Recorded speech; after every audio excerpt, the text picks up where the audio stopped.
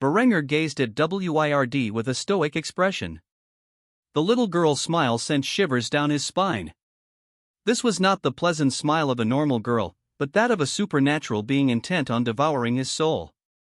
If not for his boon of courage, he might have collapsed in the face of such a terrifying presence. Anuria was confused by everything that was happening. Unfamiliar with Germanic mythology and its various branches, she did not know what the world tree was or its significance to the Germanic pantheon. Nor did she understand that this woman was the Norse equivalent of the Moirai. As for Alexandros, he was too afraid to move and stayed within his mother's grasp, fearful of the little girl who reminded him of his other mommy, Adela. Though the woman he knew was far older and more developed than this little girl. The fact that this supernatural woman had proclaimed Berenger to be the cause of many headaches for her and her sisters meant she was naturally hostile towards his existence. Despite the frightening gaze the young girl gave him behind her blindfold, Berenger felt compelled to ask the questions on his mind. If you are a weaver of fate, and my existence causes an imbalance in this regard, why am I here? For what purpose was I reincarnated into this world? It seems to be a phenomenon unique to me, but none of the deities I have encountered have explained it. The adolescent blind girl giggled when she heard this. Her brow visibly raised as she questioned the sheer extent of Berenger's hubris. You think you are the only one? Most gods can bring a being from another timeline into this world. It is just rare, as it costs a considerable amount of power. You should be joyous, for the All-Father himself is the architect of your rebirth. Though in doing so, he has made himself weak. This statement immediately confused Berenger. He did not know how much power the gods wielded, as they seemed to play a background role in this world, nor how they gained their powers. He quickly inquired further about this matter. What do you mean? Why would he expend so much power just to bring me here? Wyrd smiled and approached Berenger, holding a bucket filled with starry water. She dipped a ladle into the mysterious water and brought it close to his face. I have no intention of sitting around for days on end explaining the complexity of the gods and their machinations. If you want answers, you must seek them out yourself. I must warn you, such a path is treacherous, and you are not likely to survive.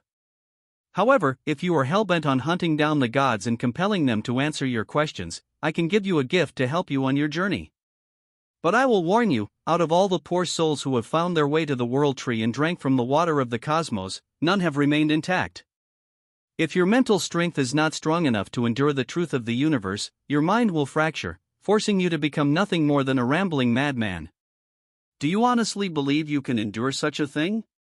Perhaps it was because of the boon of courage that Bata Henna had given him, or due to his personal ego. Whatever the reason, Berenger did not hesitate and immediately gulped down the entire contents of the ladle, shocking Wyrd in the process. He was supposed to take a small sip, not drink the whole thing. In the next moment, Berenger's eyes rolled to the back of his head, and he collapsed to the floor, completely unconscious.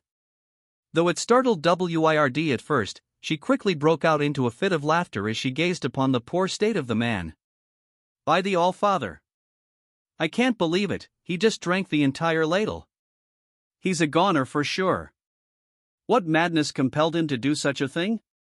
The Norn, who took the appearance of a young Adela, sighed heavily as she kneeled down and placed a flower in Berenger's ear. She shook her head as she muttered, such a pity. Anuria immediately cried out in fear as she saw what happened to her husband, calling out his name, hoping it would bring him back to the light. Berenger! Stay with me! This response caused Wyrd to sneer in disdain. The ancient weaver of fate had had enough of this foreign whore who entered her lands unannounced.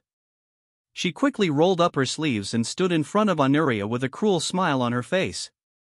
You know, I may tolerate his existence because he is chosen by the All-Father, but you, I really can't stand. Just what right do you have to sit here in front of me and listen to my words? Since your man is basically dead, how about I send you to join him in the afterlife? Don't worry, I have the power to ensure you both end up in the same place. Wyrd was just about to punch through Anuria's chest and rip out her heart when a firm grip latched onto her dainty forearm, preventing her from doing so. The girl gazed over in shock as she witnessed a peculiar sight. Berenger was glaring at her fiercely. His sapphire blue eyes glowed like neon lights, and it was clear to her that even his wounded eye had temporarily regained sight. The ancient Norn could only stare in disbelief as she uttered her thoughts aloud. Impossible. Berenger smirked at Wyrd's surprised expression, making a bold proclamation. I have seen 1,000 lifetimes and the potential realities I can create. In none of them are you capable of laying your hands on my woman. After saying this, Berenger threw the Norn across the grove and into a nearby tree, nearly knocking her unconscious. Wyrd could only gaze up at the empowered human with genuine fear in her heart. Honoria seized the opportunity to hug her husband and check on his condition. Berenger? Are you all right? Berenger smiled as he gazed into the fog above, as if he was staring into the universe itself. He had a confident smile on his face as he voiced his thoughts. I know what I must do now. As he said this, his eyes faded back to their natural state, and he collapsed into Honoria's arms, making it difficult for her to keep him standing. Though it seemed like Berenger was unconscious for only a few seconds after drinking the mysterious water, in reality, his life had rapidly flashed before his eyes, showing him all the potential fates he could create in this world as a transmigrator. Unfortunately, he could learn nothing about any other potential transmigrators, even if their fates were intertwined with his own. Thus, he remained entirely unaware of Itami on the other side of the world. Still, he had gained some insight into the gods' plan for him and where to find them. Wyrd struggled to rise from her spot, blood dripping from her mouth. The impact had been too much for her. Though she wasn't severely wounded, her pride had definitely been torn apart. She gazed at the exhausted state Berenger was in and cursed him. How the hell did you survive that? Not even I can drink so much from my well without consequences. Yet here you stand, perfectly unfazed. A human's mind can't possibly endure such a thing. Just what in Nibelheim are you? This statement confused Berenger, but he ultimately mocked the woman as he approached her and placed his boot on her head. I suggest you and your sisters let my men go now. I have what I came for, and I no longer have a use for you. In response, Wyrd broke out into laughter and swiped Berenger's leg off her head with an agitated expression on her face. Look at you, struggling to stand. Admit it, you no longer have the strength to harm me. You are in no position to make demands of me, Berenger von Kufstein. However, since I don't want to entangle myself in your affairs any longer, I will be benevolent and let your men go this time. You and your followers are free to leave the forest, but should you return to these lands, my sisters and I will be far more hostile. Berenger chuckled and patted Wyrd's golden hair, toying with her like he did with a young Adela. He wore the same warm smile he used to have when he dealt with the girl when she was younger. To him, Wyrd was just throwing a tantrum, so he coddled her. Oh, I am sure you will be furious the next time I visit. Don't worry, I know where you live now and I remain unafraid. You haven't seen the last of me. Wyrd's pale cheeks reddened at these words, and her face contorted into a pout. She immediately swiped Berenger's hand away while cursing him once more. Piss off. Berenger only laughed as he regrouped with his wife and son, then led them out of the forest to rendezvous with their soldiers, who wore dazed expressions. Once they were out of sight, the other two Norn sisters appeared before Wyrd. They, too, wore blindfolds, but their appearances were those of beautiful women that Berenger would not recognize. Skuld was the first to ask the question that she and her sister Verdandi had in mind. How was he? Wyrd averted her gaze and blushed when asked such a question. She knew she couldn't hide anything from her sisters and muttered so quietly that she hoped they didn't hear. He wasn't entirely bad. Verdandi, who took the form of a busty mature beauty, grabbed Wyrd and stuffed her head into her substantial bosom while teasing her. Oh, our sweet little Wyrd has a crush.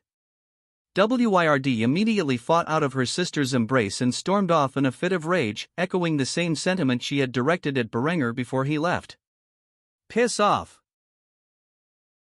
Having completed his objective in the mysterious forest, Berenger regrouped with his soldiers, who had no memory of their supernatural encounter. As far as they were aware, they had been guarding the woods while their Kaiser explored it. From their perspective, only a few minutes had passed since Berenger and his family entered. After gathering his party, Berenger quickly gave orders to head to the coast, where they could set sail for Copenhagen. The rest of the journey to the capital of the Kalmar Union was smooth sailing, and Berenger and his company reached the city without issues. When Berenger met the Kalmar king, he was still dressed in his military-style attire, while the king was garbed in fashion similar to what was popular among the German nobility. It became clear to Berenger that Germany had heavily influenced its allies culturally, especially in fashion. King Alvar had grown larger since the last time they met, evidently enjoying his wealthy lifestyle, which he gained from trade with the German Empire. The king was quick to greet his German counterpart with a wide smile. "Kaiser Berenger von Kufstein, it has been too long since we last met. The last time I saw you, you had just crowned yourself as an emperor, which greatly upset my Catholic subjects." Berenger smiled and shook the king's hand. "King Alvar, you seem to be doing well for yourself." The intent behind Berenger's words was clear and immediately caused King Alvar's eldest daughter to giggle, catching the Kaiser's attention. King Alvar's daughter had grown since the last time Berenger saw her. It had been nearly 5 years since his last visit to Copenhagen. She was no longer a girl who could not even catch Berenger's interest but a fully grown woman, with a generous bosom and a pretty face. The young woman had long, platinum blonde hair, pale skin, and ice-blue eyes. If someone were to use the term Nordic woman, they would immediately think of her. The lustful gaze Berenger gave the young woman immediately caused his wife Honoria to frown as she jabbed him in the ribs with her elbow, making him behave. King Alvar noticed this and immediately smiled slyly as he introduced his daughter to his ally from the south. "Ingrid, do you remember Berenger? The last time you met, he was a duke. Now he is an emperor." The girl smiled pleasantly at Berenger. Truth be told, he did not even remember her name or face. His last visit to the Kalmar Union was brief, and at the time, he was more concerned about establishing a non-aggression pact with the major power to the north than getting to know the man's family. King Alvar immediately noticed Honoria's glare and welcomed the woman, while allowing Berenger to speak to his daughter. "Princess Honoria, you are as beautiful as ever. And who is this young man?" Alvar greeted Alexandros, who stood firmly by his mother's side. Honoria sighed in defeat as she introduced her son. "This little stowaway is my son, Alexandros. He's in big trouble for his actions, so don't treat him too kindly." It surprised Alvar to see that the boy had sneaked onto his parents' journey, but he still smiled and introduced himself. "I am King Alvar, ruler of the Kalmar Union. It is a pleasure to meet you, Prince Alexandros." Meanwhile, Berenger was speaking with Ingrid, an awkward expression on his face. "Ingrid, right? You'll have to forgive me. My memory is not the best, and I don't recall ever speaking to you before this moment." The young blonde woman smiled in response to Berenger's admission. "That's all right. I was quite shy as a child and never spoke with my father's guests. I would be surprised if you remembered me." Berenger was about to compliment the woman's appearance when Honoria interrupted. Naturally, she refrained from using the term she used for Berenger in private, as that would be woefully inappropriate. "Dear, it has been a long journey. Could we please cut the pleasantries short and go to our room?" Berenger felt dismayed that he did not get a chance to properly mingle with the beautiful Nordic woman and apologized to Alvar for Honoria's rudeness. "I apologize for my wife's remarks. The journey was cumbersome for her, and she desires to get some decent sleep for once." Alvar suspected this would be the case. He did not know why Berenger had chosen the long route to Copenhagen, but the man was adamant, and it was unwise to offend the Kaiser. Thus, he simply smiled, nodded, and ordered his servants to take Berenger and his party to their quarters. "No need to apologize, I assure you. Your rooms have been waiting for you for some time now. If you follow my servants, they will take you to your allotted quarters. I hope you enjoy your stay here in Copenhagen." Berenger thanked the man before leaving with his wife and child. As for Alvar, he stayed behind with his daughter, only speaking to her after the Kaiser was out of earshot. "So, how did it go?" Ingrid sighed heavily and shook her head, her expression filled with disappointment. "I fear I did not get to say enough for him to form a proper opinion of me. His wife seems determined to get in the way. I don't know if it will be easy to secure the alone time I need to be intimate with him. Alvar frowned upon hearing this and patted his daughter on the back. The German Empire grows stronger each year. If we wish to deter them from making us a subordinate state like Lombardy, we need to secure an alliance through marriage. We remain the only ally without a member of our royal family married to him. This must be remedied. I know this is a lot to ask, but do your best to win his favor. From what I hear, he is quite the womanizer. Ingrid scoffed at this last part, rebuking her father's words. And that is supposed to make me feel better about all of this? Alvar's face grew bitter, and he hugged his daughter.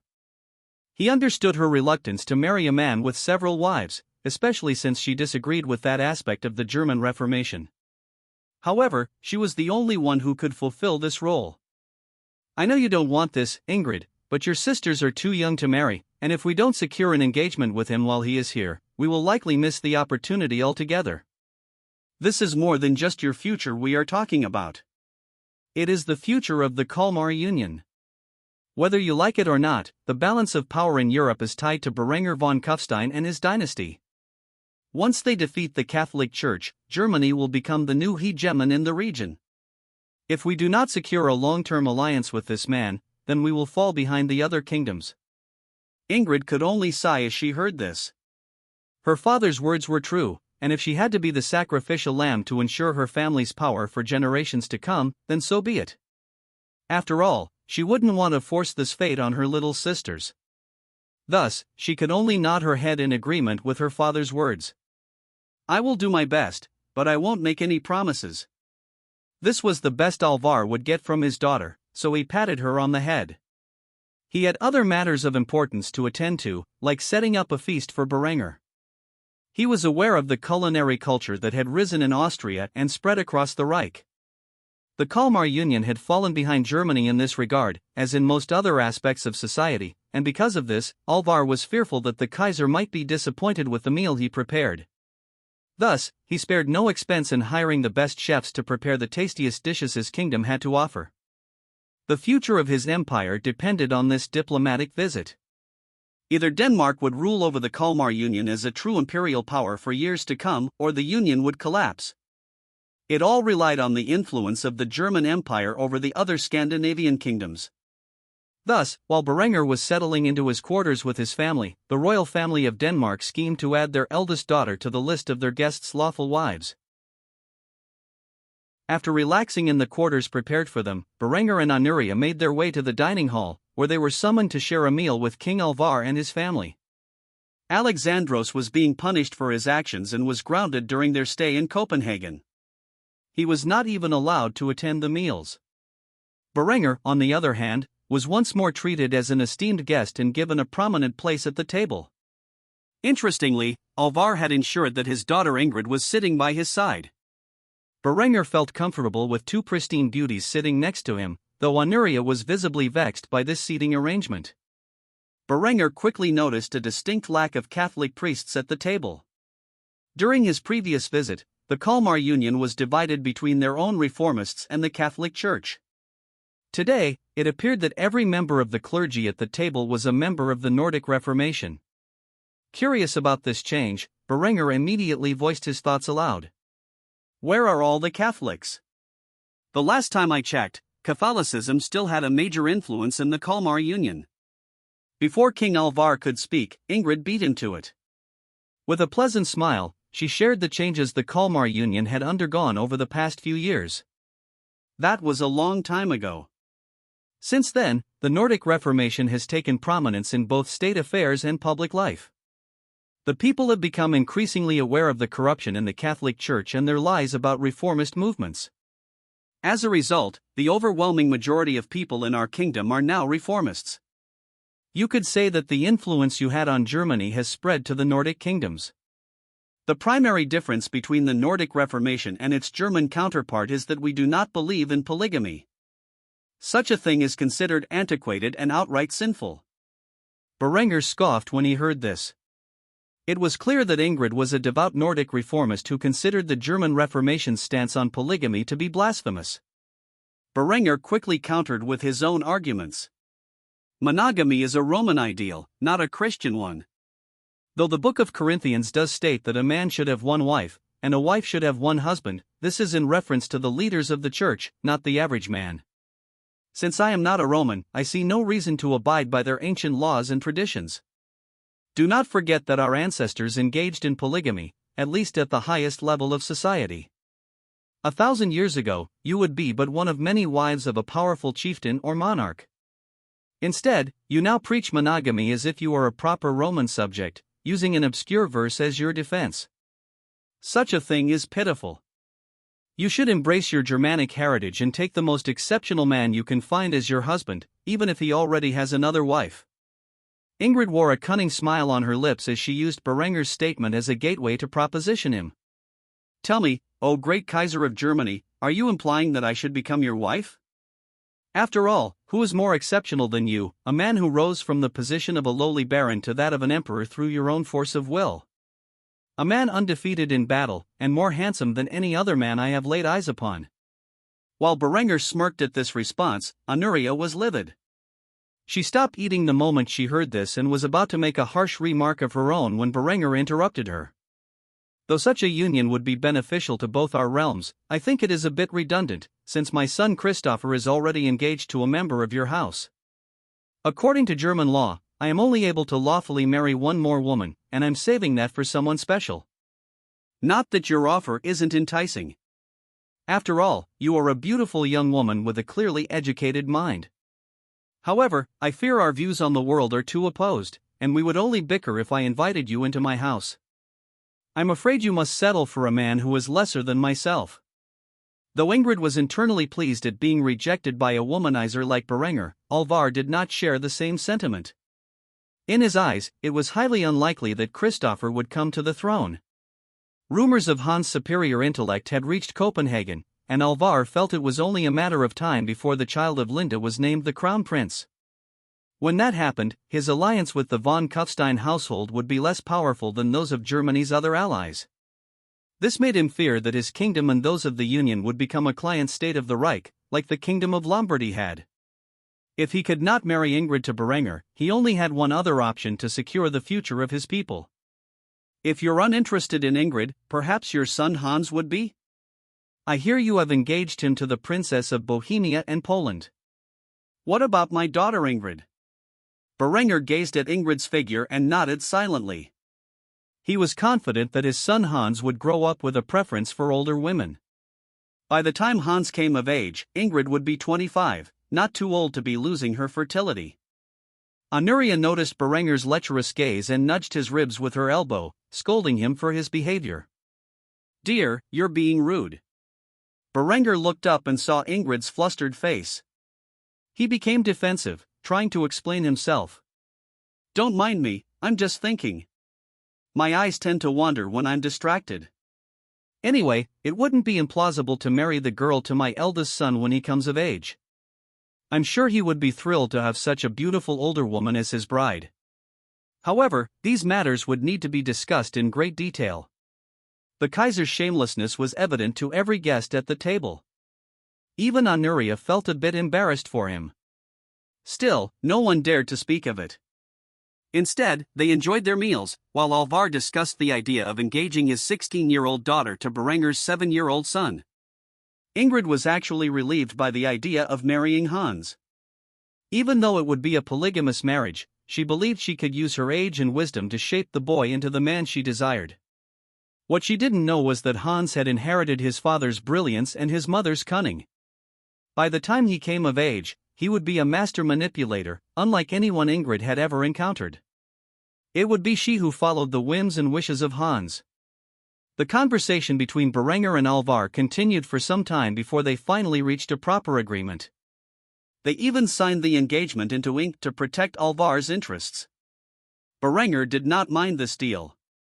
Ingrid was a beautiful young woman who, in a few years, would definitely be his son's type. He was sure Hans would be happy with this arrangement, but more importantly, the engagement strengthened his alliance with the Kalmar Union. Berenger understood Alvar's concerns about marrying one of his granddaughters to Christopher. Unlike Hans, Christopher was a normal child, and though in time he might contend for the throne, it was clear to anyone with a modicum of intelligence that Hans would inevitably be proclaimed crown prince. By marrying his eldest daughter to Hans, who was almost guaranteed to succeed Berenger later in life, he would establish much stronger ties to the Reich and the von Kufstein dynasty. In doing so, he would prevent his fears of becoming a client state rather than a long-term ally. Thus, the diplomatic visit to Copenhagen was actually productive, resulting in a good deal for both sides.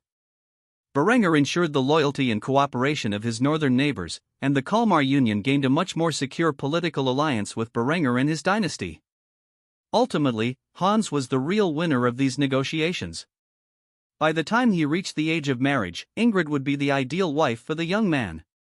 After all, he was clearly developing an interest in older women with large breasts. Berenger and his host would stay in Copenhagen for a week before making their way back to the Reich. When they returned, Alexandros would be punished severely for his actions. Upon returning home, Berenger was greeted by his family. The looks on Adela's and Linda's faces when they found out Alexandros had stowed away on Berenger's journey were priceless. During the Kaiser's absence, his wives were anxious, with Linda sending out a nationwide search for the missing prince. It turned out that the boy had snuck into Berenger's supplies and joined his parents on their journey. Being lectured by Berenger was one thing, but being scolded by all 5 of the boys' mothers at the same time, Alexandros swore he would never again sneak out of the palace. Naturally, the boy was grounded and confined to his room for the next 6 months, as Berenger had promised. He was only allowed to leave for classes and social events, such as family meals. As for the Kaiser, he did not have a moment to relax, as his busty red-headed bride immediately sequestered him into his office, interrogating him about what he had seen in the sacred grove in Jutland. Berenger pulled out 3 chalices of wine and handed one to Linda before recounting his journey. Honoria was present for the meeting but sat silently, waiting for her husband to tell his tale. "Well, we found the location you marked for us. I must say, I was surprised when I entered it." Berenger continued to recount everything he saw and witnessed, excluding the details about his glimpse into the fate of himself and his loved ones. After hearing everything, Linda nodded her head as if she had come to some form of understanding about these supernatural beings. After confirming everything Berenger said with Honoria, Linda had but one question in mind. "What did you see?" "After drinking the strange water, I mean." Berenger's brain instantly hurt as his mind was flooded with memories of what he had seen that day. As a result, he took a heavy swig from his beverage, hoping to dull his headache with alcohol before trying to explain everything to his wife. "I saw 1,000 lifetimes flash past my eyes. During my vision, I witnessed endless pathways that could change the world to my liking or end terribly. It's hard to remember everything, even with a memory as great as mine. I feel as if the memories of my fate are rapidly slipping from my brain." Linda instantly understood Berenger's condition. Though the man had a photographic memory and had seen 1,000 potential realities that he could create in life, such memories were not easy for a mortal man to access. After the effects of the starry liquid had ended, it was as if a dam had been erected in his mind, preventing the memories from flooding his brain and drowning his consciousness. She was hesitant to ask the question on her mind, knowing this was a potentially dangerous situation. Ultimately, it was Honoria who posed the question, as Linda feared too much for Berenger's safety. "What did you see about these so-called gods and their plans for you?" Berenger was visibly in pain as he tried to recall his memories of the fate he had witnessed. He forced himself to drink more alcohol to alleviate his growing headache, which allowed him to endure long enough to answer his wife's question. "It's just one pantheon that is looking after me. The great goddess of Teotihuacan took an interest in me because she was bored and lonely. The other pantheons seem to be competing with each other in the background of this world. I don't know much about my fate, but I think the Germanic pantheon, specifically Odin, has chosen me to disrupt the stranglehold that the Abrahamic god has over the Western world. I don't know what his exact goals are, but the Germanic pantheon seems pleased with my progress, which is why they are more open to showing themselves around me. In my vision, I saw a few timelines where I encountered gods from other pantheons, and they were quick to strike me down. Apparently, summoning a being from another reality is rare, and those not within the Germanic pantheon view me as a threat to their influence in the world. Upon seeing that Berenger's headache had subsided for the time being, Linda sighed in relief and asked the next most important question on her mind. Did you see any paths toward meeting any other gods who are friendly to you? I don't want to wait my entire life knowing we can't be together in the afterlife. Berenger searched his memories once more, but the pain quickly blocked his ability to do so. He fell to his knees, gripped his head, and shook it vehemently. I don't know. It's too much for me to handle right now. Linda immediately rushed to Berenger's side and placed his head in her lap. It was clear her question had forced him to overdo things, causing him great pain. She bit her lip in agony over the suffering she had caused her husband.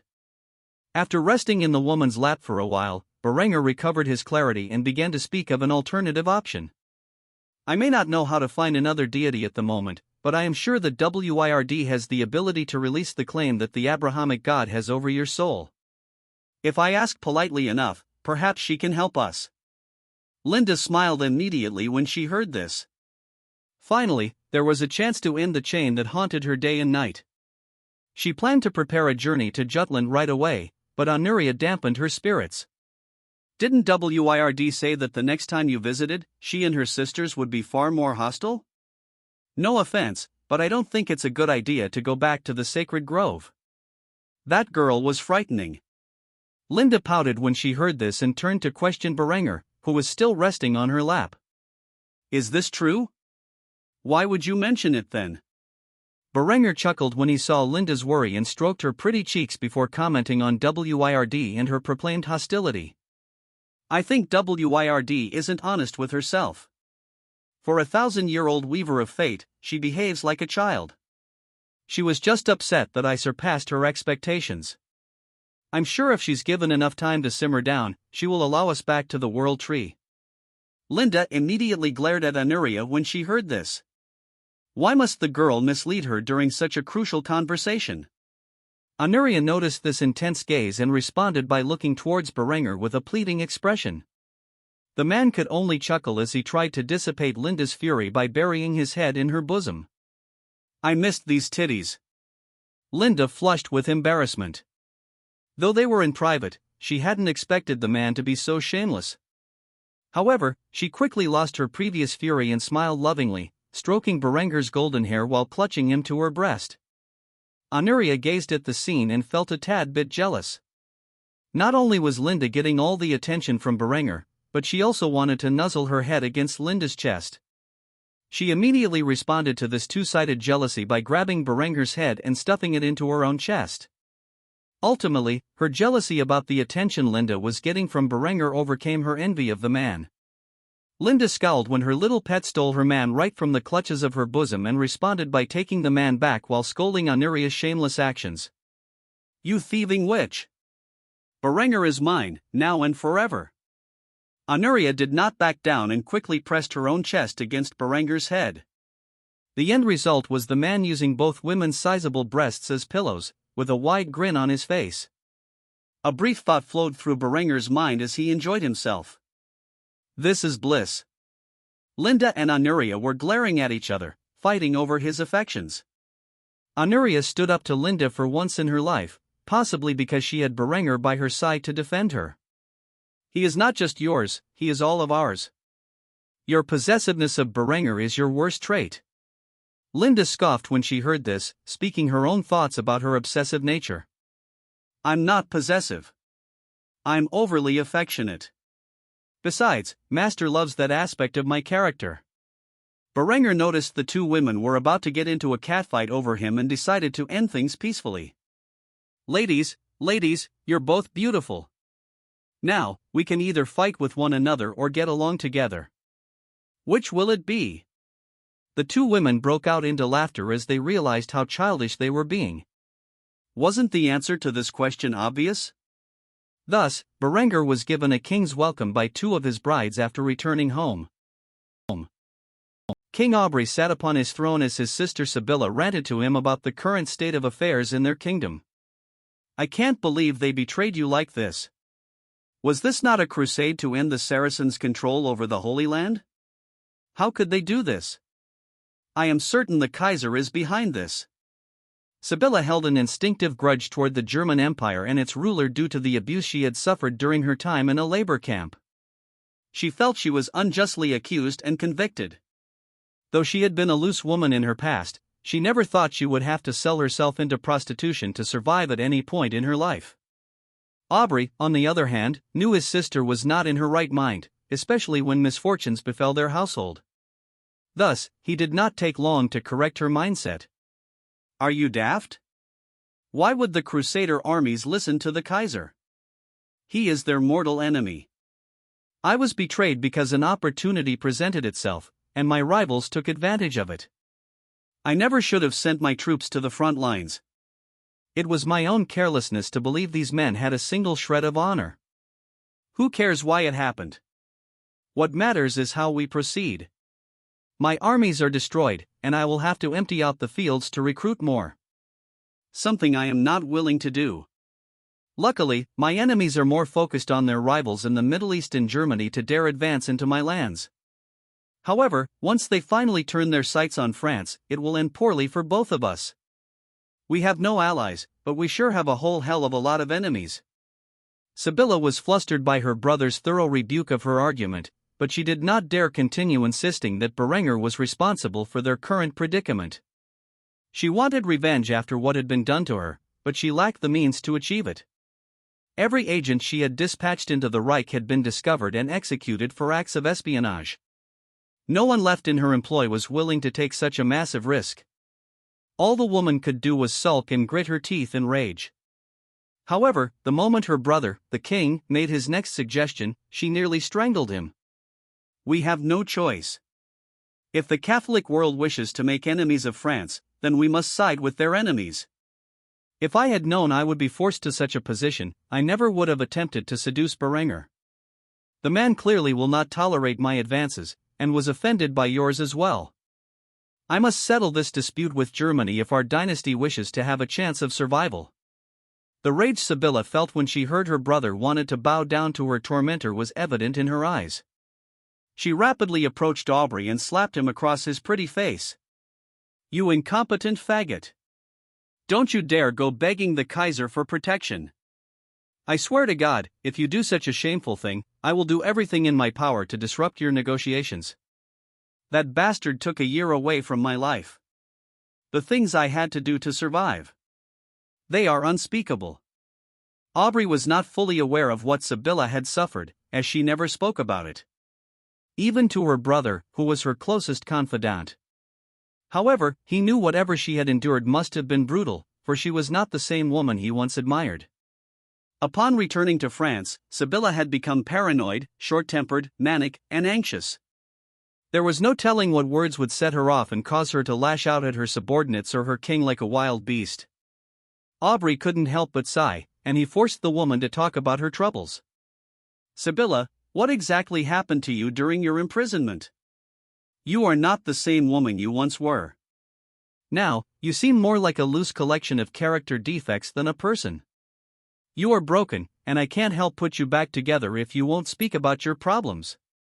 Sibylla wanted to gouge her brother's eyes out in that moment, but all she could do was break into tears and cry into his arms, while screaming hostilities at him. I hate you. You sent me there. None of this would have happened if you had just succeeded in your seduction like you always do. This is your fault. Aubrey felt a deep pain in his chest upon hearing his sister shove the blame and responsibility onto him. It was true that the only reason Sibylla was dispatched to Kufstein was because he had failed to seduce the Kaiser. Perhaps, in another life, if he hadn't been so promiscuous, he could have succeeded in his attempts. After all, it seemed that Uroarbrunnr was utterly disgusted by loose women. Sibylla sobbed for some time before uttering something cohesive. 1247 men. I was ravaged by 1247 different men during my imprisonment. I had to. There were not enough supplies to go around. It was the only way I could survive. More often than not, multiple men at once. I was nothing but a sack of flesh for the enjoyment of the male prisoners. And this was when I wasn't engaged in backbreaking labor. Aubrey was instantly stunned by this revelation. He had not known that his sister had resorted to prostitution to survive. The feminine king could not fathom how one woman could sleep with so many different men. He could not help but ask his sister about the details. "How did you survive?" Sibylla sniffled, wiping the tears from her eyes before stating the truth. "Alcohol and drugs helped. The inmate who ran the prison from the inside was responsible for smuggling drugs and alcohol into the camp. If I slept with 3 guys in one day, I could make enough script to buy a hot meal at night, along with a glass of fortified wine and a hit of cannabis. The more guys I slept with, the more drugs and alcohol I could get." Aubrey could hardly believe his ears. However, this part was not surprising, as Sibylla had been reliant on cannabis imports from the Reich to sleep at night. She would smoke so much that she would pass out on her bed and wake up 12 hours later. She was hardly productive these days, partly due to her mental state and partly because she had become addicted to drugs and alcohol. Ultimately, Aubrey sighed and nodded. If Sibylla was so terrified of the Reich and what it had done to her, he would not have an easy time convincing her to submit to the Kaiser. If that was the case, he needed allies to deter the English and Burgundians from invading his lands. However, this was easier said than done, as his enemies had already established alliances with all the other Catholic kingdoms. Those few realms that did not adhere to the Catholic faith had aligned with Germany. As it stood, there were only 2 paths: align with the Reich or ally with the Church. Since the Catholic kingdoms had betrayed him in Jerusalem, they were no longer an option. This meant he would either have to convince his sister to accept the idea of aligning with Germany or rely on themselves for national defense. King Aubrey could only sigh heavily in defeat. If he could not align with either major faction in Europe, then he would have to become a fully self-sufficient state. This was not an easy task, but if he could send agents to the Reich and learn some of their older technology through espionage, he might have a fighting chance. Aubrey kissed his sister's head as she cried into his chest and revealed everything she had endured during her time in a German labor camp. The more he heard, the more enraged he became at the Kaiser for treating his sister so poorly. It was simply inhumane. Where were his Christian ethics? He would ultimately write a strongly worded letter to Berengar about the ordeal Sibylla had endured. Naturally, Berengar was unaware of the corruption in the prison system and the severe mistreatment of female prisoners. When Berengar had designed the labor camps as a system of punishment for hardened criminals, he had assumed that female prisoners would be few and far between. There were certain protections established for the few female prisoners in Germany, but the staff in charge of the camps often ignored these guidelines.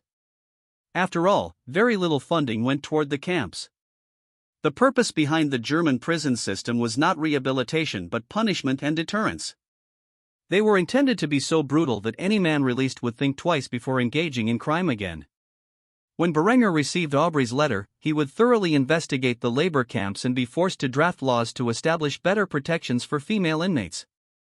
The news of what Sibylla had suffered made the Kaiser's skin crawl. As for the guards who facilitated the prostitution ring inside the camps, they would be tried and sentenced. Vasily Noemi was a young girl who had immigrated to the German Empire from Hungary due to the efforts of her elder brother. Despite being apart from her family, she was not alone, as she had a guardian assigned to her, a young woman. As part of the immigration requirements, this woman sought a German husband and had made some progress in the matter. After all, despite being an illiterate peasant, she was a foreign beauty who spoke German and possessed many qualities that German men found attractive in a woman. This guardian, a young peasant woman named Dudas Lilla, served as a maid to the noble-born Noemi. As a result, she was skilled in cooking, cleaning, sewing, and other talents that a wife was expected to have according to the German ideal. Noemi's brother specifically chose Lilla to be her guardian because she cared for the young girl as if she were her own child. For this, Lilla received a monthly stipend from Noemi's family to look after the girl full-time as they both pursued a life in the Reich. Though it was a considerable sum, it only provided a middle-class life for the two of them. Even so, they lived in a state of luxury and convenience that even the upper echelon of nobility in their homeland would envy. At night, after putting Noemi to bed, Lilla would go to an upscale tavern to search for a wealthy husband. There, she met her current lover, a wealthy German entrepreneur who kept her as a mistress. The man was even considering proposing to Lilla and taking her as one of his wives. As for Noemi, she attended classes during the day and learned valuable skills such as sewing, knitting, cleaning, and cooking in the afternoon. She had lived in Germany for months, but only recently was she able to attend classes at the prestigious Kufstein Royal Academy, a public institution sponsored by the Crown for raising the next generation of gifted children. The Royal Academy had 3 distinct campuses based on the age groups of the children. Naturally, as a 13-year-old girl, Noemi would be attending the middle school, where she found herself in the same class as the eldest prince of the empire. She was curious about why such a young child was in such an advanced course. Despite the age difference, she thought Prince Hans was a little cutie, even though he had a standoffish temperament. Though Noemi treasured her older brother, she always secretly desired a cute little brother of her own. Unfortunately, she was not blessed with such a thing. When she first set her eyes on Hans, it was as if he were the physical manifestation of the perfect little brother she had always envisioned in her mind. Hans was intelligent but cold to strangers. However, he seemed very pleasant to those he was accustomed to, such as his young fiancée, Veronica, who visited the school often just to bring him lunch. The reason Veronica was not present at the Royal Academy was that she attended an all-girls school of equal prestige. Noemi had been silently watching Hans for weeks and, after formulating a proper evaluation of the boy and his character, she desired to approach him. She had come up with the perfect plan to do so. Thus, when lunch period arrived, Noemi quickly approached Hans before he could escape, a warm smile on her face as she cornered him at his desk. "Hello, Your Majesty." Hans was still looking at his textbook when he heard this and was about to respond with piss off until he gazed up and saw the girl smiling at him. If there was one student Hans was aware of in his class, it was Noemi. Why? Because she had started developing earlier than the other girls and already had a decent-sized bust despite her age. She also had a pretty face and a warm demeanor. In fact, all the boys in the school were pining after her but generally kept their distance as an unspoken agreement. Noemi, blissfully unaware of this, had taken the opportunity to approach a boy of her own accord. However, the boy she approached was the last person the enviable youth would have expected. When Hans gazed upon Noemi's pretty face, his vicious words immediately caught in his throat, and he switched to a more friendly demeanor, albeit slightly. "What do you want?" Noemi gazed at the young boy with her shining violet eyes before swiping her fiery red bangs out of her face. She wore a deliberately bashful expression as she posed the question that dominated her mind. "Well, you see.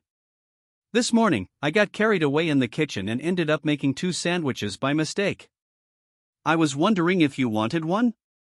Hans scrutinized the girl. There was no way she could have made 2 sandwiches by mistake. Even if she had enough leftover material for a second one, why would she pack it for lunch unless she had an explicit intent?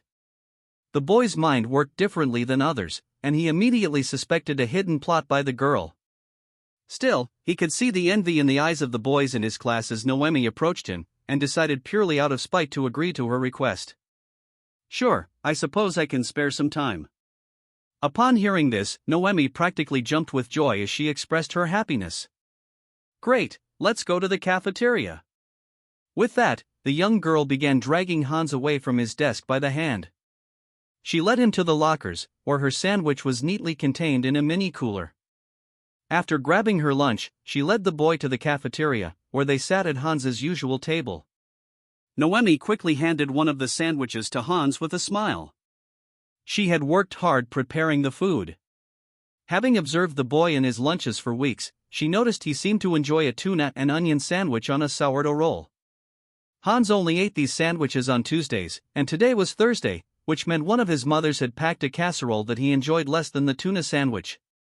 When Hans saw that the girl had prepared his second favorite sandwich, his favorite being a tuna melt, he immediately questioned her intentions. It became obvious in this moment that she had been observing his behavior for some time and was playing an angle. He just did not know what it was. While Hans was scrutinizing Noemi's actions, she immediately dug into the food with a pleasant smile. She seemed to enjoy the sandwich, which put Hans at ease. Though he could not say for certain whether the food was poisoned, it was a risk he was willing to take. Thus, he took a bite of the sandwich and found it to be pleasing. He had to admit, the girl definitely had culinary talent. It was not easy to prepare tuna the way Hans most enjoyed. However, the girl's attempt was similar in composition to his mother's. Noemi noticed that Hans had a bit of tuna stuck on his mouth and immediately pushed the boundaries of their newfound relationship. "Oh, Hans, let me get that for you." Not only did she call him by his first name, but she also wiped the tuna from his mouth with her finger, before eating it herself. The act caught Hans off guard. However, he did not despise the treatment and made no comment. Seeing that the boy was not the talkative type, Naomi pressed him to speak by directly asking how he felt about her sandwich. "Do you like it?" Hans nodded and spoke his mind as he devoured the sandwich with gusto. "It's good, but Mommy's tuna is better." This reaction caused Noemi to pout, and she lectured him on his rude remarks. "Hans, you do know it's not polite to tell a girl who spent her time making a sandwich for you that her cooking isn't as good as another woman's, right?" This statement stumped Hans, as he had never been on such good terms with this girl. Still, she was pretty and treated him well. He was about to bow his head and apologize until he remembered his father's famous words. "Hans, you may be a boy now, but one day you will be a man. There is one piece of advice regarding women that I must give you, so you can retain your dignity as a man. That advice is simply that you should never apologize to a woman. If you do it once, she will expect you to do it every time she thinks you're wrong. If she gets mad and leaves you, so be it. For men like us, there are plenty of women out there who would be happy to be with you." With this in mind, Hans straightened his back and wore a proud expression as he shared his thoughts on the matter. "I was merely stating the truth. If it offends you, then we don't need to talk about this any further." This response made Noemi pout. This was not the answer she had expected. Shouldn't this child act like a cute little brother and apologize to his big sister for his misdeeds? She realized that if she wanted Hans to be her precious little brother, she needed to educate him thoroughly on manners.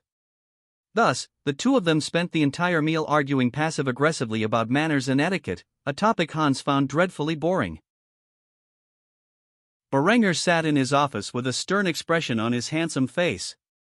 Across from him stood his wife, Linda, dressed in her intelligence uniform. The busty, red-headed beauty was his director of intelligence and had just received a radio telegraph from the Byzantine Empire. She handed the communication to her husband and summarized its contents. Emperor Vetranes requests further military aid in the form of material support. He has lost control over large parts of the Holy Land. His armies deployed in the region have suffered heavy losses, and the Timurids are in an even worse position. He fears the Crusaders will march south and attack our project in Egypt. As you know, Egypt is a significant source of income for the Eastern Empire, and they are afraid of losing it. Thus, they are using our canal to urge us to help them. Uroarbrunnr read the communication sent between the two empires and examined the intelligence report prepared by his agents in the field. It appeared that the Byzantine and Timurid empires had suffered severe losses, more than he had estimated. These casualties were mainly due to several tactical blunders by the strategos deployed in the region. If Palladius had been tasked with leading the troops, the war would have been over by now. However, he was trusted with protecting the Balkans and could not move his forces further east. The report also stated that the Byzantine emperor would be calling for the heads of his generals who had failed to defend Jerusalem. As expected, when the Byzantine and Timurid forces lost the city, the Crusaders massacred its inhabitants, sparing only the Catholic residents. The immense loss of life from this conflict, the damage to the Byzantine and Timurid armies, and the turmoil in the Byzantine court had created the chaos Uroarbrunnr was expecting. Thus, he sighed heavily before inquiring further about the political situation of his allies. "What news do you have of the Dove faction? Have they made any moves to negotiate peaceful terms with the papacy?" Linda wore a smug smile on her pretty face as she handed over another document to Uroarbrunnr. It was an intelligence dossier on the Dove faction, led by the first prince of the Byzantine Empire, a young man named Quintus. She quickly summarized its contents in the simplest way.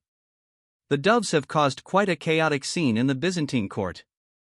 As the war progresses further into turmoil, they seek to end it through peaceful negotiations. Prince Quintus has been very vocal about reaching a solution that the Catholics, Orthodox, and Muslims can all agree upon. He states that this war is a result of your reckless actions and that they must sign another treaty with the Catholic world. However, such views are unpopular among the Timurids, who seek to avenge their losses. If the Byzantine Empire were to sue for peace, all of your efforts to achieve peace between the Byzantines and Saracens would go to waste. How should we proceed? Berengar thought about this question for a while before deciding how to handle the Middle Eastern crisis. After several moments of deliberation, he voiced his conclusion aloud, with a hint of pride in his voice. Use our agents embedded in Constantinople to work alongside Quintus in search of a peaceful solution to the crisis in the Holy Land. At the same time, use our spies in the papacy to influence the Pope into making a harmful treaty that would cause the Byzantine Empire to suffer dearly. Make sure these negotiations end in a way that heavily favors the Crusaders and penalizes the Byzantine-Timurid alliance. I want Vetranis to see just how incompetent his pacifistic son is, especially in the field he supposedly specializes in. Once Vetranis realizes that both of his sons are inadequate, he will be open to the idea of placing Alexandros on the throne. Alexandros will become the light in the eyes of a nation filled with despair. This remark slightly surprised Linda. She did not expect Berengar to want the Byzantine Empire to plunge into the depths of despair. Such a thing would be difficult to achieve, but Berengar had long since formulated a plan for how to accomplish this. Thus, he continued with his speech. I want you to secretly provide military aid to the Catholic forces, leak to them the knowledge of rifling, so that their infantry will be on par with the Byzantines. You can also sell some of our black powder reserves through unofficial channels to the Crusader armies. Once the Crusaders are confident in their ability to fully field firearms, they will easily take over the Holy Land and parts of Anatolia. The Byzantines and Timurids will suffer heavy losses and will be forced to the negotiating table. There, they will accept whatever terms the Catholics give them. I want this conflict to end bloodily. After the Catholics have won the war, our agents will influence the papacy to negotiate a peace that sees large sections of Byzantine and Timurid territory annexed by the Church and divided into so-called Crusader kingdoms. As part of the treaty, the Byzantines and Timurids will be forced to pay a large sum of gold and limit their armies. This humiliation will breed resentment towards the ruling dynasty and the Catholic world. I want Alexandros to be not only the emperor of the Romans but also the savior who restores their empire to its former glory. I want him to end the Palaiologos dynasty's control over the empire and forge his own, a cadet branch of both our houses, the Palaiologos Kufstein dynasty. Naturally, Alexandros will have Germany's full support in these endeavors. It may take years for the resentment of the Roman people to boil to the point where they demand Vetranis' replacement, but when the time comes, Alexandros will be ready to assume his role as the new emperor of the East. Linda gazed in astonishment at her husband, marveling at the extent of his machinations. She did not know that her husband wanted to forge a mythos behind their son to ensure he was admired by future generations, much like he had done for Germany. She had always assumed that Berengar merely wanted Alexandros on the Byzantine throne as a puppet. Truth be told, the Treaty of Versailles had inspired Berengar on how to properly punish a nation in defeat. Despite reviling the treaty in his past life and seeing it as the cause of the Second World War, he knew he needed to break the Byzantine people's spirit to make his son with Uroarbrunnr venerated for centuries beyond his death. Who would be the hero to rise in a time of darkness and restore the Byzantine Empire to its previous heights? Why, the son of Berengar von Kufstein, of course. The father of Germany and world hegemon would foster two children who would become legendary figures in their own right. That was the legacy Berengar wanted to leave behind. Naturally, no one would know about Germany's involvement in the defeat of their allies or the mistreatment caused by the abhorrent treaty. As far as the world was concerned, Germany would continue to provide military support to its allies through weapons and training until the end of the war. Linda gazed at her husband as if she no longer knew the man she was married to. It surprised her that his machinations were beyond her exceptional understanding of his character. There was still more to this man's character that even she couldn't see through. This realization compelled her to learn more about the man she loved, until she knew everything there was to know about him, something she had previously thought she had already accomplished. A seductive smile formed on the woman's pretty lips as she cocked her head to the side and spoke to the man sitting confidently in front of her. Master? Berengar's gaze shifted to the woman's unusual behavior as he questioned her intentions. What is it? Linda quickly lifted the skirt of her intelligence uniform to reveal her pantyhose and thong, which were drenched in her arousal. With a lust-filled gaze in her sky-blue eyes, she revealed her thoughts to the man. "I'm dreadfully wet right now." In response, Berenger smiled and rose from his seat, walking over to the woman and grabbing her shoulders as he whispered in her ear. "I think I might have a cure for what ails you." After this, Berenger and Linda engaged in a passionate encounter for the next hour, before sending off a variety of communications that would ultimately end the war in the Middle East in Berenger's favor.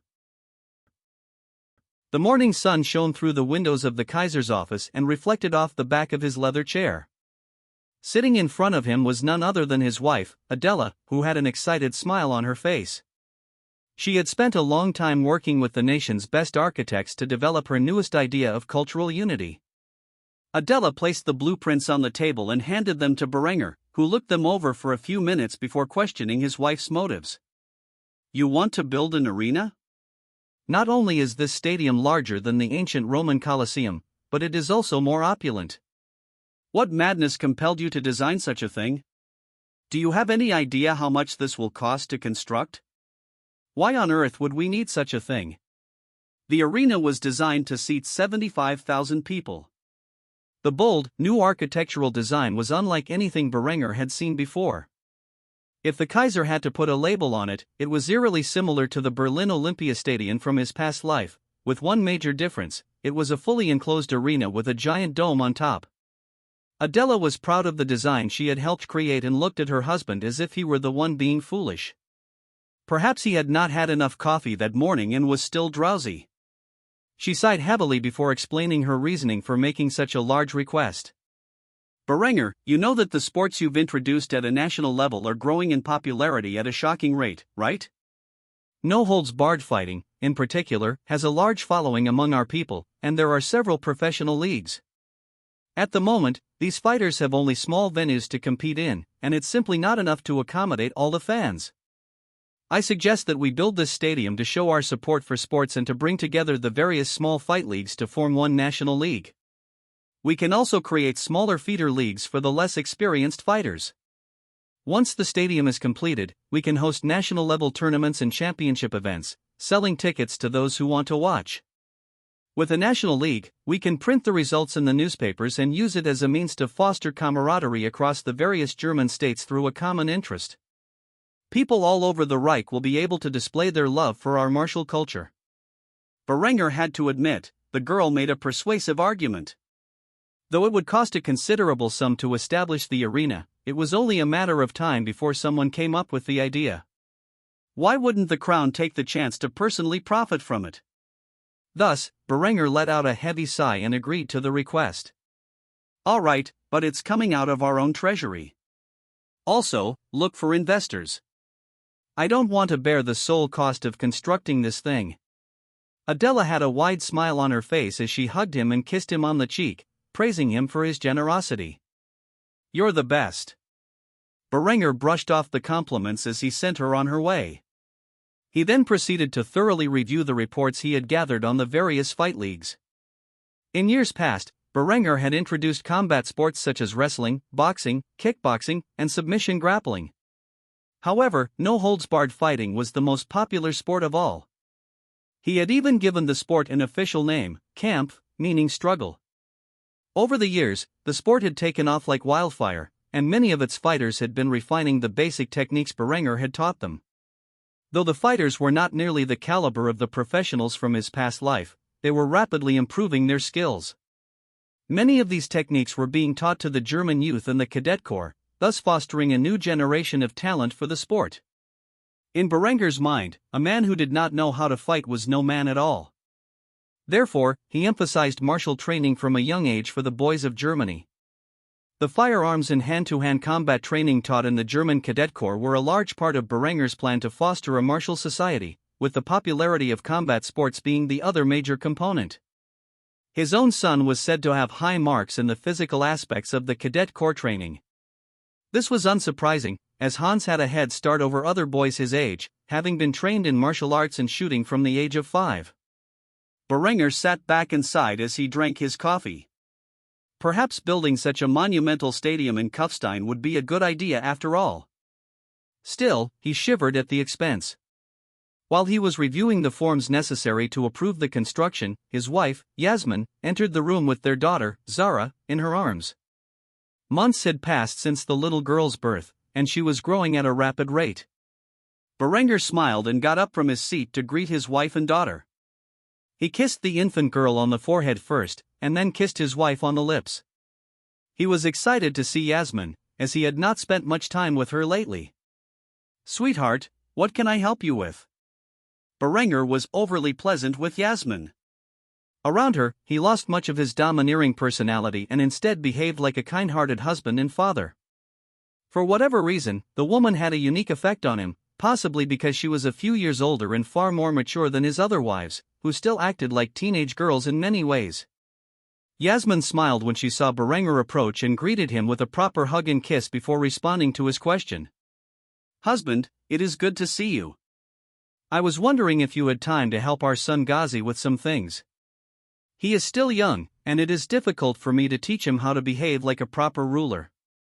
Berenger chuckled when he heard how much effort Yasmin put into ensuring her son did not turn out like her now-deceased brother. He brought Yasmin deeper into his office, sat down, and addressed her concerns. "Relax, dear. He's still just a pup. He has plenty of time to grow into a proper man. Let him enjoy his childhood while he can. Instead, you should leave matters of state to me. After all, I am the one fighting the war in Iberia." Yasmin smirked smugly at her husband before chastising him for his words. "You're fighting the war in Iberia? Last I checked, you were here in Kufstein, delegating the responsibility to your generals." Berenger feigned offense at her remark and teased her for her blatant honesty. "You wound me, madam. If I could, I would be kicking down doors in Spain and dragging rebels from their homes with a rifle in hand. Alas, I cannot. I'm far too important for such grunt work." Yasmin giggled at this. Berenger always had a way of making her laugh, even if others might not find him particularly funny. For whatever reason, she found the idea of a one-eyed emperor kicking down doors and fighting rebels in Iberia humorous. As she thought about this absurd notion, she realized she had not investigated how the conflict was progressing and quickly inquired about it. "How fares my brother, my son's troops?" Berenger could tell that Yasmin had yet to fully adjust to the idea that Hassan was dead and her own son was now the Sultan.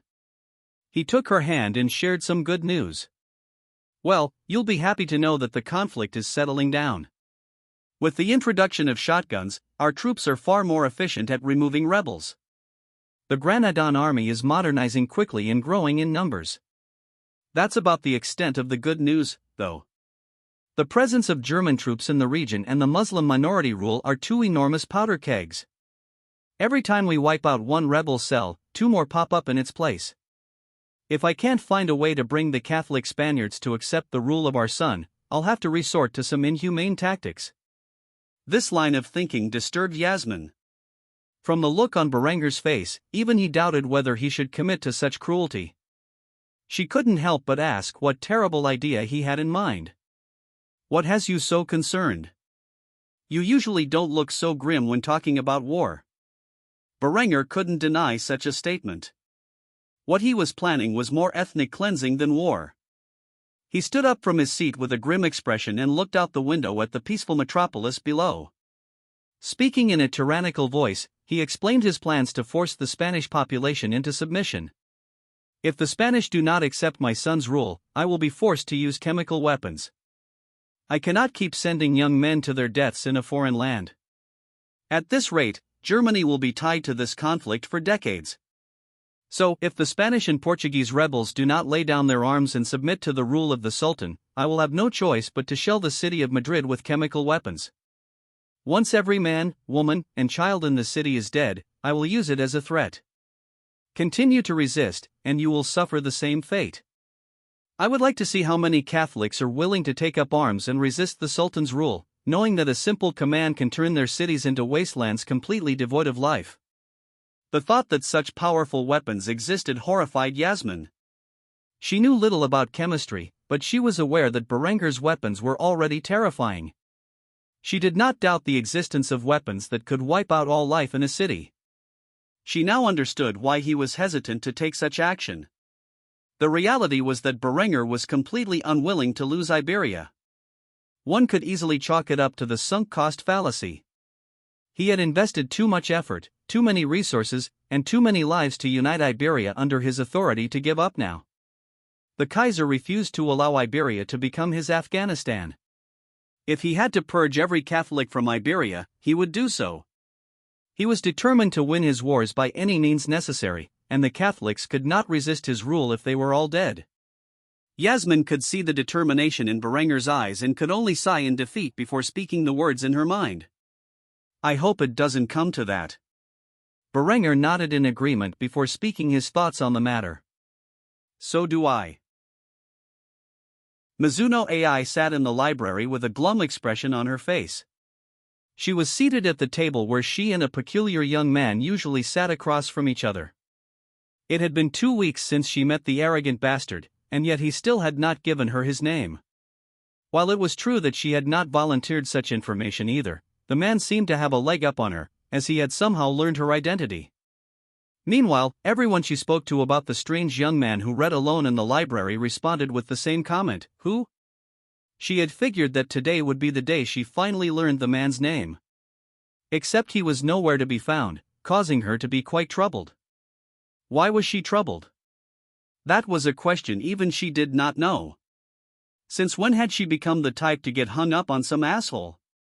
At the moment, she was certain that she felt bitter towards the man, as he was the first person in her entire life who did not recognize her brilliance. Inspired by Julian's hard work ethic, AI had gone to great lengths to keep up with the man. In terms of completing school work ahead of time, receiving high marks in physical activities, and gaining knowledge from the books in the library, she had tried her best. The one area she could proudly say she was ahead of him in was her social life. Aside from the mandatory cadet activities, Julian seemed to have no social life at all. Was she stalking the man? Not yet, primarily because she still did not know his identity. However, she could surmise as much, because everyone she spoke to had not the slightest clue who he might be.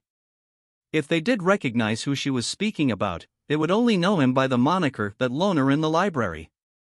However, nobody really knew his name or schedule. Clearly, the teachers would know his identity, but she felt that asking the faculty about who this guy was might cause suspicion of fraternization. Thus, she was left to investigate the matter on her own. As she was thinking about this, the man in question appeared before her with a stack of books in his hands. He promptly sat down across from her, without even acknowledging her presence. He had grown accustomed to this thorn in his side and tried to interact with her as little as possible. However, this had the opposite effect he desired. For some reason, this girl became more interested in him and wasted more of his time. It was no surprise, then, when she got upset over the fact that he ignored her. Hello? I'm sitting right here. Aren't you going to greet me properly? Julian had yet to open a book, and the nuisance was already pestering him. He sighed heavily, grabbed the top book, and opened it before chastising the girl for interrupting him. I'm dreadfully busy. We can exchange pleasantries later. Despite being treated so coldly, AI's glum expression had vanished, and she now had a smile on her face. Julian found this peculiar and immediately made an inappropriate comment, seemingly unaware that it was probably a question he shouldn't ask a woman he hardly knows. Why are you smiling? Are you perhaps a masochist? That would explain a lot. Please, whatever fantasies you may have about me, keep them to yourself. The smile on the pretty Japanese girl's face immediately soured when she heard this remark. Smiling? Who was smiling? She certainly wasn't. She harumphed, crossed her arms, and opened a book of her own. Though she snuck a few glances from the edge of her book to see how the man reacted. His stoic expression only further enraged her. Thus, she decided to interrupt his precious reading time as payback. What was your name again? I forgot.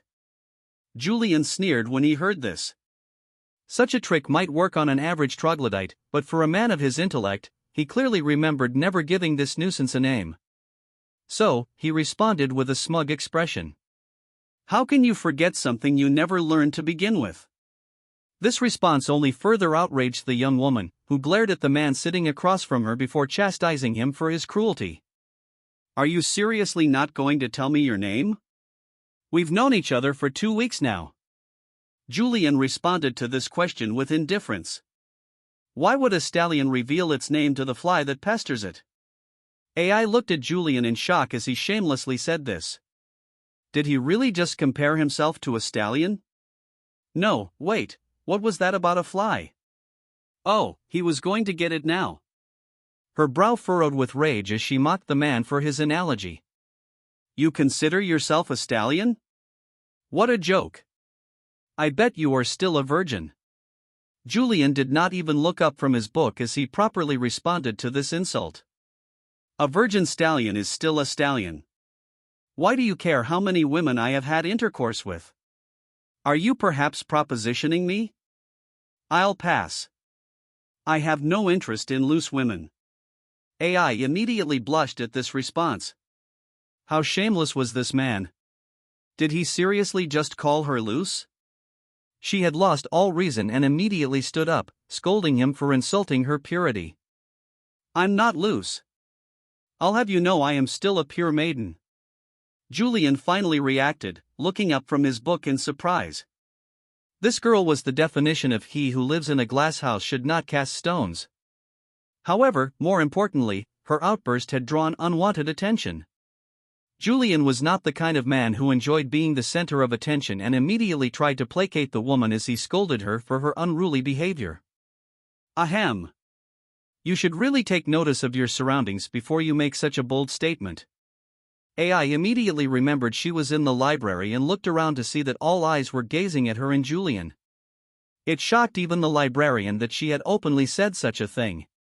AI immediately sank into her seat with a depressed gaze. She realized she had made a huge mistake by letting this man rile her up like that. She wanted to commit seppuku in that moment. Seeing that the woman was not in the greatest mindset, Julian sighed before attempting to comfort her with a single word. Julian. AI immediately snapped out of her funk and gazed at Julian with a curious look. She hadn't quite heard what he said and quickly asked for clarification. I'm sorry, what was that? Julian had an awkward expression on his face as he repeated what he had said. My name is Julian. AI repeated the name a couple of times beneath her breath before wearing a pretty smile. It's nice to meet you, Julian. My name is AI. The cute expression on the girl's face caused Julian's heart to skip a beat, which instantly unnerved him. He was not accustomed to feeling emotions, or at least not positive ones. Since he did not know how to react to this new and alien feeling, he buried his head in his books and focused on his studies. AI saw this response, despite Julian's best attempts to hide it, and found it to be cute. Though the man was perfectly average in appearance and an arrogant ass to boot. It was endearing to see him have such a reserved side to his otherwise foul character. After thinking this, Itami woke up from her dream in a cold sweat. She immediately slammed her head on her pillow and pouted, remembering her dream all too clearly. She screamed her thoughts into her pillow, which was thankfully muffled. Why am I so hung up on a dead guy? If her subordinates knew she was having such difficulties, they would probably use it as an opportunity to question her sanity and attempt another takeover. She didn't understand why she was having such vivid dreams of her old memories from her past life. However, thinking back on how many opportunities she had given Julian to go out with her, only for him to ignore the signals, instantly drove her mad. Even if it was against the rules, she desperately wanted to be intimate with him. Yet he had never taken notice of her feelings. She doubted if the dense fool ever thought of her as a friend. In fact, he had more than once stated he had no friends. What did he mean? He didn't have any friends? You don't get invited out to another university on your spring break by someone you knew in high school unless you were friends. Wait a second. There was something more important to be upset about. He had her as his friend the whole time. Gods, that aspect of his character was frustrating. Realizing there was no way she was going to get any sleep, Itami rose from her futon and prepared for a visit to the hot spring. She needed to sort out her thoughts before she could get any work done, and there was no better way to achieve that than a nice soak. On the island once known as Cuba during Berenger's life, the colony of Leinstadt was booming with business. A large stone fort was erected on the coast, housing the mercenaries of the Gunther Merchant Company. These men served as the primary security force in the region. Outside the fort, a fully developed town of roughly 3,000 German residents thrived. This town, the colony of Leinstadt, had formed in the months since the Gunther Merchant Company first arrived in this part of the world. Interestingly, the town was built in the same location as Havana in the Kaiser's past life. Beyond the township's borders were vast plantations that utilized the native population of the island as laborers. These plantations were the Gunther Merchant Company's newest enterprise and would soon produce vast yields of coffee beans, sugarcane, and cotton. Currently, the German Empire relied on imports from foreign nations to meet the demands of these three industries. However, Gunther's plan was to grow them in the colonies and create a local, trusted brand of these products. After all, the Gunther brand was well renowned across the Reich for its high quality and fair price. Henrik, tasked by his father Gunther, had worked long and hard over the past few months to establish a stable colony. Interestingly, this colony had become the gateway between Lindenheim and Adelheim, connecting the southern colonies with New Vienna via an extensive shipping network. This network made Leinstadt a central hub for explorers and privateers chartered by the crown to rest their weary heads after long voyages at sea. Although the number of German immigrants to the colonies was less than 50,000 in total, they had developed their own unique cultural aspects based on their local environment. Leinstadt had developed its own unique culture, distinct from anything else across the Reich. It had become a den of vice and hedonism, where fortunes could be won or lost in a day. Why was this? During the initial stages of establishing the colony, Henrik had lost a considerable sum to his mercenaries in a card game. Realizing how many visitors were frequenting the small gambling dens, he built the first-ever casino/resort in the middle of the colony. It was not a skyscraper like those in Berenger's past life, but it was noticeable enough that one could see the mighty building from the sea. This casino was called the Gilded Princess, inspired by the beauty of the German Princess Henrietta, an object of Henrik's desire. Currently, Henrik was overseeing operations on the main floor, watching his men primarily from the Baltic and Balkan regions of the Reich gambled away their hard-earned coin in the casino he had established. He had personally abstained from playing cards, as he usually lost more than he won. However, that did not mean he could not enjoy the environment. Of course, if he knew about the grandeur of casinos in the Kaiser's past life, he would be disappointed by how modest his personal casino was in comparison. Noticing that business was booming, he had a wide smile on his face. However, his mood soured in the next moment as one of his subordinates quickly approached him. "Henrik, sir. Your father is here." This news shocked Henrik. He had received no word that his father would be visiting the colony, so why was he suddenly in Leinstadt? He immediately followed the subordinate up the stairs and into the suite, where Gunther was sitting on a leather-bound sofa. The man had a sneer on his face as he gazed out the window and into the developing colony. Henrik immediately kicked the servant out and shut the door behind him as he greeted his father. "Father, I was not expecting your visit. Why did you not send word in advance?" Gunther scoffed as he heard this, voicing his displeasure with his son. "What is this? When I sent you here to the New World, it was to establish an agricultural colony, and yet all I see is a den of vice and hedonism. Prostitution, gambling, narcotics, and enough booze to drown the sea. The amount of rum you are producing in your distilleries is shocking. Who the hell is working the fields if all the citizens are busy throwing away their money in your gambling dens?"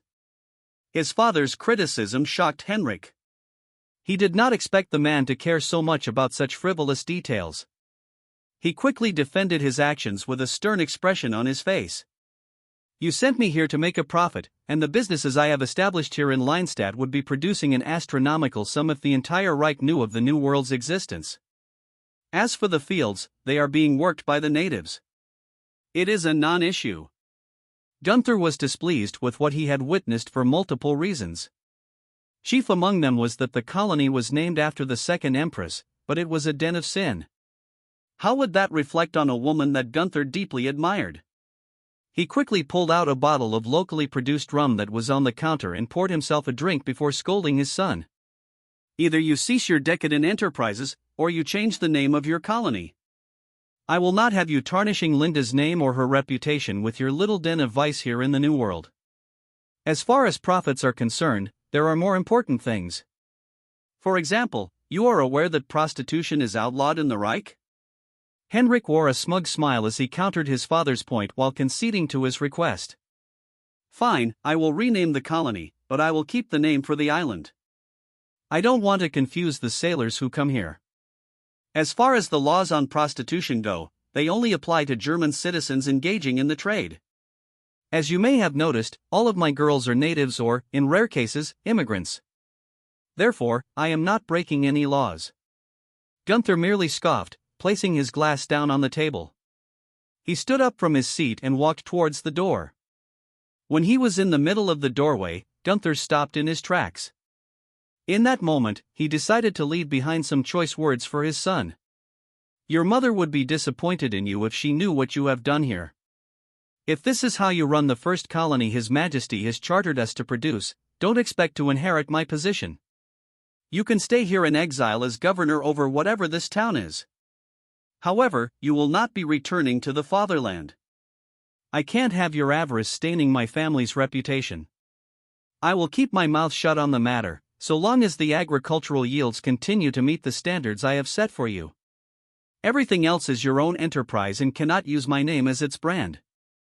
Henrik was shocked when he heard his father say this. He did not understand why the man was so hostile to the atmosphere he had created in Leinstadt, or whatever its new name would be. However, there was one point he was uncertain of and quickly asked for clarification. Are you disowning me, father? Gunther scoffed once more when he heard this, then gestured toward the luxurious surroundings. You will be fine on your own.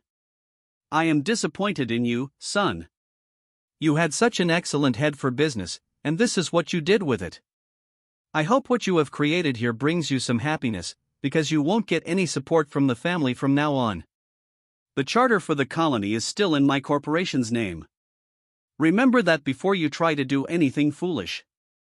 Henrik was astounded that his father was throwing him away for something so simple.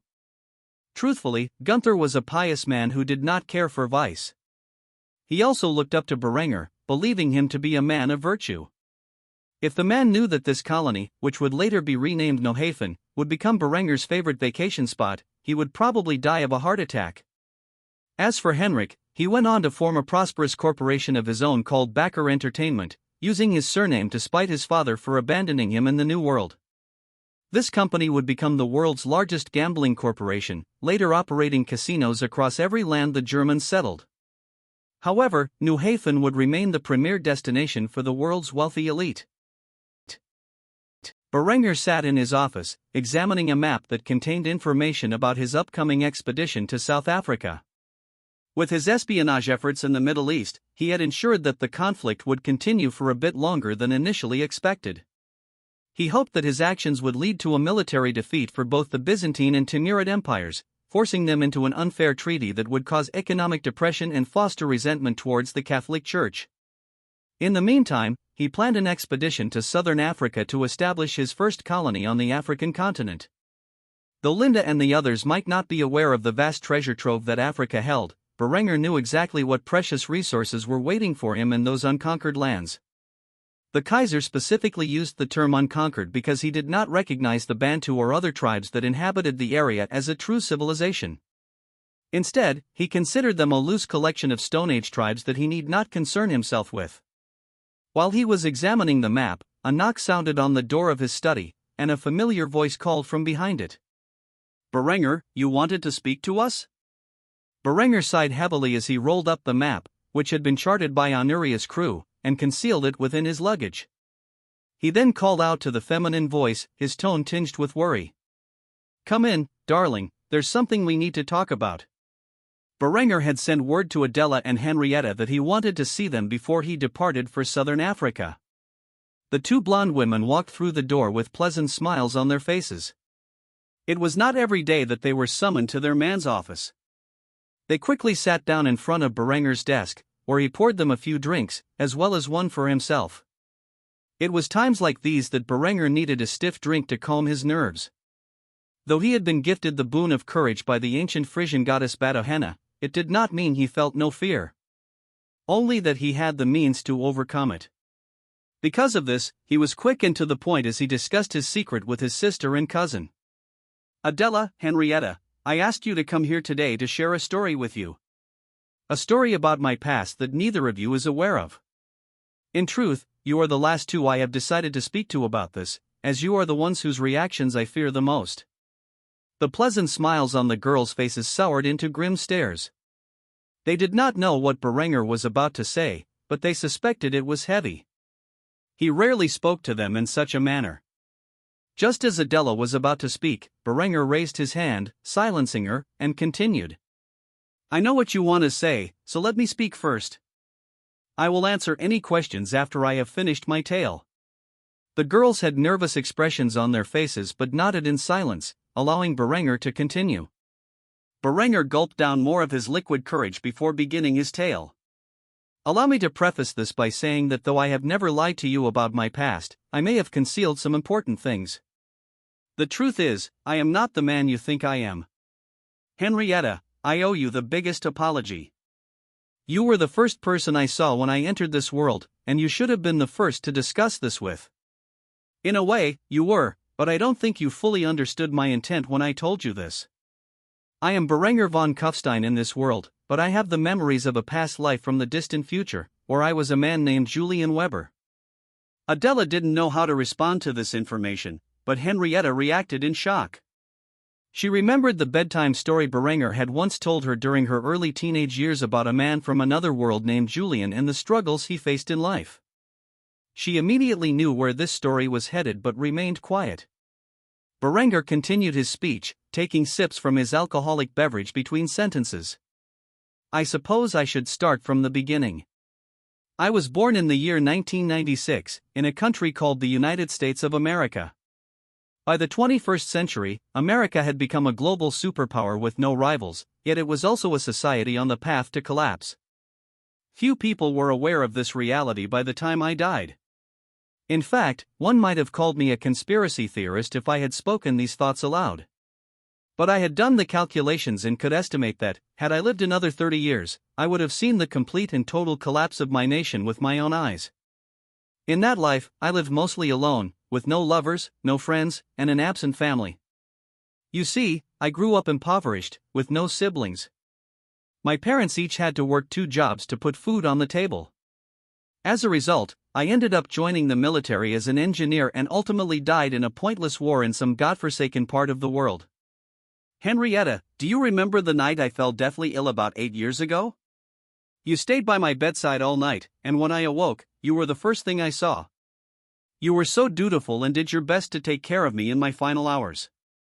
Though I was struggling to sift through my memories from 2 lives, I was excited to see that I had a little sister, especially one as cute as you. That was the moment I recovered my memories of this past life.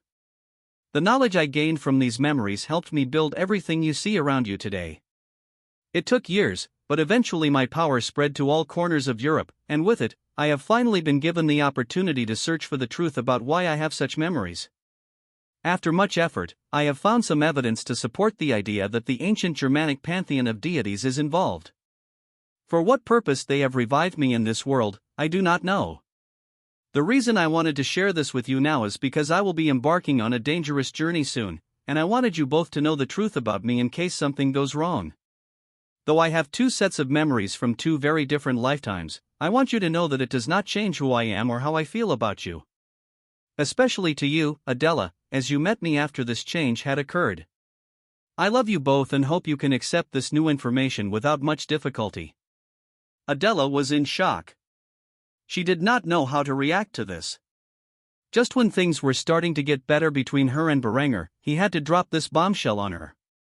She no longer knew who he was or what to believe, especially after hearing that pagan gods might be involved in his revival.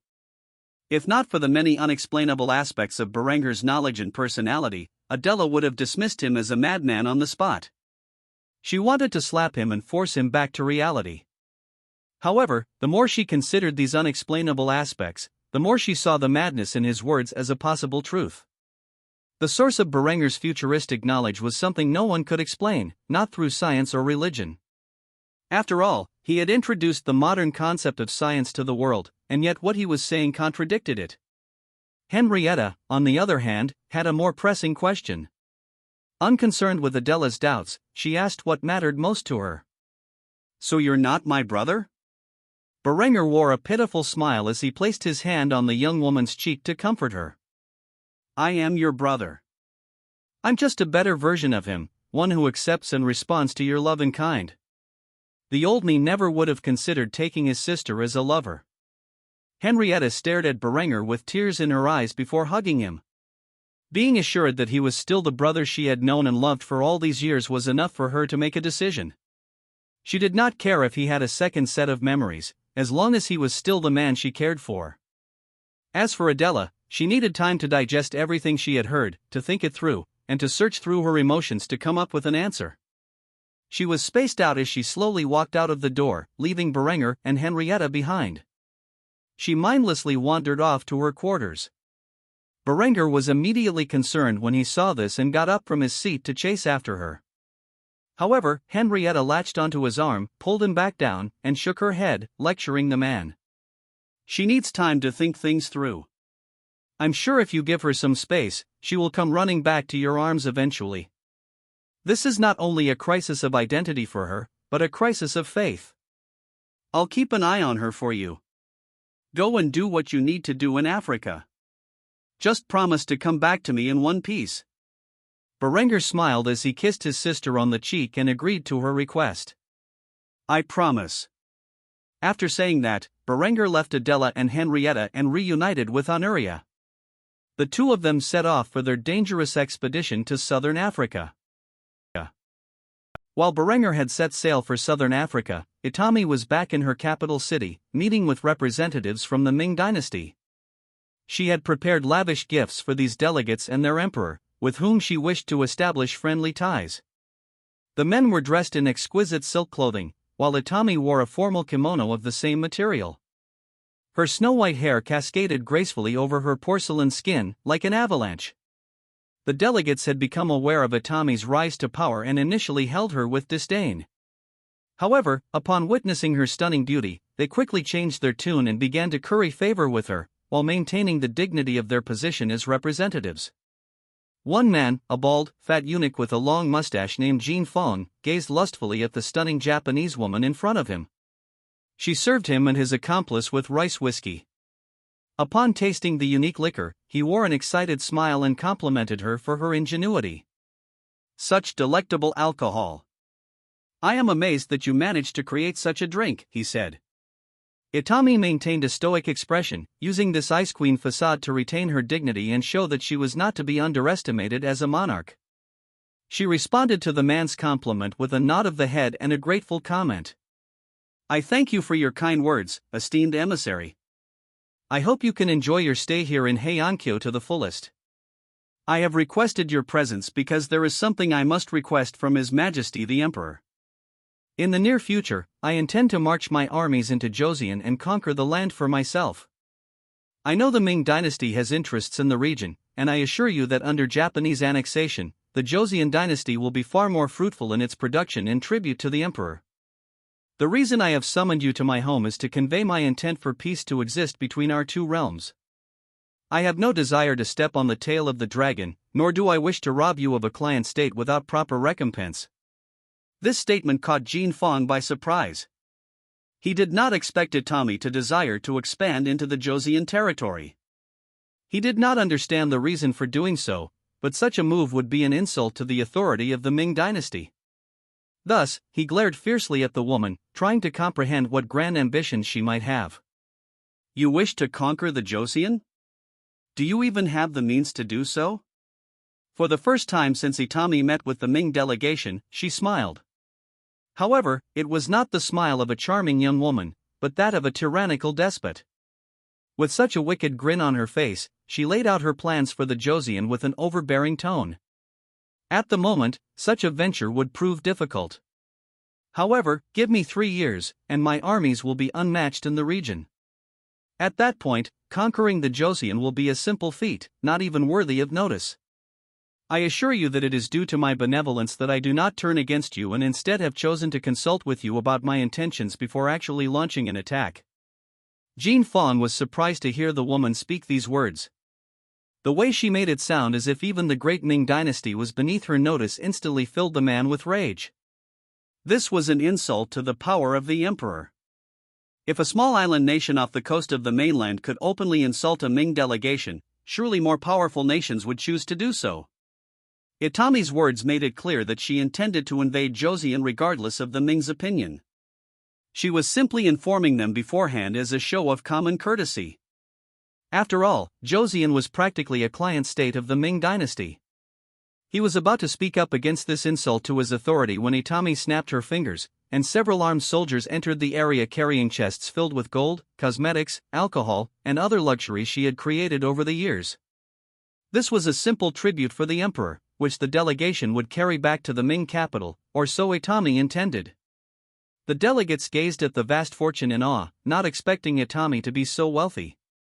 Itami wore a sinister smile as she issued her terms. If the emperor agrees to remain neutral in my annexation of Joseon, I will provide all that you see here as a monthly tribute for 10 years. I assure you, it is more than you will get from Joseon. Jean Fawn looked over at his counterpart and silently communicated with him via eye contact. The two of them agreed in that moment that they would relay Itami's message to the emperor with the utmost courtesy.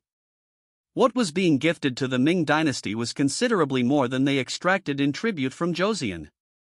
With a brief nod, Jean Fawn cleared his throat and openly accepted Itami's proposal.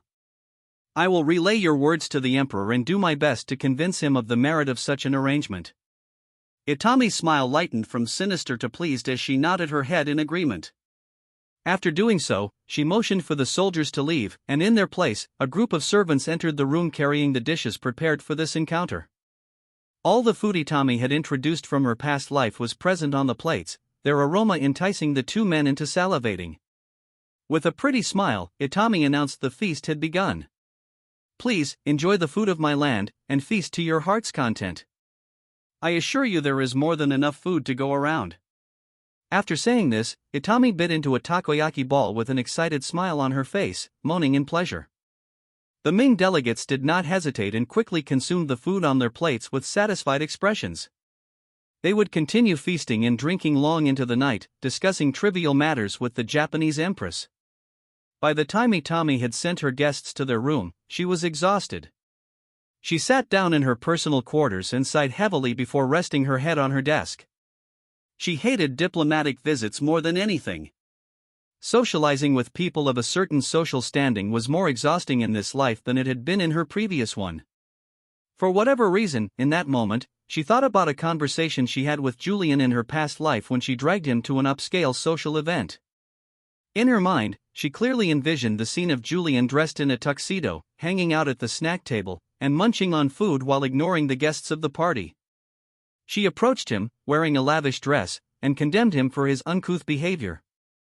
Julian, I didn't drag you to this party so you could sit here and pig out. Come, I have some friends to introduce you to. Julian merely scoffed in response, declining the offer. No thanks, I lack the emotional energy to entertain strangers I have nothing in common with. I barely have the means to deal with you on a daily basis, let alone with your friends. Mizuno AI immediately pouted when she saw that her friend was being stubborn. She quickly latched onto his wrist, forcing him away from the snack table and towards her high society friends. It was clear that he, a pleb, felt out of place at such a wealthy party. AI couldn't believe the man was completely lacking in formal attire, especially at his age. She had spared no expense, making sure he was well-groomed and presentable for the occasion. Still, she found his uncomfortable expression to be cute and forced him to mingle with some friends she had grown up with. After thinking about this, Itami began to chuckle. The words, I lack the emotional energy to deal with strangers who I have nothing in common with, could adequately express her current state. She had always wondered how Julian could be so cold towards people he didn't know, but now she realized how exhausting it could be to care about the whims and wishes of an entire world. She finally understood the man's thoughts as she muttered the words he had previously said to her during many of their most heated arguments. Only an idiot would expend their mental energy on something as stupid as caring about the lives of people they don't even know. Julian had said these words when AI was vocally outraged by a specific case of alleged police brutality that had sparked riots across the country. At the time, she was furious with him for his lack of empathy and blatant disregard for human life. Now, as a ruler in her own right, she was starting to understand this sentiment. After coming to power in this world, Itami had finally realized just how accurate this statement was. She was beginning to feel that there might be someone more fit to be reincarnated into this world and assume a position of power. Unfortunately, she knew it was improbable that Julian had ended up in a similar state as her, and she could only dream of reuniting with him once more. A young Bantu man named Bakary stood on the southernmost coast of Africa. He was the son of his tribe's chieftain and the next in line to inherit his father's position. At the moment, he was gathering shells to trade with the tribe's craftsmen in exchange for an item the local hunter desired for his meat. Africa is a large continent with many diverse cultures. However, after moving south of the Sahara, the communities often devolved from fledgling civilizations to hunter-gatherer tribes. As a result, the concept of currency was unfamiliar to Bakary and his people. Instead, they relied on the more primitive system of bartering. While collecting shells on the sandy beaches of South Africa, Bakary noticed something in the distance on the water's surface. He strained to see what the foreign object was, but could not make it out. However, the longer he stared, the larger the object grew. As a primitive tribesman, Bakary did not understand basic mathematics and could not calculate the distance between him and this giant vessel. As time passed, more of these ships became visible, and soon Bakary could see the smoke from their engines. This strange sight bewildered the young man. He had no idea what these objects were or what purpose they served. As they drew near, Bakary decided to hide behind a large rock, unsure if these alien devices were hostile. Eventually, 5 armored frigates and 3 transport vessels came into view. Bakary struggled to understand what he was witnessing. It was not until the ships anchored in the bay and dropped their landing craft that he realized these were very large boats carrying people from a foreign land. The people on board were strange to the African tribesmen. They had pale skin, golden hair, and blue eyes. Their features were more angular and refined than his own, and they stood quite a bit taller than him. These foreigners were dressed in clothing that was not just grass skirts and animal hides, like his own people wore. Instead, they adorned elaborate and patterned uniforms and wore painted metallic hats, while wielding strange weapons. Or at least Bakary thought these items were weapons, based on how the men carried them. At the head of these soldiers was a one-eyed man, dressed in a far more elaborate uniform than his standard soldiers. By his side was the most beautiful woman that Bakary had ever laid eyes on. She was dressed in a similar fashion to the soldiers, but with a skirt and knee-high boots instead of trousers.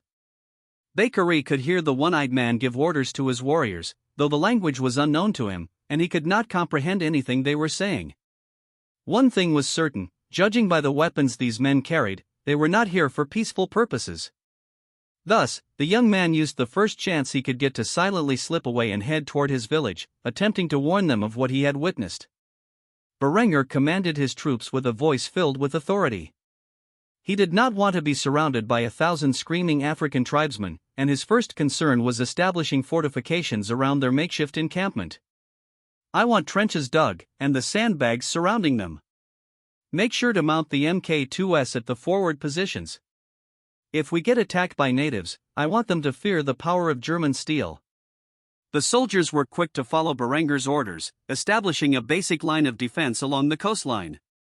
For many of these men, this was not their first colonial endeavor, and they were prepared to face whatever this land might throw at them. Honoria gazed upon the land, where she was quickly flanked by Melissa. She and her crew were more familiar with the African continent, and because of this, they had been ordered to accompany the German soldiers. Uroarbrunnr was quick to question the former prostitute about her knowledge of the region. "Have you ever made contact with any of the local tribes? Do any of your African girls know the language of this land?" Melissa shook her head, admitting they had only charted the coast and the nearby island of Madagascar. They had never set foot on this soil until now. "I'm afraid I don't have the answers you desire. We only charted the coastline from here to the Arabian Peninsula. We have never set foot on this land, and I doubt my girls know any of the local languages. I acquired them much farther north from here." Uroarbrunnr sneered in disdain before giving his orders to the privateers. You and your girls will be our support for this operation. You can leave the defense and scouting of the settlement to my soldiers. They are more than capable of fulfilling those duties." Melissa was about to tell Berenger to fuck off when Anuria raised her hand and smiled, accepting her orders. "As you command, Your Majesty." After saying this, she dragged Melissa to the side and scolded her. "Are you out of your goddamn mind? That is the Kaiser you were about to curse out. Have you been away from civilization for too long to realize who employs you? If Berenger says to dig a ditch, you dig a ditch. If Berenger says to take care of the cooking, you take care of the fucking cooking. We are not pirates, we are privateers and explorers in service to the German crown." Melissa wanted to rebuke Anuria's words, but she could only bow her head in response. She knew Anuria was right and did not understand why she wanted to yell at Berenger back there. Perhaps Anuria was right, she had been given too much freedom to operate lately, and the idea of accepting anyone else in control did not sit well with her. She had to admit it was good to have Anuria back in charge. The woman had a better head for politics than she did. Thus, she apologized for her intentions and fell in line. "I'm sorry, I'm just not used to being given orders these days," she said. Anuria patted the woman on the back and gave her a reassuring smile before explaining how the job would go down. "We are under the direct employ of the Kaiser, and we are working beneath him for his colonization efforts in the region. So just be a good girl and do what he says. I promise we will be rewarded handsomely for our efforts." Melissa nodded in silence and began to undertake the tasks given to her. Thus, the German soldiers set up their encampment on the coast of South Africa. While Berenger and his soldiers were establishing an outpost to begin the process of colonization, Bakary rushed home to his tribe. Unlike the Mali Empire, there was no architecture to speak of in this village. Most people lived in dung or straw huts. The tribe's capacity to construct shelters was less than anything Berenger had previously come across. The word primitive did not even begin to describe the village. There was no palisade, no watchtowers, no great hall, or longhouses. Only small huts were spread across the flatlands. Bakary ran through the village toward his father's hut. He was practically out of breath as he burst through the entrance and alerted his father to what he had witnessed on the beach. "Father! Strange men have landed on the coast. There are hundreds of them. I think they are hostile." The village chief, a man named Amani, was middle-aged and somewhat overweight. He looked at his son with a worried expression, struggling to process the information.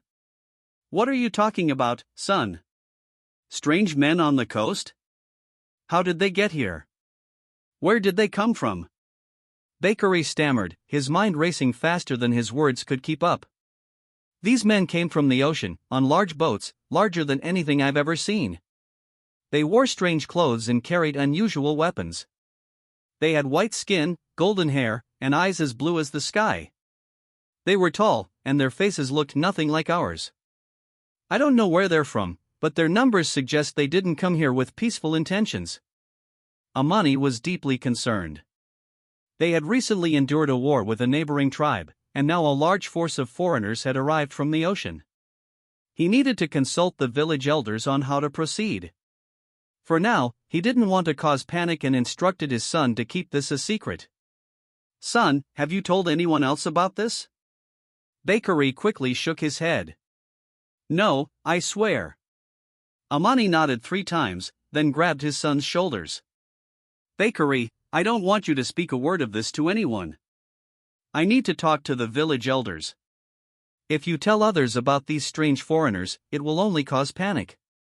Promise me you won't speak of this to anyone until I figure out how to deal with these invaders." Bakary was dumbfounded by this line of thinking. By his estimate, these white men outnumbered their tribe significantly, and it would be best to pack up and move north. However, he nodded his head and agreed to his father's terms, despite his objections. "Very well, if that is what you ask. I shall do it." With this, the Germans had established their first outpost in Africa, but the local tribes had realized their presence. Whether first contact with the natives would prove hostile, like in New Swabia, or peaceful, like in New Vienna and Neuhafen, remained to be seen. Night fell, and before Berenger knew it, the earthen fortifications for his base camp were established. A fire was used to secure the encampment, while sentries stood watch in the trenches.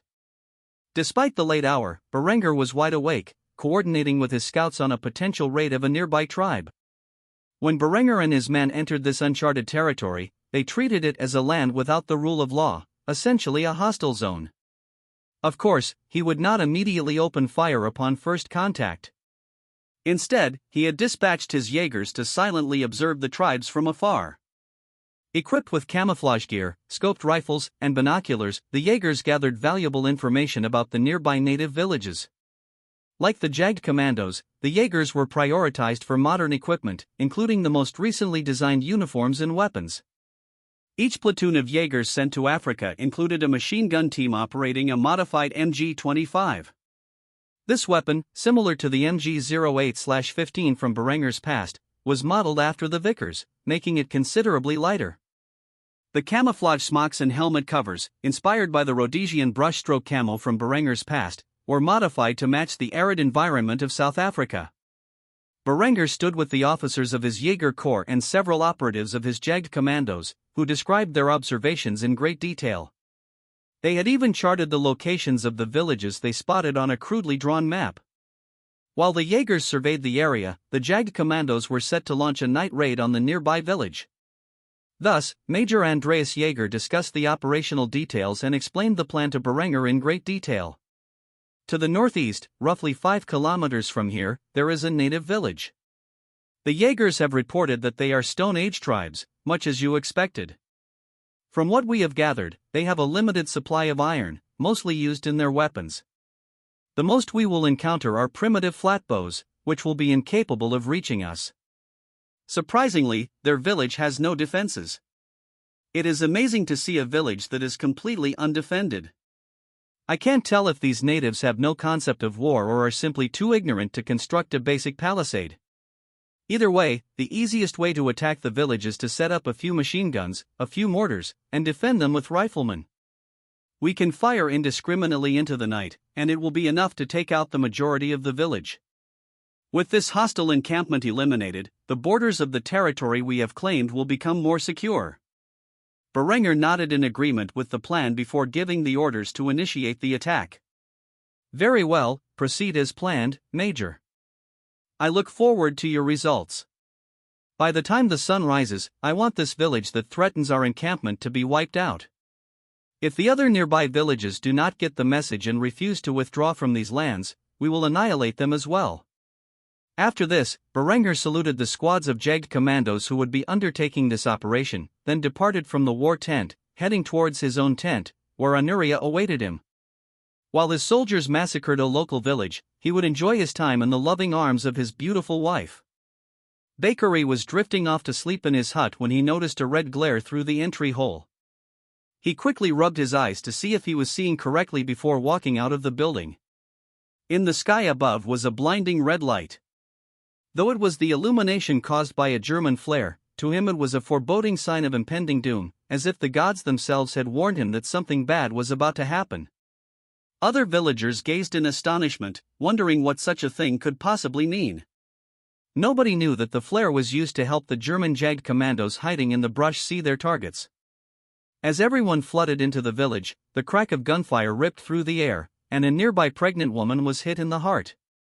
Her body was shredded by the immense power of the 7.92 by 57 mm round. Bakary immediately hit the floor, unsure of what was happening.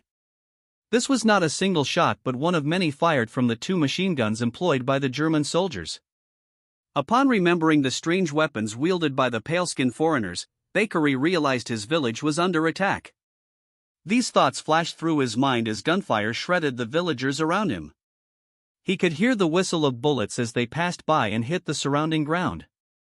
Just when he thought it couldn't get any worse, explosions erupted in the village as mortar shells fell from the sky, blasting huts to bits. A nearby family was torn apart by a 60 mm shell that landed in their hut. Bakary's heart ached, as he was good friends with the family. The chugging of the devil's paintbrush, as it continued to fire rounds into the village, caused many of the local tribals to flee for their lives. But how easy is it to escape a crossfire? Machine guns and snipers mercilessly gunned down those who ran, firing accurately at the fleeing civilians.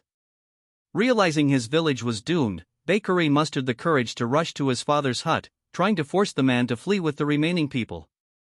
However, as he approached, a mortar shell landed on the building and blasted it to pieces. His father's severed limbs flew at him, knocking him to the ground. The man could not help but scream in horror as his father's scorched flesh lay on top of him. He cried profusely as he tossed it away and ran for his life. There was no longer a hint of sanity in the man's mind. Even as the crowds were being gunned down left and right, his only thought was to escape the madness. As he ran, Bakary was eventually knocked over by another man and trampled by the fleeing people. Before he lost consciousness, he witnessed the merciless slaughter of his people as they ran over his body in search of safety. Then, with a sudden stomp on the face, his lights went out. Andreas Jaeger gazed at the scene of the massacre and laughed. The village was ablaze, and bodies were strewn across the land. He had fought his fair share of foreigners in his tenure as a special operations soldier. From the battlefields of Europe to the rainforests of the Aztec Empire, and the mighty woodlands of New Vienna. This man had been deployed all over the world and had killed many enemies. However, in each of those tribes and civilizations he had previously encountered, there was something to be admired. The Algonquin were notable guerrilla experts, the Aztecs were mighty slavers with grand architecture astonishingly completed using Stone Age tools. Even the European knights were admirable for their chivalry and noble heritage. However, these Africans lacked the guile of the Algonquin, the savage ferocity of the Aztecs, and the noble lineage of the European knights. They were truly nothing more than Stone Age hunter-gatherers. To him, this was not a battle, and it could hardly be called a massacre. In his mind, this was nothing more than a turkey shoot, as if he were hunting wild animals for sport. The German soldiers had become arrogant in their superiority and proud of their victories. To those who could conquer the land and sea with steam engines, such primitive tribesmen were of no consequence. Thus, they were more likely to engage in cruelty against the Bantu peoples of South Africa than elsewhere. Uroarbrunnr did not mind this practice. He needed the land and resources in the region and felt that by exterminating a few villages, he could intimidate the remaining population into fleeing northward. To him, victory was all that mattered. Whatever lengths he needed to go to achieve this were secondary. Unlike in the Americas, where disease had decimated most of the native population, Uroarbrunnr could not rely on disease to clear the land in South Africa.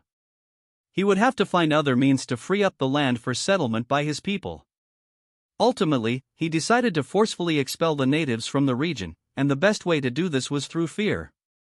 Thus, Uroarbrunnr would wage a campaign of terror in South Africa, causing hundreds of thousands of natives to flee northward beyond the Orange River. Whether the displaced tribes would band together and resist the German conquest remained to be seen. Bakary awoke with a sore body the morning after the massacre. All around him were dead bodies, some torn apart by bullets, others blasted into shreds by mortar fire. The huts that once made up his village were now smoldering ruins. He rose from his lying position with a headache, having suffered severe head trauma during the attack. He could hardly believe his eyes when he witnessed the destruction that had taken place. This wasn't a battle, it was a slaughter. You see, the African tribes played at war, launching raids here and there, with a little rape and slavery now and then. But with Uroarbrunnr's arrival, a new form of warfare had emerged, total war. To him, the African tribes who sparsely occupied the land were a nuisance that needed to be removed. He had no plans to conquer them and incorporate them into his empire, having seen in his past life the racial tensions and civil strife that resulted from such endeavors. Instead, the Kaiser planned to forcibly remove the southern African tribes from their land and kill all who resisted. Bakary could not comprehend why such actions were taken against his people, especially when they had not proven hostile. The reality was that Uroarbrunnr saw their scouting attempts as justification for a hostile takeover. Had they sent a diplomatic delegation to greet these visitors to the continent, Uroarbrunnr would have found a more covert way to remove them. Bakary was at a loss about what to do. His tribe was annihilated, and those who may have survived the onslaught had fled into the wind. The likelihood was that the other tribes would enslave them. In all honesty, he thought he would be better off dead. However, upon gazing upon the smoldering ruins of his father's hut, the young man was filled with fierce resolve to seek vengeance upon those who committed such atrocities. Because of this, he did not sit idly by and wait for death to take him. Instead, he proudly rose to his feet.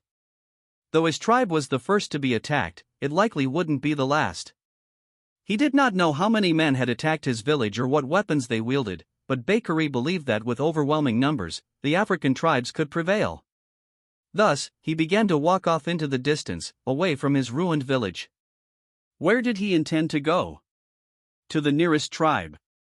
If he could warn them of what had happened, then perhaps he could enlist their help in fighting against this white menace that the seas had birthed. If he could convince this tribe, then maybe he could convince the next one, and perhaps the next one after that. Days passed before Bakary could arrive at the nearest tribe. After all, his people had not domesticated any beasts of burden, and thus he had to traverse the treacherous landscape on foot. Finally, after a hard journey, where he was forced to forage for food and water to sustain himself, he arrived at the nearest tribe. When he approached the border of the village, the tribesmen were quick to react with caution, raising their weapons. They had seen the smoke rise in the south and were unaware of what had happened to Bakary's tribe. However, one thing was certain: this young man was not of their village, and thus he was not afforded the kindest greeting. Luckily, they spoke the same language, and thus Bakary was able to communicate with the sentries. "I come from the Mthunzi tribe. We were attacked in the middle of the night, and the village has been slaughtered. I came to inform you, so that you don't suffer the same fate." The sentries gazed at Bakary with a hint of disbelief in their eyes. They were not accustomed to a village being wiped out entirely. Enslaved? Sure, but what benefit did total annihilation bring? That was a waste of labor. They had a hard time believing this story, but the smoke they saw a few days prior in the Mthunzi tribe's direction was not something a usual raid would produce. Thus, the lead guard debated with himself for a few moments before nodding and allowing Bakary to enter the village. "Very well, we will take you to our chief. He will hear what you have to say." Bakary thanked the man before following him deeper into the village. Eventually, they arrived at a slightly larger hut than the others. Bakary entered its opening. The village chief was sitting on the floor of his hut, scratching his back, when Bakary entered. Confused by this unknown visitor, the chief quickly received a whispered explanation from the guard about the young man's identity. Upon hearing that Bakary was from the Mthunzi tribe, the chief's interest was piqued, but his expression remained grave. "So you are from the Mthunzi tribe? We saw the smoke rising from your village's direction a few days ago. We were curious about what had happened, but our scouts have not yet returned. Tell me, what has happened to your people?"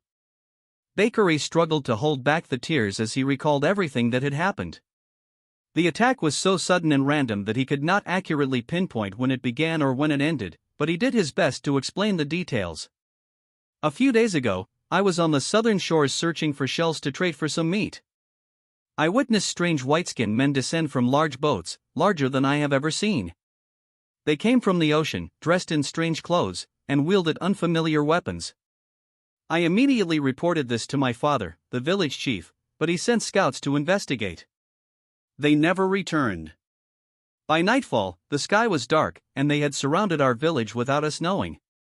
It was impossible to estimate their numbers, but from the devastation they caused, I would say at least a few thousand.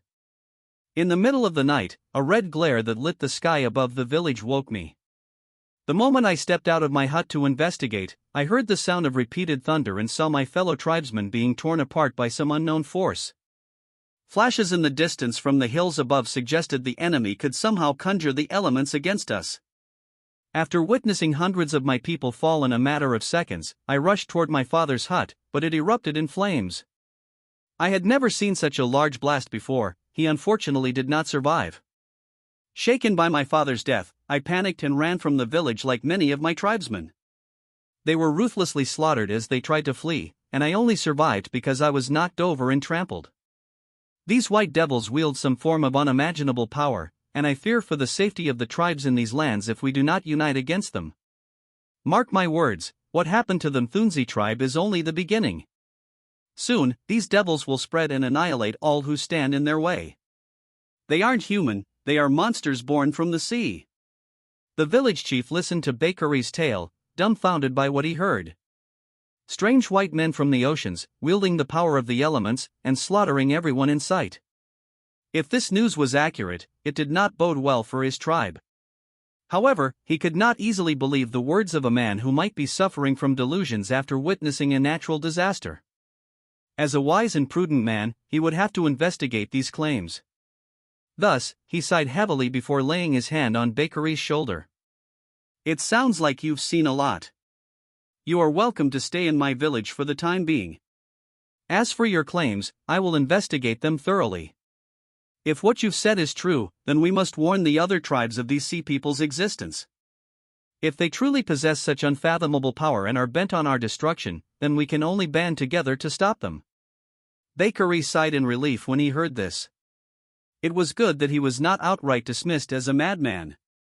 Still, he felt that investigating the matter would only lead to further disaster. If the various tribes of South Africa did not come together soon, he feared this unknown menace would eradicate them.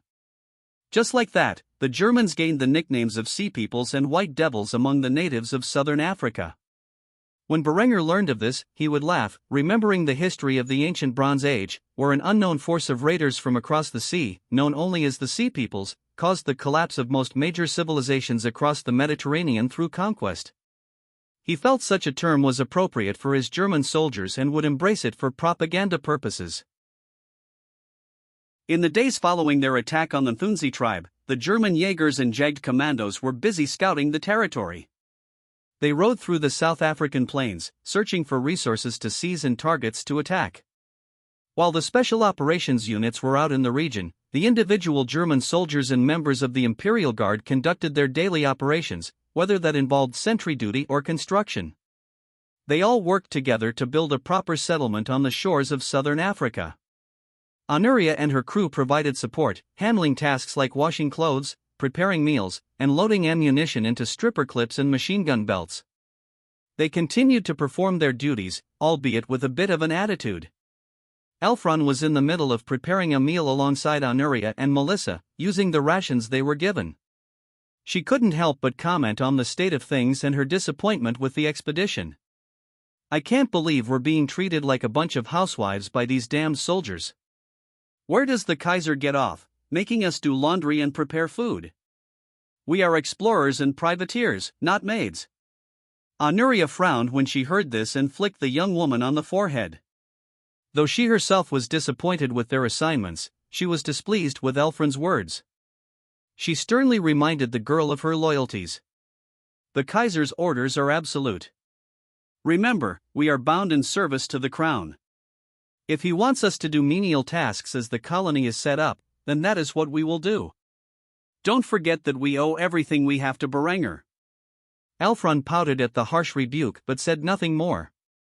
She knew that without the support of the German crown, they would have no ships, no weapons, no training, or the freedom to explore as they saw fit. All of their wealth was a result of being licensed by the Kaiser. At that moment, a gunshot resounded throughout the camp, interrupting the girls' conversation. A sniper posted in the tower was armed with a newly manufactured G25 rifle, which had a 4-power scope mounted on it. As a member of the Imperial Guard, he, like the Jaegers and Jagged Commandos, was among the first to receive the best equipment. The man called out in laughter as he successfully hit an African scout with a brutal headshot. "Got one." After saying this, he racked the bolt of his rifle, ejecting the spent case out of the guard tower before aiming down his scope again, checking for more targets. He appeared to be happy with his job as a sentry. After all, as the Imperial Guard expanded its ranks into a larger paramilitary organization, they had become more frequently deployed to dangerous theaters of war. The man was dressed in an arid uniform based on those used by the German Afrika Korps of Uroarbrunnr's past life, while the Jaegers and Jagged Commandos wore complex camouflaged pattern smocks and helmets. The average German soldier and Imperial Guardsmen were wearing pith helmets, field caps, blouses with rolled-up sleeves, and a pair of shorts, along with long boots and canvas load-bearing equipment. Uroarbrunnr, dressed similarly to the sniper, boldly walked through the encampment flanked by a few of his engineers. They were in the process of laying the foundation for the Star Fortress, which would act as the primary defensive structure of the colony. He was quick to point out the flaws in the initial plan and chastise them for their lack of ingenuity. Your fatal flaw in this design is the lack of protection from the ocean. Who is to say the colony won't come under bombardment by a hostile fleet? We need anti-ship batteries spread across the coastline fortifications. We have the means to import such weapons from the fatherland, so don't tell me it's not a possibility. The lead engineer hung his head low. Given the state of the world's naval power, he honestly didn't believe such advanced artillery on the coastline was necessary. He wanted to argue that against wooden vessels, small-scale artillery like the recently introduced 7.5 cm FK-25 would be more than enough to destroy them. However, Uroarbrunnr was insistent that the coastal fortifications have firepower capable of taking out ironclads, or perhaps even the newer, not yet produced Linde-class battleships. The engineer didn't know why the Kaiser had such desires, but he wasn't going to deny an order from the monarch. Uroarbrunnr had become slightly paranoid after learning he might not be the only reincarnator in this world. Though it was unlikely, as he had learned, the cost to reincarnate an individual from another world was significant for the deity responsible. He knew it was possible that someone else had entered this world and could pose a threat to his empire and its colonies. Thus, he ensured that coastal defenses could take out battleships if necessary. He didn't share his fears with his engineers, however, and instead insisted that the colonies be defended against any possible threat, including a rogue German fleet, however unlikely such a threat might be. As a result, the engineers were forced to redesign the coastal defenses from scratch to accommodate the larger and more powerful coastal batteries. After lecturing the engineers, Uroarbrunnr returned to the base camp, where Henrietta was serving food to the soldiers. The men of the German army were happy that such beautiful women were feeding them. However, the women themselves wore forced smiles as they served the meals. Clearly, they were not pleased by being ordered to perform such common tasks. Uroarbrunnr stood in line like every other man, but when the soldiers noticed the Kaiser was among their ranks, they parted to make way for him. No matter how hungry a man was, they would never allow the Kaiser to wait in line for food like the rest. Thus, Uroarbrunnr was quickly moved to the front of the line, where he held out his tray for Henrietta to serve him. "Well, Henrietta, my love, it seems that you are enjoying yourself." Henrietta sighed at his sarcastic remark before plopping the food onto his tray. She could only respond with a forced smile. "Of course, I will always enjoy whatever task my Kaiser demands of me." Uroarbrunnr smirked when he saw her force herself to be respectful and then gave her his honest opinion. "Cut the crap and get your fine ass to my lunch table. I'm sure another one of your girls can cover your shift for you." Henrietta bit her lip in guilt as she glanced at the other girls, who were glaring daggers at her. They could not believe she was about to leave them to continue these household chores while she enjoyed a meal with her husband. However, the Kaiser's orders were absolute, and she quickly obeyed. She served herself a plate before following her husband to the table. Much like Uroarbrunnr and his soldiers, Henrietta and her privateers were dressed in the same arid pattern uniform, though they did not wear the insignia of the army of the Imperial Guard, but rather their own special logo.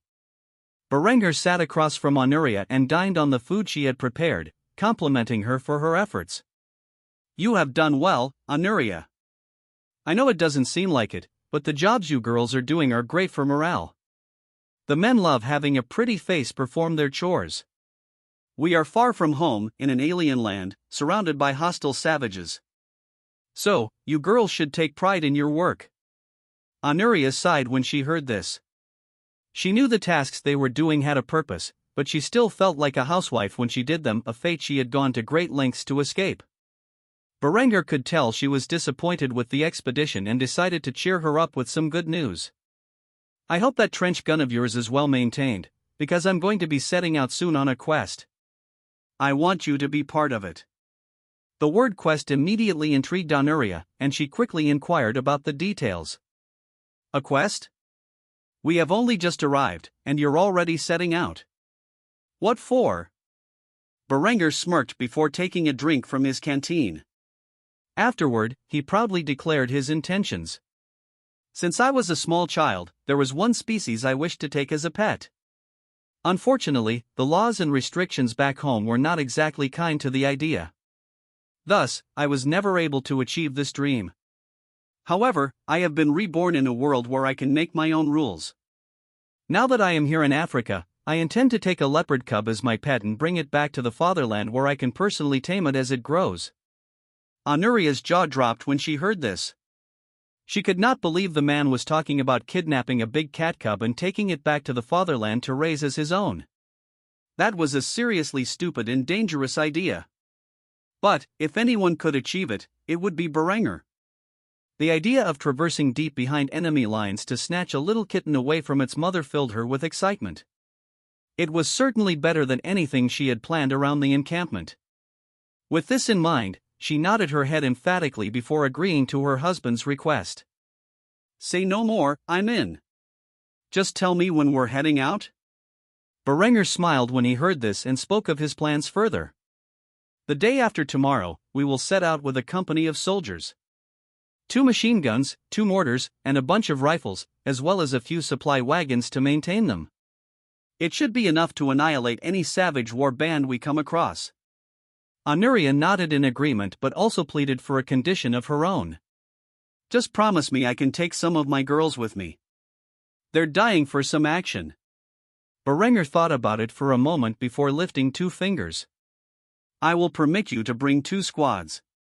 The rest have to stay behind." Anuria was pleased with this and kissed her man on the lips before whispering in his ear, "Thanks, Daddy." After saying this, she ran off. Having finished her meal, she intended to give her crew the good news.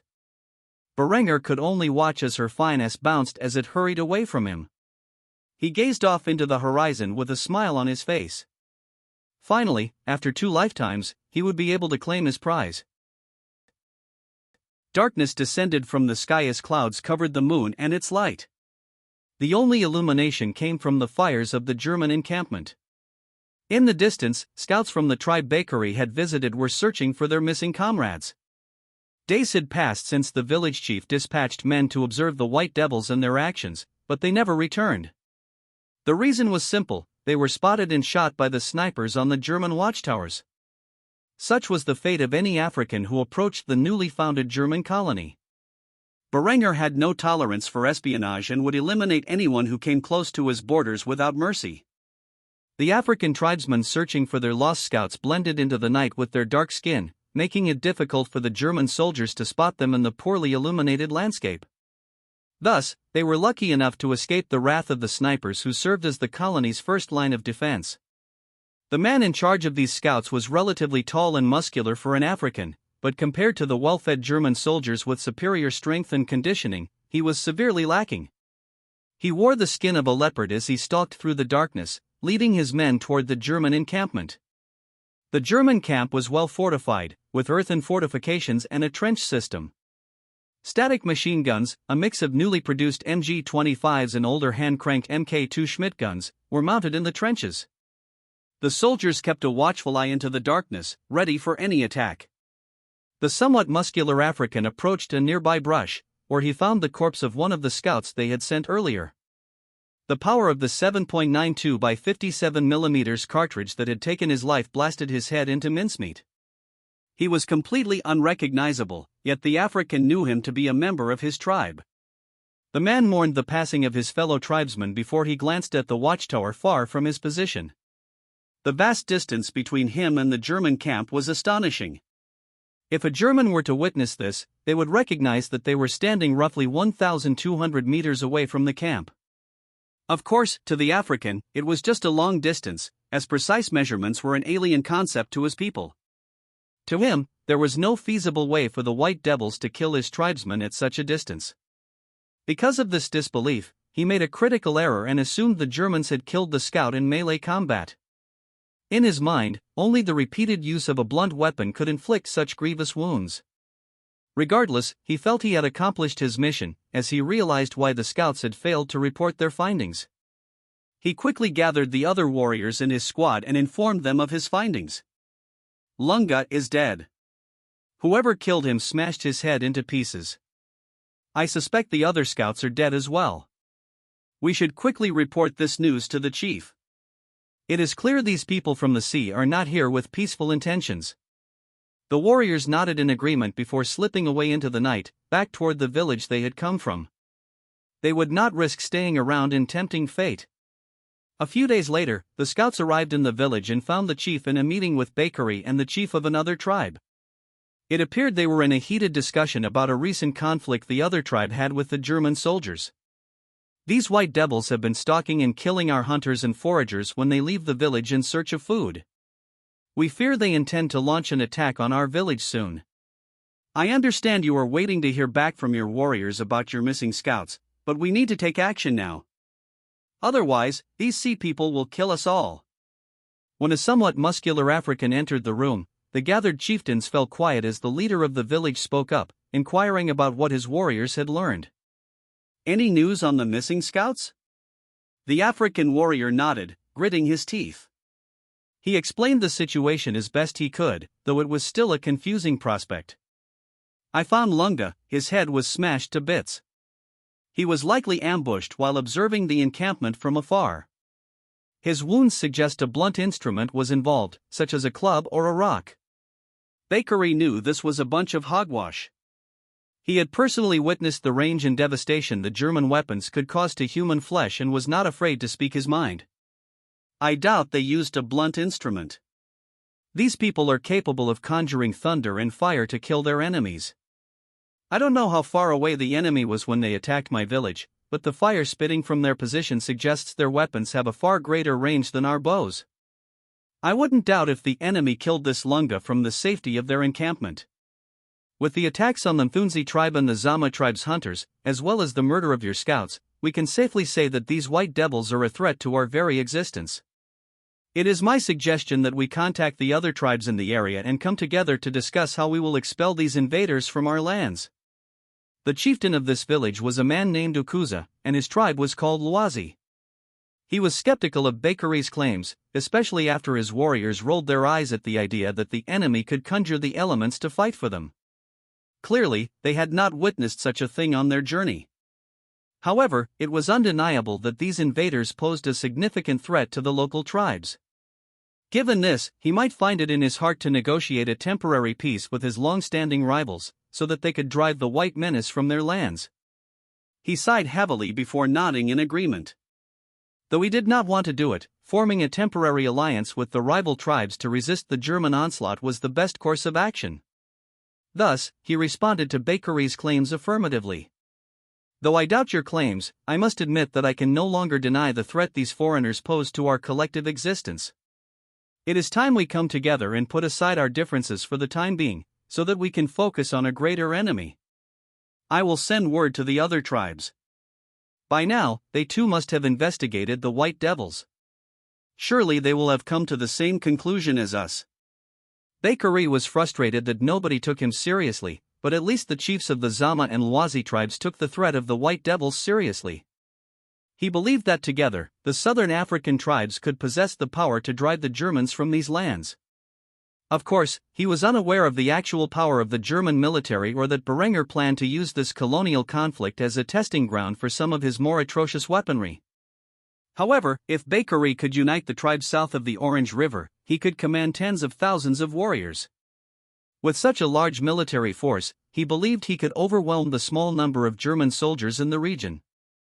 Of course, such thinking was similar to that of Uroarbrunnr's past enemies, who underestimated the value of rapid-fire weapons. One thing was certain, the African tribes would not go quietly into the night. They would fight against their German invaders with everything they had. After all, Uroarbrunnr had made his intentions clear. There was no room in southern Africa for the local population. It would be a German colony, regardless of how many troops Germany had to send to the region or how many people they needed to kill. Jacob was sitting in the middle of the Kufstein Royal Armory's testing field, which had been quarantined for the use of a new and secretive weapon. While Uroarbrunnr had set out on a quest to tame southern Africa, he had given orders to Jacob and his team of scientists to develop two new devices. Thus, Jacob had been working hard with the Kufstein chemistry department to deliver a finished project capable of undergoing field trials in southern Africa. In his hand was the fifth prototype he had designed for a functional gas mask. This device was developed with help from Uroarbrunnr's writings, which described the materials needed for its use and how it should function. The mask was based on a crude drawing resembling the M38 gas mask used by the Germans in World War II during the Kaiser's past life. The reason Berenger had not yet deployed chemical weapons on the battlefield was simple. Until recently, he lacked access to rubber, which was required to make a decent gas mask. However, due to trade with the Aztec Empire, he could now gain vast deposits of the material. Thus, he intended to make full use of his new rubber supply to manufacture gas masks for his troops in the field. The mask came in two colors, feldgrau and khaki, intended for use in woodland and arid environments. The mask's canister was made using an activated charcoal filtration system. Until then, the efficiency of the various gas mask prototypes had been determined through human trials, using prisoners sentenced to death as test subjects. After extensive trial and error over the span of months, Jacob and his scientists produced the first ever functional gas mask. Naturally, with the invention of the gas mask, the first chemical weapons were also created. Currently, Jacob was watching a group of German soldiers wearing gas masks as they prepared to launch a 75mm artillery shell from one of the older FK-22 field guns. Since these guns used the same shells as the new FK-25 field guns, they felt this would be an accurate demonstration of the current and future capabilities of these projectiles. These were not ordinary high-explosive shells. Instead, they were designed to disperse a chemical agent known as chlorine gas. The shell used an explosive agent small enough to detonate it. Once it detonated, the chlorine gas would spread through the air, killing anything unprotected against chemical weapons.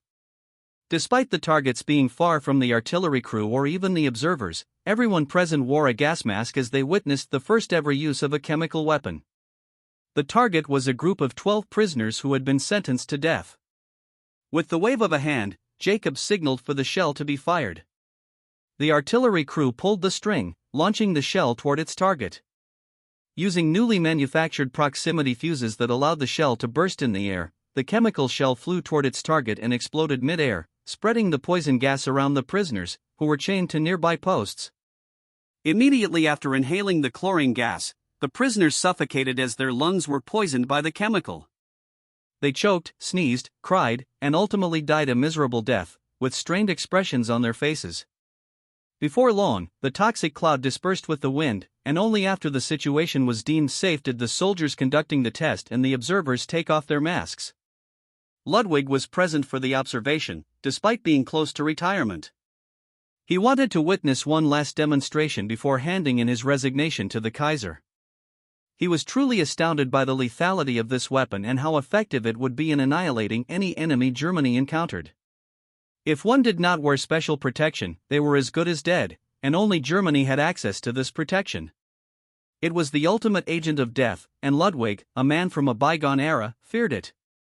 However, when he gazed upon his son, who had a proud smile on his face, he could not help but fear what the German Empire was becoming. Rumors of increased brutality on the battlefields in the colonies had reached the old man's ears. Now, the department he had helped found was developing such horrifying weapons. Ludwig was beginning to wonder if the Kaiser had gone mad in the pursuit of his ambitions. Weapons like these could wipe out entire cities with little effort. In the mind of the aging weapons engineer, such devastating devices should not be possessed by mankind. However, before he could assert his views to his son that he had created something that should never have been developed, logistics officers surrounded Jacob.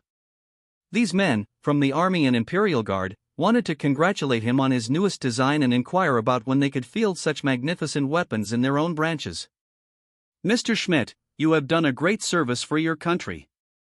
Not only have you developed a terrifyingly effective new weapon, but you have also developed a countermeasure to ensure the safety of our soldiers and civilians.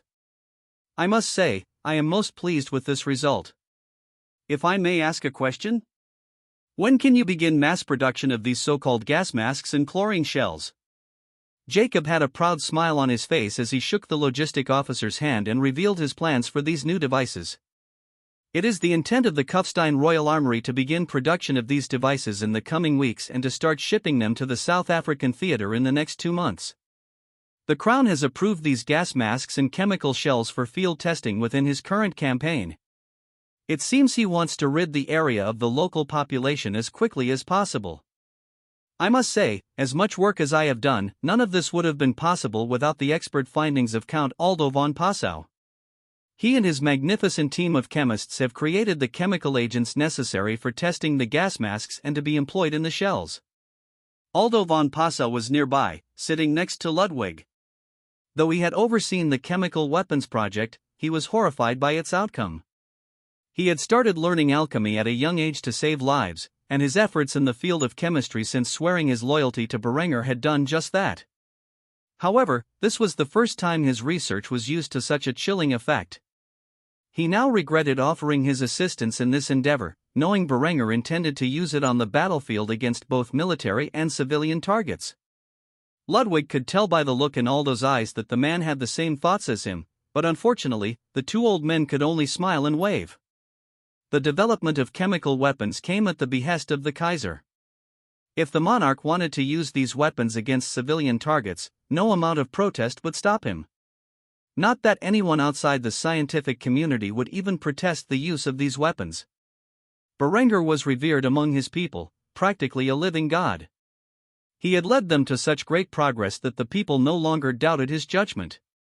As long as Uroarbrunnr maintained that the savages they targeted with these weapons deserved such inhumane treatment, the people of Germany would be shouting in the streets in support of the army and its commander-in-chief.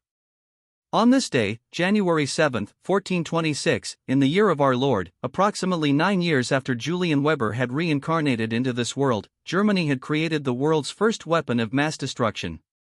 This weapon would see widespread use in the removal of the South African tribes from their lands and cause the deaths of millions in the years to come. Uroarbrunnr loaded a stripper clip into his G25 bolt-action carbine before slamming the bolt home. All 5 rounds of his 7.92 by 57mm ammunition were effortlessly loaded into the internal magazine. Afterward, he flipped the safety and slung the weapon on his back.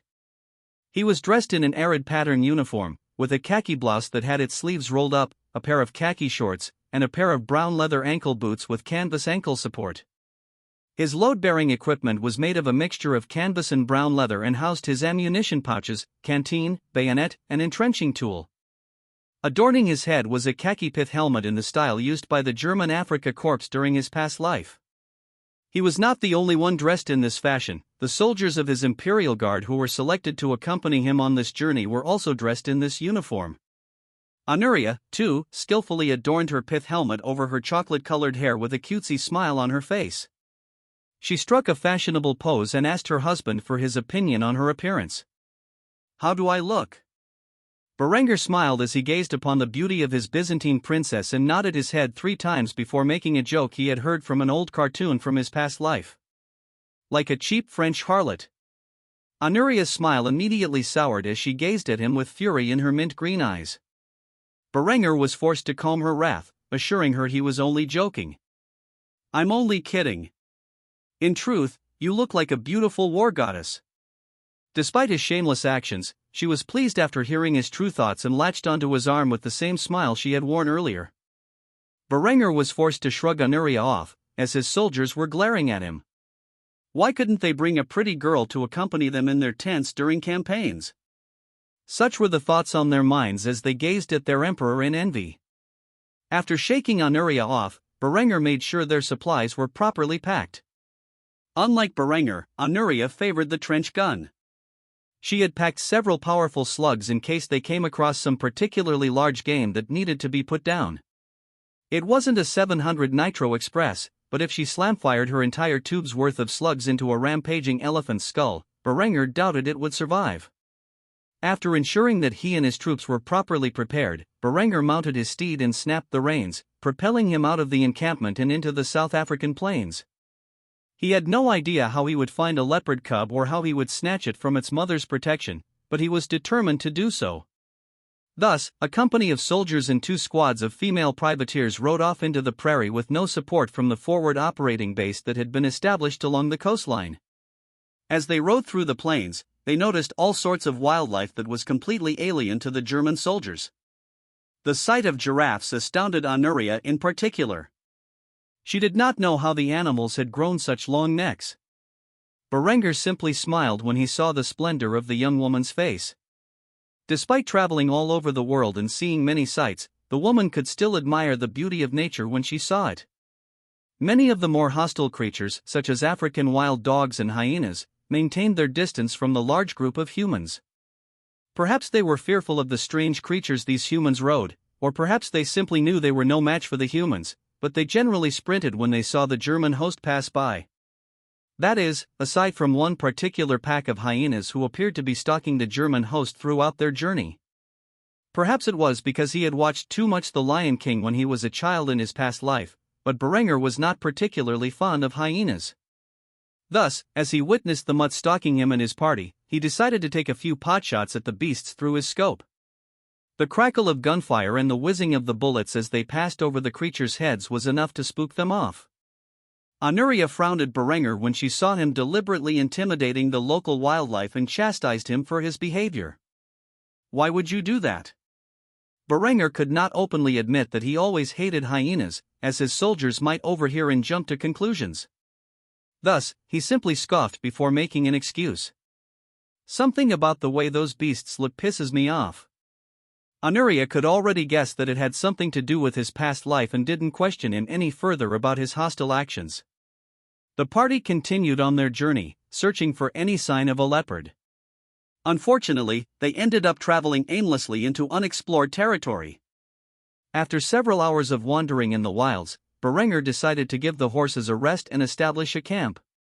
The group of German soldiers set up camp on a plateau within the mountains. Uroarbrunnr deployed 2 squads of men to act as sentries and to maintain a perimeter while the rest of them set up their tents and prepared their meals.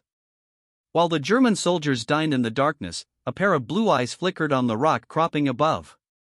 The beast observed the foreigners who had trespassed into its lands, its eyes hinting at an intelligence that a wild animal should not possess. It accurately pinpointed the leader among them and sensed a special aura around him. Luckily, the darkness concealed its spotted hide as it slowly prowled about, keeping a watchful eye on its target. There was something distasteful about the one-eyed man. Though it could not understand his language, it could comprehend human body language and sensed that Uroarbrunnr had come to this mountain range with a purpose. One thing was certain, this human wore the mark of a foreign deity, and the cat could smell it from a mile away. Why the gods of a foreign land would interfere in the mortal plane, the beast did not know. It was not its place to question the higher beings. However, Uroarbrunnr's presence in these lands was clearly an act of hostility. After observing Uroarbrunnr and his party for several hours in silence, the cat slithered off into the night to report back to its master. Roughly 5 kilometers from Uroarbrunnr's camp, the leopard ascended the highest peak of the mountain, where clouds had gathered at its spire. Above these clouds was a round hut made of rainbow arches. Upon reaching the structure, the leopard roared, signaling to its master that it had returned. The moment the sound echoed, another leopard exited the hut, gazed upon the familiar beast, and then shapeshifted into a busty African beauty with long, braided hair and skin as black as night. She looked curiously at the leopard and questioned its sudden return. It was not often that her familiar visited her, as the beast had a somewhat icy persona. "Azisa, why have you returned so soon?" The beast named Azisa growled and roared for several minutes. By the expression on the woman's face, she could clearly understand the creature as if it were speaking the same language she was accustomed to. Her brow raised as she heard this, before repeating what the leopard had said, as if she was questioning what she was hearing. "You say a one-eyed man with golden hair, white skin, and blue eyes has entered these lands in search of something, and that he carries with him the boon of a foreign deity? What bastard has sent his toy into my domain? I will get to the bottom of this at once." After saying this, the woman transformed back into the form of a leopard and spoke in the human tongue, giving her familiar a command. "Lead me to these intruders. I will see for myself why they have decided to disturb me." The male leopard, who acted as the familiar of this goddess, felt his spine tingle as he heard that the woman wanted to personally investigate this matter. However, a command was a command, and the orders of the goddess were absolute. Thus, he could only sigh before leading the way to Uroarbrunnr's camp, where the man currently lay asleep in his tent. Uroarbrunnr did not know when he set off on this journey that he would intrude on a hostile deity's territory or that he would attract her fury. However, one thing was certain, this goddess would not be pleased that Uroarbrunnr had invaded South Africa with the intent to forcefully remove her people, who had not yet even begun to enter the stage of development they were destined to achieve. Mbabamwana was a fledgling goddess who, in Uroarbrunnr's past life, was worshipped by the Zulu. However, the Zulu culture had not yet been established in this world, so she was not worshipped in any significant capacity. At most, a few small tribes would worship her by another name. As with most deities, she was aware of the natural progression of the timeline, at least in her sphere of influence. Upon hearing that the white man had arrived in South Africa centuries before they were supposed to invade and colonize the region, she became fearful. Especially when she heard that a man with a deity's boon was leading them. This meant that a deity from a foreign land had broken a taboo and brought forth a being from another world to interfere in this one. Naturally, she lacked the power to do such a thing, as her followers were few, and the number of worshippers, as well as their unity, is what gave a god power. This is why the Abrahamic God was so weak compared to others with smaller followings. His worshippers had been killing each other over minor differences in their faith for centuries. Though his followers were among the largest in the world, they had undergone multiple bloody schisms, which weakened his power. In fact, one could say that Berenger's invention of the German Reformation had dealt a serious blow to the Abrahamic God's power. Of course, Baba Mwana Wersa was not aware of this and simply descended from the mountain as rapidly as she could. She wanted to see these golden-haired men with her own eyes. Her familiar, Aziza, led the way, fearful of how she might react. The last thing he wanted was for a massacre to take place on his hunting grounds. Eventually, the goddess, who had taken the form of a leopard, and her companion perched upon the cliff above. They gazed upon the oil lanterns that the German soldiers had hung on posts while standing guard. She was shocked to see the weapons they carried, which were more advanced than those used by the British Empire in the Anglo-Zulu War, where her people had suffered a disastrous defeat. This only confirmed her suspicion that a foreign god or goddess had acted on impulse and brought a highly skilled individual from the future of another world into this one. There weren't many deities these days with the power to pull that off. The African goddess was unaware of the Germanic pantheon, unlike the great goddess of Teotihuacan, who was a goddess of the underworld and thus knew about the different afterlives and the pantheons they belonged to. Baba Mwana Wersa, a fertility goddess, was naturally unaware of anything outside her sphere of influence. She could only gaze in astonishment at these men, but she did not see the one-eyed man that Aziza had spoken of. Because of this, she quickly scolded him. "Where is he? The one-eyed man with the boon." Aziza instantly rolled his eyes. This young goddess still had not perfected the powers she currently had, otherwise, she would be able to detect her target from a great distance, as he was capable of doing. No wonder she needed a familiar. Rather than rebuke her for her lack of power, the leopard pointed toward the tent where Berenger was sleeping with his paw. A vicious grin appeared on Baba Mwana Wersa's feline face as she stealthily invaded the camp. She climbed down from the ledge onto a tree below and skillfully maneuvered her way through the flaps of Berenger's tent. Gazed upon the man as he slept, and the beautiful woman by his side.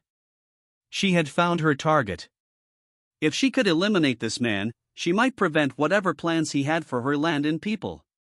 Baba Mwana Wersa, still in the form of a leopard, slowly climbed onto the futon where Berenger slept. She ended up pressing her face close to his, maintaining enough distance to avoid physical contact. However, she didn't account for her breath, which assaulted Berenger's nostrils and woke him from his slumber.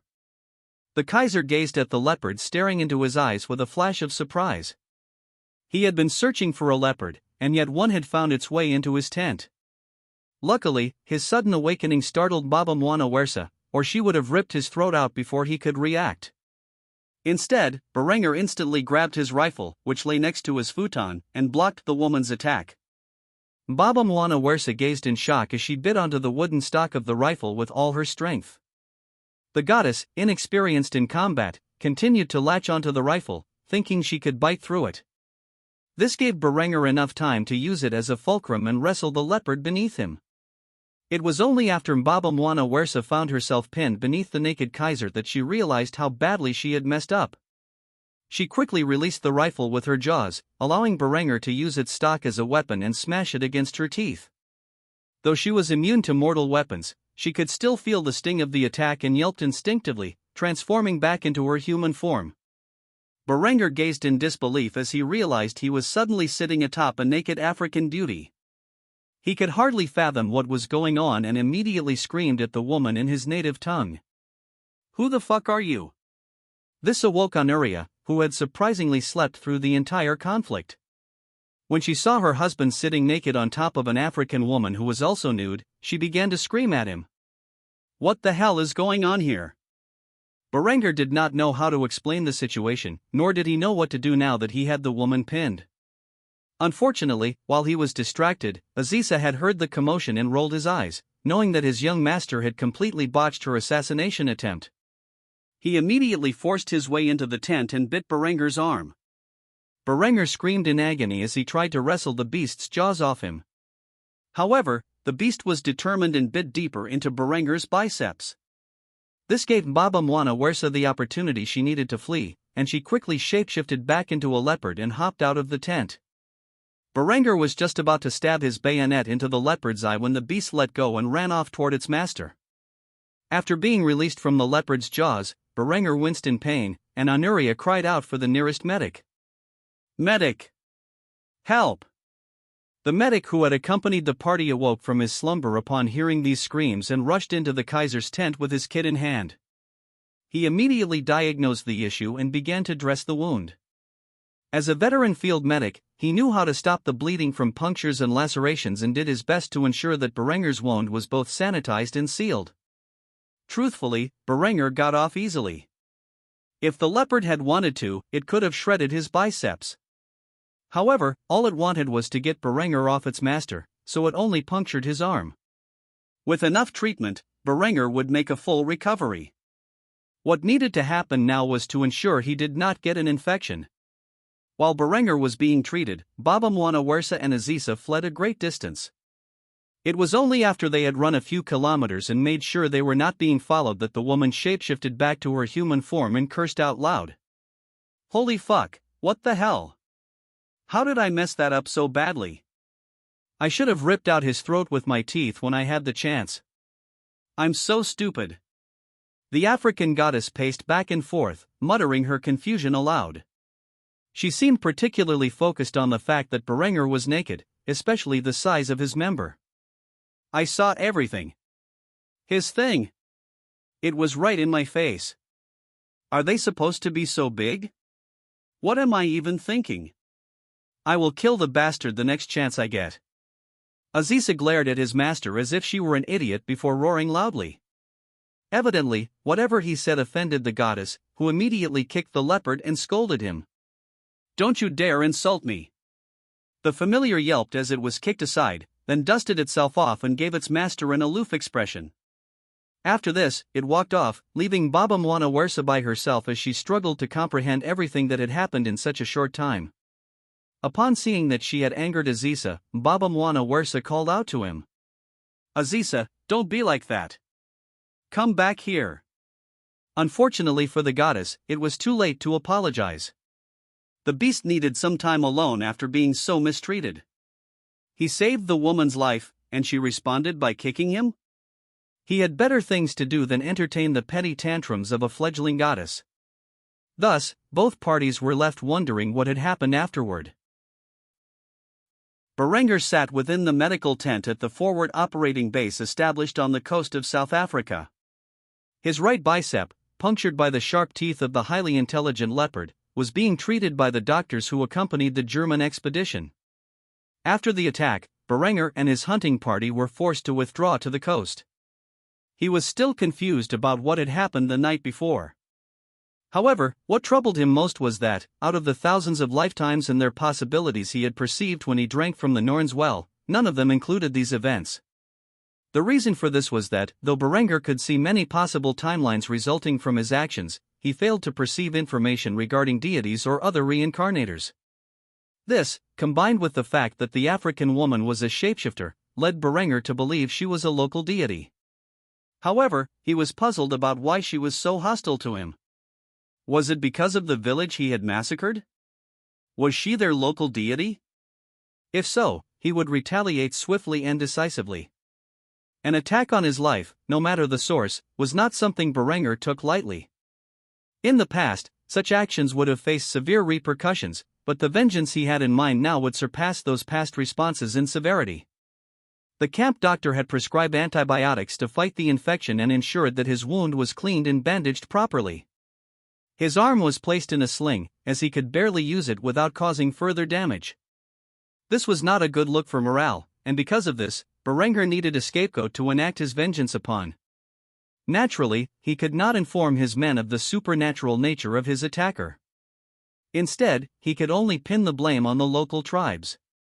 Thus, after ensuring he was in good enough condition to make a speech, Uroarbrunnr departed from the medical tent and gazed upon the thousands of soldiers who had taken part in this expedition. They gathered outside the tent, waiting for news of their injured emperor. With a heavy sigh, Uroarbrunnr announced his current physical state and began to spin a tale about how he had been attacked. The doctor says that with enough time and physical therapy, I will make a full recovery. So do not fret, your Kaiser will be back in action soon enough. However, I am troubled. I am sure you are all asking yourselves why that might be the case. The reason for my ire is that during my journey into the mountains, I was attacked in my sleep by a savage woman and her tamed beast. This woman brought with her a beast of the land, which beset itself upon me in an attempt to not only claim my life but devour me. I struggled to survive the onslaught on my own, but in the end, I succeeded in repelling my attackers. However, this attack has inflicted scars that I will bear for life. Such a thing is not only an insult to my personal honor but to the prestige of every German citizen. By attacking me in my sleep, these savages have shown that they do not understand nor care for the civilized rules of war. I will not lie. For some time now, the Jaegers and Jagdkommandos who have been acting as our scouts into these foreign lands have been telling me, Kaiser, these people are savages, they eat each other, they are not human, or at the very least, not civilized humans. We should not afford these cannibals the proper respect that we have given our other opponents. To that, I have responded with the adage that we must treat our enemies the way we wish to be treated. However, after this incident, I have come to the conclusion that my Jagdkommandos were correct in their perspective. I am here to tell all of you that I will be waging this war in a manner I have never conducted warfare before. I will fight until the very end. They wanted it, so they shall have it. Since these savages seek to destroy us and feast upon our flesh, I will show them who will be destroyed. By attempting to feed me to their beast, they have started a madness that will, one way or another, see their entire population annihilated. To the savages of this land, who will eventually become extinct, they only have this assassin to blame. With this said, the German soldiers gathered in the encampment let out a cry, cheering for the devastation that was about to unfold in South Africa. Uroarbrunnr had exaggerated many things in this speech, but he had succeeded in his goal of dehumanizing the enemy. He had been scheming for some time on how to make Germany appear the victim in this conflict. An unprovoked assassination attempt on the Kaiser while he peacefully camped in the mountains turned out to be the perfect incident. Though Uroarbrunnr had previously annihilated a village, these tribes had no written language or history, they could never present a counter to Uroarbrunnr's portrayal of events in the conflict. History would not judge him for the ethnic cleansing that was about to take place in these lands, nor would it condemn him for the use of chemical weapons. After all, his defenders would claim that such weapons were new technology, and therefore their use was perfectly justified.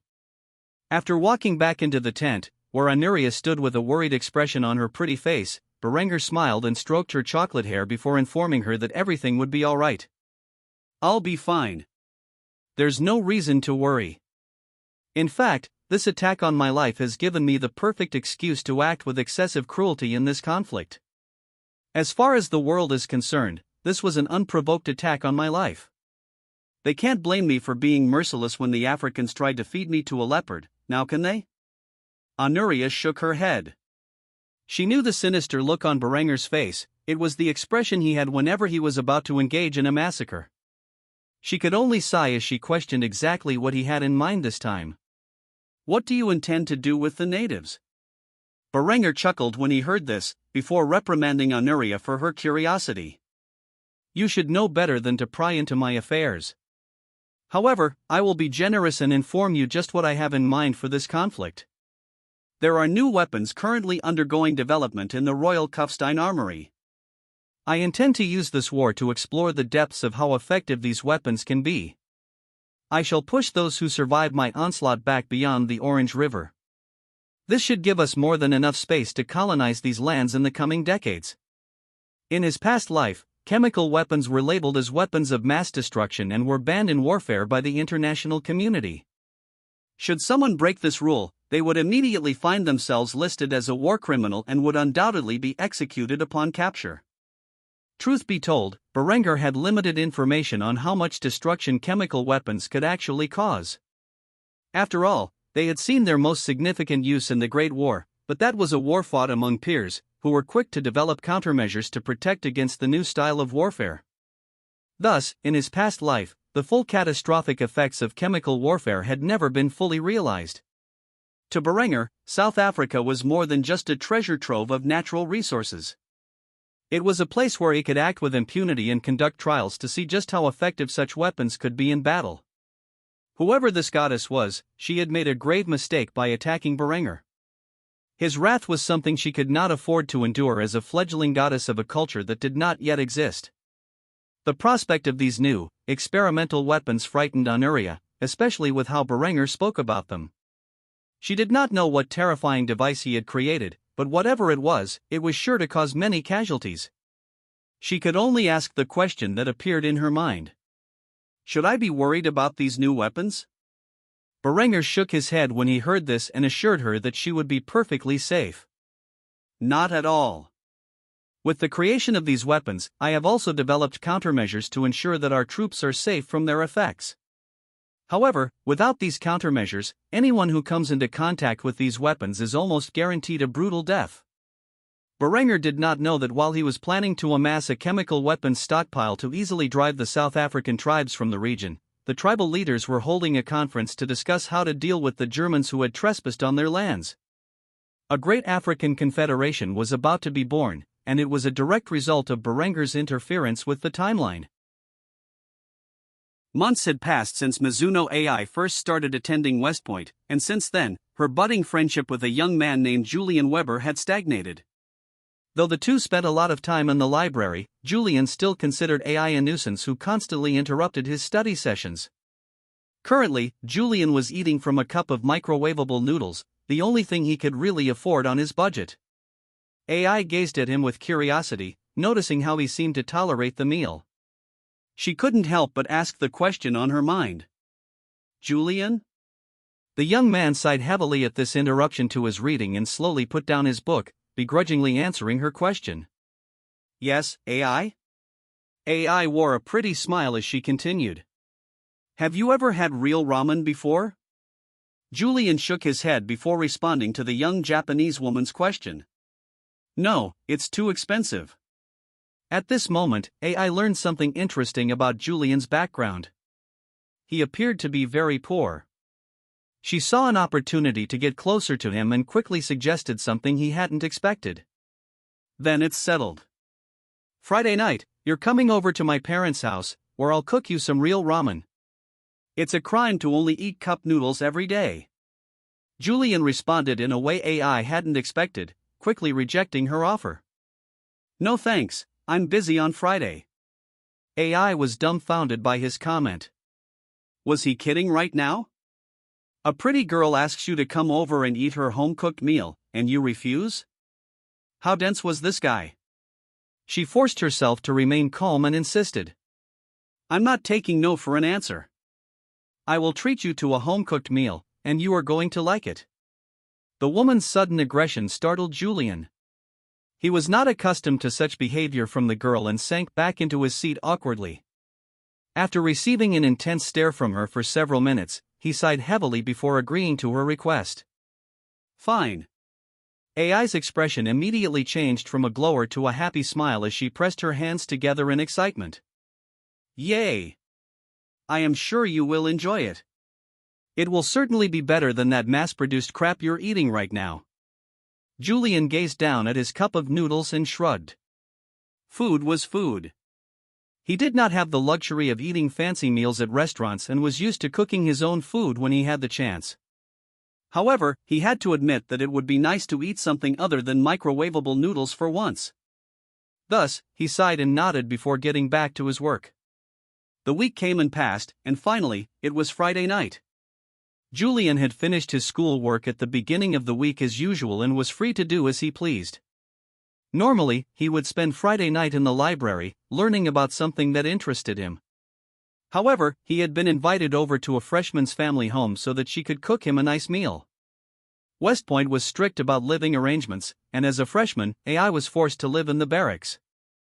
Naturally, she did not have a kitchen in her room, nor was she allowed to have a member of the opposite sex over. Thus, she could only sneak out on the weekend and go to her parents' place, which was about an hour away in New York City. Luckily, her parents weren't home this weekend, and she used it as the perfect opportunity to entertain Julian. Julian arrived at AI's family home precisely at the agreed-upon time.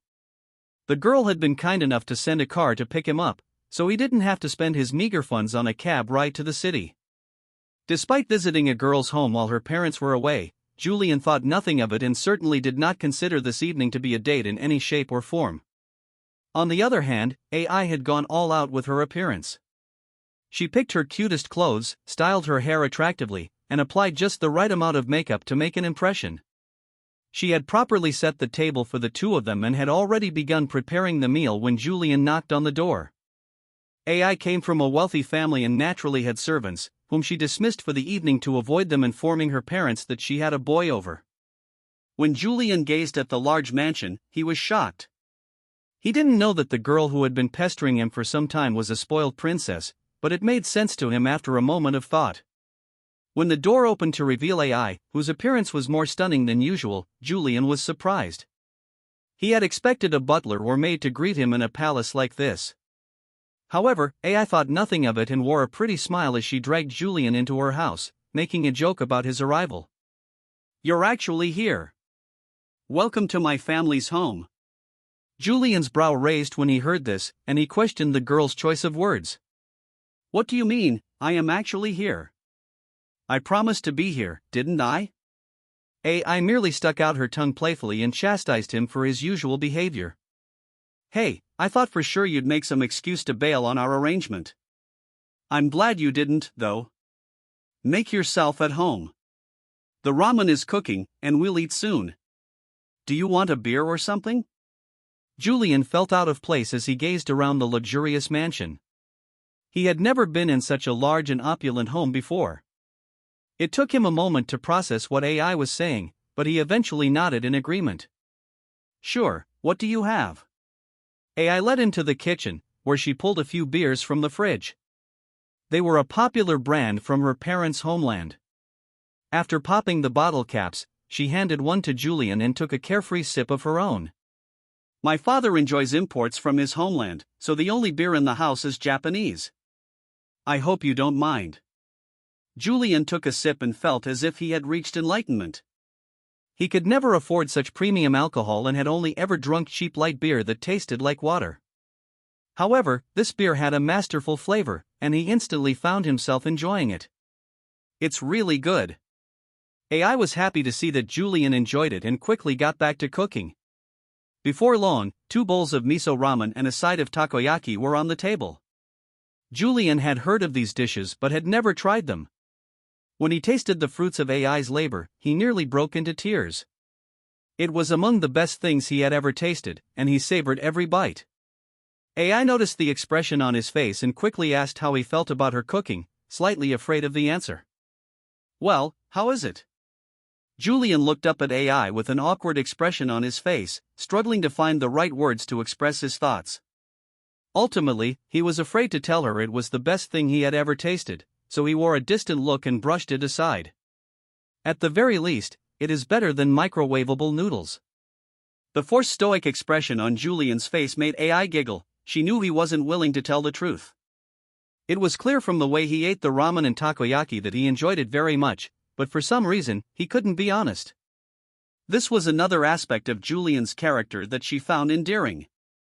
The last words Itami heard before she awoke from her dream were Julian awkwardly thanking her for the meal. "Thank you, AI. I really appreciate this." After hearing these words, Itami awoke on her futon with a bitter smile on her lips and a tear in her eye. She was deeply upset to have been pulled from her treasured memories of her past life, only to find herself in the den of vipers that was her current existence. With a heavy sigh, she curled up under her covers, let out a single tear and a slight whimper, and fell back to sleep, hoping to catch the rest of the dream she had just awoken from. Bakery sat at the center of a village further north than the Lwazi tribe. Today was a gathering of tribal chieftains from various villages across southern Africa. These were the major tribal leaders south of the Orange River. These men had grown increasingly concerned about the Germans' presence and the threat they posed to the continued existence of tribal sovereignty. Since Uroarbrunnr was attacked in his tent by a local goddess and her familiar, he had been securing his forward operating base and expanding it into a full-scale military colony. Equipment was being imported from the fatherland, and actual stone structures were beginning to take shape. The vast star fort under construction appeared to the African scouts as something grander than they had ever witnessed. As more ships arrived from the fatherland to this burgeoning South African colony, the African people began to fill with fear. The tension grew to the point where even the most bitter of tribal rivalries were set aside to deal with these white devils. Currently, Lukuza, the leader of the Lwazi tribe, was speaking about the information he had gathered regarding the sea peoples. These white devils, though few, have strange weapons that conjure thunder and fire. We do not know what magic was used in their creation, but they are capable of great devastation. They send out their scouts, mounted on stripeless zebras, to terrorize the southernmost tribes.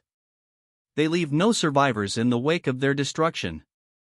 Attempts to attack their encampment by small war bands have only met with disaster. It is becoming increasingly clear that if we do not unite, we will be driven from these lands that our ancestors have inhabited for many moons. Though Okuza spoke of unity and nativity, the reality was that his people were not native to these lands. The original inhabitants, the Khoisan, were nearly driven to extinction by the Bantus, who now inhabit southern Africa in greater numbers. It was natural for more powerful groups to conquer and displace the natives upon first contact. This has been the way humanity has resolved such disputes throughout history. With the German settlement of the region, the Bantus faced the same fate that had previously befallen the Khoisan. Naturally, the Bantus resisted this new order, and many sided with Ukuza, who called for unification in war against the newcomers. Tribal chieftains nodded their heads and pounded their chests as they hollered in support of Ukuza. Death to the white devil. This land is ours.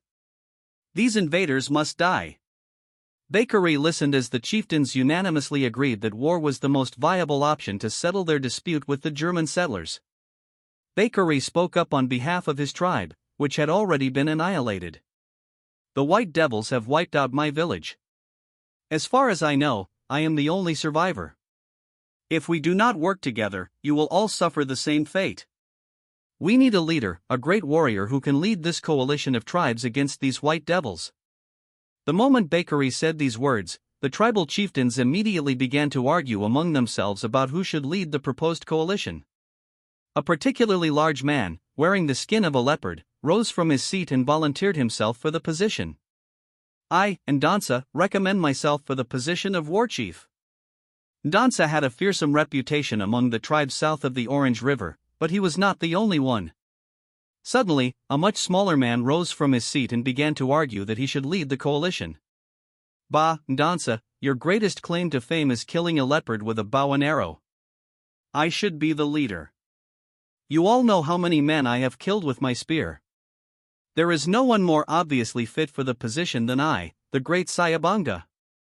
Ndansa immediately got up in Sayabanga's face, towering over him with his stature as he stared at his rival with disdain. Before they could come to blows, Lukuza came up with an idea to settle the dispute over who should be named war chief of the coalition. I say we hold a contest. All who wish to show their might and claim the position of war chief must fight in a tournament to see who is the most worthy. The last man standing gains the position. Ndansa and Sayabanga glared at each other before each agreeing to the terms. Fine by me. Sounds good to me. With this, a tournament was about to take place to determine the man most worthy of being the leader of the coalition. Bakari saw this as an opportunity to claim power for himself and bring glory to his fallen tribe. After all, he had been trained in the arts of war since a young age, and though he had yet to prove himself like many of the contenders, he was sure he had a chance of winning. Thus, the young man entered his name into the tournament and soon found himself fighting against his first opponent, none other than Ndansa. The rules of the tournament were simple: no weapons were allowed, and no killing was permitted. However, everything else was fair game, and whoever was still standing at the end of the fight was the winner. The hulking figure stood before Bakery with a smug smirk on his face as the other chieftains gathered around to watch the violence unfold. Dansa rushed at Bakery and attempted to grab him, but the boy was too swift. Moving aside, Bakery grabbed Dansa's back from behind, lifted the man just enough to break his posture, and dragged him to the floor. The two men scrambled for a dominant position as Dansa got on top of Bakery and began to punch his face with his massive fists. Bakery felt his face being pummeled as he struggled to reverse the position. He had no experience on the ground, and the African tribes did not have any refined sense of martial arts, but he managed to shrimp his way out of the mounted position by accident before getting back to his feet. Dansa was not pleased with this, but before he could launch another attack, Bakery kneed him in the head with a jumping knee, knocking the man unconscious on impact. Despite his bloodied face, Bakery miraculously turned the tables and won the fight. Everyone stared at the boy in shock as he claimed victory over one of Southern Africa's most renowned warriors. Especially Sayabanga, who had been dreading the idea of fighting unarmed against the giant. After beating Dansa, Bakery silently sat down, waiting for his next opponent. Before long, the other contenders fought their matches, but only a few men dared oppose Dansa and Sayabanga. In the end, Sayabanga and Bakery met in the finals. The short but nimble man cracked a joke at Dansa's expense, who had since awoken from his nap. "I must admit, I did not expect you to knock the lumbering fool out. I underestimated you, kid, but your agility is no match against mine. Don't expect to pull off the same trick against me." Bakery said nothing. Instead, he cracked his knuckles before charging at Sayabanga. He threw his punches wildly, without any skill. Wide haymakers were the best he could manage. If pitted against professional German fighters, the boy wouldn't have landed a hit, but he didn't know that. Sayabanga dodged these attacks, jumping around like a spider monkey. He kicked Bakery in the gut, causing him to fall backward. Just as Sayabanga was about to finish him, Bakery jumped up and threw his fist forward with all his might, hitting the smaller man's jaw and knocking him down. Bakery quickly climbed on top of the man and began landing punches until the opponent was no longer conscious. With this, Bakery had defeated the two best fighters among the African tribes, proving himself the most suitable for the position. Tactics? Strategy? Logistics? The African tribes knew nothing of these. To them, the greatest warrior in single combat was the best leader in war. Surprisingly, Bakery had proven himself to be that man. The crowd of tribal chieftains erupted in cheers as Ukuza named the boy from the devastated village their new war chief. With this, Bakery united the tribes south of the Orange River into a powerful force with a single purpose: to drive the Germans from the continent. Of course, fighting an untrained foe and fighting the greatest army the world had ever seen were two very different beasts. Uroarbrunnr stared at the weapon in front of him with a wicked smile. This was the first time in this world that a military power had introduced a weapon of mass destruction. In his hands was a chlorine gas shell that had been delivered from the fatherland to the burgeoning colony in South Africa. Months had passed since Uroarbrunnr first arrived in these lands, and the colony was now stable, with a sizable port and adequate coastal defenses. During this time, the Africans had made several small raid attempts on the fort, but the machine guns mounted on the walls had ruthlessly mown them down. Recently, Uroarbrunnr's scouts reported that the African tribes south of the Orange River had formed a great coalition and were already marching with tens of thousands of men on his colony. To Uroarbrunnr, the delivery of these new weapons had come just in time. Since the attack on his life by the AfricanGoddess, he had not seen or heard of her since. Apparently, she had withdrawn, or perhaps she was limited to the mountain areas. Either way, for the time being, she was no threat to him or his plans. Henrietta entered the armory and saw Uroarbrunnr caressing the chemical shell as if it were a woman's bosom. The sick smile on his face sent a chill down her spine as she realized something was different about these particular shells. "Is that the weapon you told me about?" Uroarbrunnr was so engrossed in his chemical weapons stockpile that he did not notice Henrietta's entrance into the armory. He quickly looked up at the intruder and wore a gentler smile as he nodded. "Yes, these shells are the new weapons. Though they are untested in battle, I have high hopes for them." Henrietta failed to understand what was so great about these weapons. Shaking her head, she reminded Uroarbrunnr of the approaching threat. There is an army of 50,000 savages heading toward the colony as we speak. Are you sure these weapons are as effective as you say? Berenger carefully placed the shell back into its container before explaining how the weapons function to his wife. These are no ordinary artillery shells, my love. Once detonated, they will release a miasma of poison gas. If unprotected, it will infiltrate the victim's respiratory system, setting it ablaze. Violent coughing, eye irritation, and vomiting will occur until the target finally asphyxiates.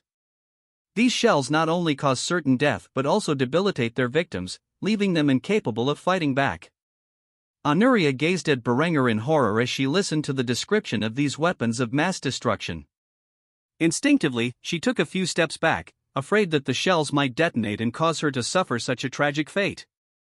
Berenger chuckled when he saw her reaction and reassured her. There is nothing to fear, my love.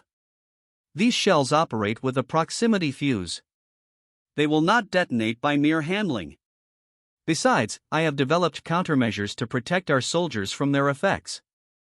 Speaking of which, this reminder prompted Berenger to hand Honoria a steel canister containing her gas mask.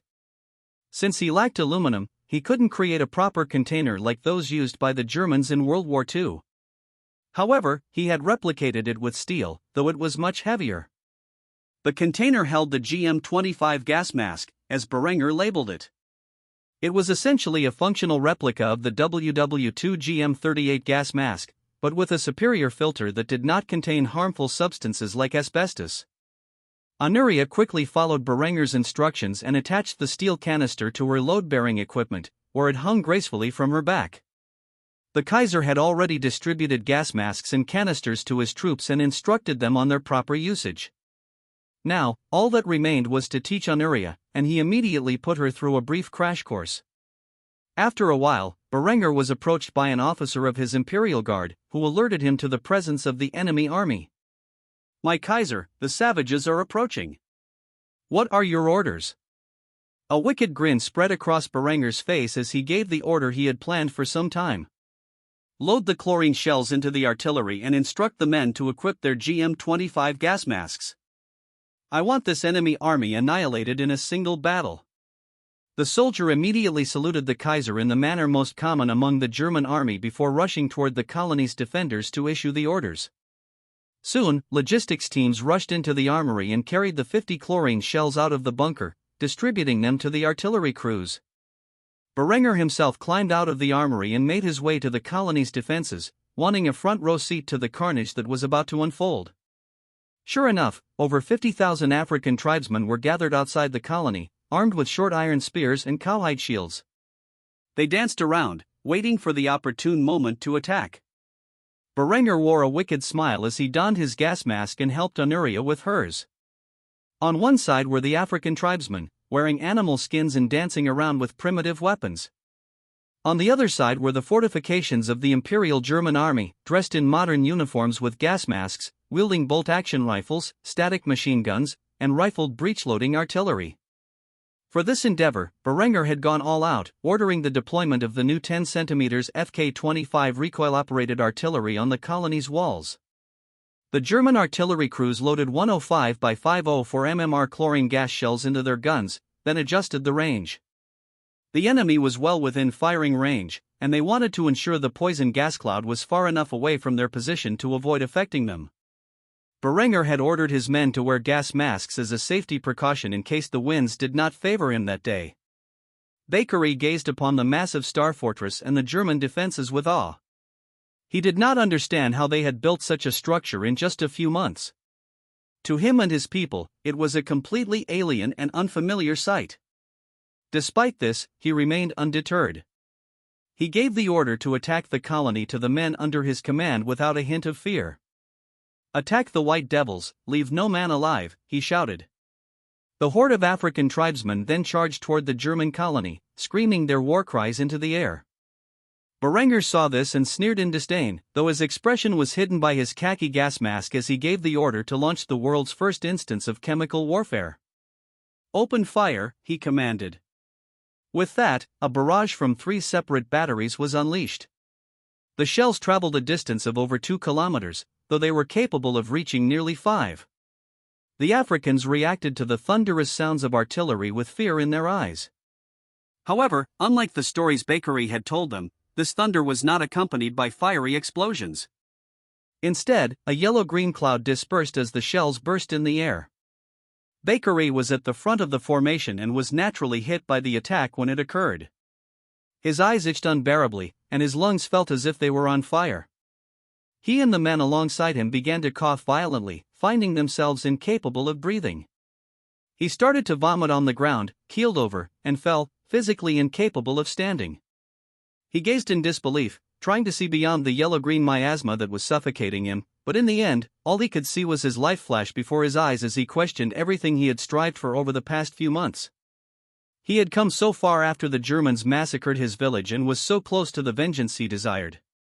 It had been extremely difficult for him to gain his position as war chief, and before he could even attack the enemy, his life, along with that of his great army, was snuffed out by a cloud of poisonous gas. Berenger gazed upon the scene as the 50,000 men who had come to attack his colony fell to the ground and suffocated. A vicious grin curved his lips beneath his gas mask as he witnessed the massacre firsthand. The soldiers under his command gazed in horror at what had just occurred. They had expected to defend their position against the large army with bullets, artillery, and bayonets. However, what they saw could not be called a battle. It was not even a massacre. It was simply death. As if the Grim Reaper himself had descended from the sky, he claimed the lives of the enemy without effort. This attack would go down in history as the first instance of chemical warfare. However, it would by no means be the last. Berenger would make extensive use of chemical weapons in Africa. He was not willing to expend the lives of his soldiers or the effort necessary to expel the native population. Instead, he would enact a heartless genocide. In the coming days, word would spread of the Grand Army's defeat, and those who were wise enough packed up their belongings and journeyed north beyond the Orange River. For eons, humanity has struggled in the darkness. The only illumination we could find was through fire. However, on this day, I show you, the good people of Germany, that we have evolved beyond such primitive means. No longer will the night impede our progress. Today marks the day Kufstein shall become a city shining in the world's darkness. After saying this, Adela nodded, and the city's engineers turned on the streetlights, to the overwhelming awe of the German people. Among those stunned beyond belief was the Indian princess Priya and her older brother Daria, who were being chaperoned by Henrietta. Henrietta's azure eyes shone brightly as she gazed upon the scene before her.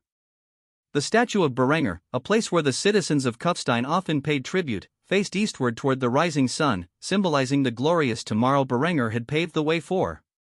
In the utter darkness of the winter months in Kufstein, a series of powerful streetlights illuminated the sky, their yellow glow shining on the surface of the magnificent bronze statue, creating an ethereal shimmer.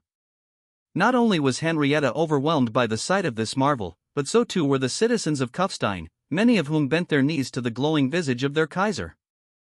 Among the crowd, only Henrietta and the two Indian exiles stood, something that nobody commented on due to Henrietta's status as an imperial princess and the Indians acting as the Kaiser's guests.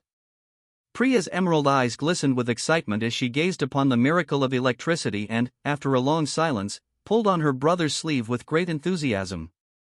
"Daria, isn't it beautiful? I've never seen anything like it. It's as if we have entered the city of the gods." Daria was astonished by the light in the darkness, which was neither the feeble illumination of a candle nor the bright flames of an oil lamp. He could hardly fathom what he was seeing, and he was not the only one. The street lamps and the artificial illumination they provided had truly shocked the people of Kufstein. Adela's words rang through their minds, and the propaganda about the German people conquering the darkness became a sentiment of pride among the citizens of the empire's capital. A single veteran in the crowd rose and saluted the statue, shouting a modified version of the army's battle cry, "Hail the new dawn." The man said this because the powerful streetlights had illuminated the snowy night sky, creating an artificial dawn effect, as if the sky surrounding the imperial palace had turned golden. Quickly, the other veterans followed suit, and eventually, every member of the crowd saluted the glowing statue, shouting the same words, "Hail the new dawn." Even Priya was caught up in the moment and followed the actions of the German citizens with a wide smile on her face. The only one who had not joined in was the exiled Emperor Daria, who gazed around in astonishment. Even Adela had not expected the sudden chant, but upon seeing so many people loyally following Berenger's vision for a better tomorrow, she looked up at the bronze statue of her husband and smiled, coming to a conclusion about her troubled emotions. In that moment, she did not care if deities existed or how Berenger had come into this world. All she knew was that her husband was a man she truly admired and loved. Thus, she could not care less whether the God she was raised to worship and submit to was real. For even he could not create light in the darkness. After the ceremony, people continued to watch and observe the light, and even play on the snowy streets. It was the first time in history that humanity could stay up late and behave as if it were daytime. Priya was no exception. Upon seeing the other children gathered in the streets, forming balls of snow and throwing them at each other, she too took part in the game. She carefully packed a ball of snow in her hands before tossing it at Henrietta, who was in the middle of a conversation with her cousin. Henrietta gasped in shock as the wet snowball collided with her long golden hair, then turned around and gazed at the mischievous little girl who had attacked her. She smiled, formed a snowball of her own, and threw it at Priya, completely ignoring the conversation she was having with Adela. "You little brat! If you want a snowball fight, you'll get one." As Henrietta played in the snow with Priya as if she were a little girl, Daria had a bitter smile on his face. He was happy to see that his sister was living a good life and was no longer locked away from society, being slowly starved and poisoned to death by their uncle. Adela gazed at the boy's expression and questioned him about it. "Is everything all right, Daria?" The exiled emperor nodded before wiping a single tear from his eye. It took him a few moments, but he eventually expressed his thoughts. "I've never seen Priya so happy before. Back at home, she did not live in the best circumstances, and I'm glad to see she is having fun here in Kufstein." Adela smiled when she heard this and then asked the next question on her mind. "What about you, Daria? Are you having fun?" The young emperor was astonished to hear this. He did not know how to answer such a question. He had to admit his life was more enjoyable in Kufstein, as he was no longer a puppet struggling to survive. However, every time he stepped out of the palace, he couldn't help but question how his home country lagged behind the German Empire. It seemed that under Berenger's leadership, the German people were progressing as a civilization at an almost unnatural pace, and he didn't know how his empire could ever compete. Though he was an emperor in exile, he worried deeply about his people. Daria had spent enough time around Berenger to know he was not the type of man to assist other countries out of kindness. He even suspected that Berenger would betray his allies in secret if it meant advancing his own agenda. Thus, he could not rely on Berenger to aid him and his people without making certain concessions. Adela gazed at the complex expression on the boy's face before patting his shoulder reassuringly. "I can tell you have a lot on your mind, and you likely have something you want to ask Berenger. Let me give you some advice. If you never ask him the question on your mind, he can never give you an answer. For all his brilliance, the man is not a mind reader. I'm certain your question has something to do with your homeland. Just know that there is a price to pay for everything. Whether you are willing to pay that price is another question entirely." Daria reflected on Adela's words for a moment while watching Henrietta and his sister wrestle in the snow. He smiled and nodded his head. The exiled emperor understood what he needed to do, but now was not the proper time. The truth was that he was still young, and so was his sister. If he could take advantage of Berenger's generosity for a few more years, he was sure he would be capable of achieving his desires. He could only thank Adela for her advice. "Thanks, Adela, but I think I will wait a while before speaking to the Kaiser about what troubles me. After all, it would be cruel of me to take away the happiness Priya has found here in Kufstein so soon after she obtained it." Adela smiled and gently patted the boy's hair, accepting his response. "Very well. If you need any help to approach Berenger, just let me know." With that, the four royals spent some more time in the palace district, enjoying the new streetlights before returning to the palace. As for the streetlights, word would soon spread across Europe about the city of light that could illuminate the darkness of the night. When the Pope found out, he would be both outraged and envious. After wiping out the grand army of the tribal coalition with chlorine gas, Berenger was left with a relatively easy conquest. All he needed to do was expel the natives from their homes through a series of surgical strikes and use further chemical weapons when necessary. The overwhelming majority of fighting-age African men in the immediate vicinity of Berengur's colony were now dead. Berengur had desired to lead his forces northward, but he was afraid of one potential enemy. The African goddess he had previously encountered seemed unafraid of intervening in mortal affairs. Because of this, he wanted to either hunt her down and force her to submit, or negotiate with her in a way that would allow him to achieve his goals. Thus, immediately after wiping out the army of the tribal coalition, Berengur led a sizable force of his own troops northward toward the mountains where he was previously attacked. After ascending the slopes with a small number of elite troops, he soon found himself mysteriously alone. In Berengur's experience, this meant he had entered a divine domain belonging to a god or goddess. Given the circumstances, he immediately became highly alert, keeping his head on a swivel. In a god's personal domain, they could take whatever form they desired, and even then, this deity appeared to have shape-shifting abilities outside of their divine realm. This was proven by her previously taking the form of a leopard. It was unknown if she could change into any animal or just leopards. Either way, Berengur was cautious as he continued to ascend the mountain and move through the cloud cover. Eventually, Berengur noticed a leopard with a pair of blue eyes. He could tell by the pain in his biceps that this was the same beast that had bitten him. Thus, he instantly raised his rifle and aimed down the iron sights. That was until he felt the warm sting of a woman's breath on his neck and heard the following words. "I wouldn't do that if I were you." Berengur instantly turned around to see the figure of a beautiful African woman. This time, she wasn't naked and was instead dressed in animal skins, while wielding a short spear. Berengur immediately questioned how she knew his language. "You speak German?" The woman was equally cautious. This man was a reincarnator, and he naturally posed a threat to her people, as well as potentially to herself, assuming he made contact with other deities and had been gifted certain powers or weapons. There was undoubtedly at least one boon in his body, and something else that was more mysterious. For instance, he had actually harmed her when he struck her with the stock of his rifle, something a mere human should not be able to accomplish. Berengur kept his gaze shifting between the leopard stalking him from behind and the woman in front of him, wielding a short spear that appeared to be made of a mysterious metal. The woman redirected his attention to herself as she responded to his question. "German? Is that the name of your native tongue?" "No, I do not speak your language, but you have penetrated into my divine realm. Naturally, I control all things here, so I am able to communicate with you if I so desire." "What is your purpose in being here, mortal?" "Your kind should not invade these lands for another few centuries, at least."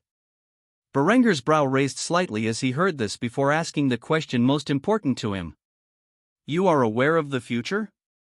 The woman scoffed, scolding Berengur for his ignorance about the divine. "I am a goddess, naturally aware of my people's fate, and your presence here threatens that. So I will repeat myself only once more. What is your purpose in being here?" Berengur smirked smugly when he heard this before responding in an arrogant tone. "Isn't it obvious? Resources. Just like those who were originally supposed to conquer this land, I have come to claim it as my own. After all, the region is sparsely populated by a few Stone Age tribes. Why should I not claim it for the Reich?" This answer angered the goddess, who glared fiercely at Berengur. Despite flanking him with her familiar, she was fearful of the weapon in his hands. One wrong move could end both of their lives. She did not immediately attack him, despite his intentions for Africa. She could only curse him for his greed. "You fucking white devils, all you do is cause needless suffering through your endless wars and conquests. You should leave this land before it becomes your grave." Berengur frowned when he heard the woman verbally scold him. He was doing nothing that her people had not already done, nor that which any other ethnic group was responsible for. For this, he retorted with a bit of spite. "You're one to talk. These lands used to belong to the Khoisan, until the Bantu invaded, conquered, and ethnically cleansed the region. Don't preach to me about my people being the only ones responsible for war and suffering, sweetheart. That's something all of humanity has done at some point. You don't hate my people because we are conquerors. You hate us because we are the best at it. After all, if it weren't for my intervention in the timeline, your people would continue to run around in animal hides, wielding sticks and stones until other Europeans conquered them in the 19th century. This world is survival of the fittest.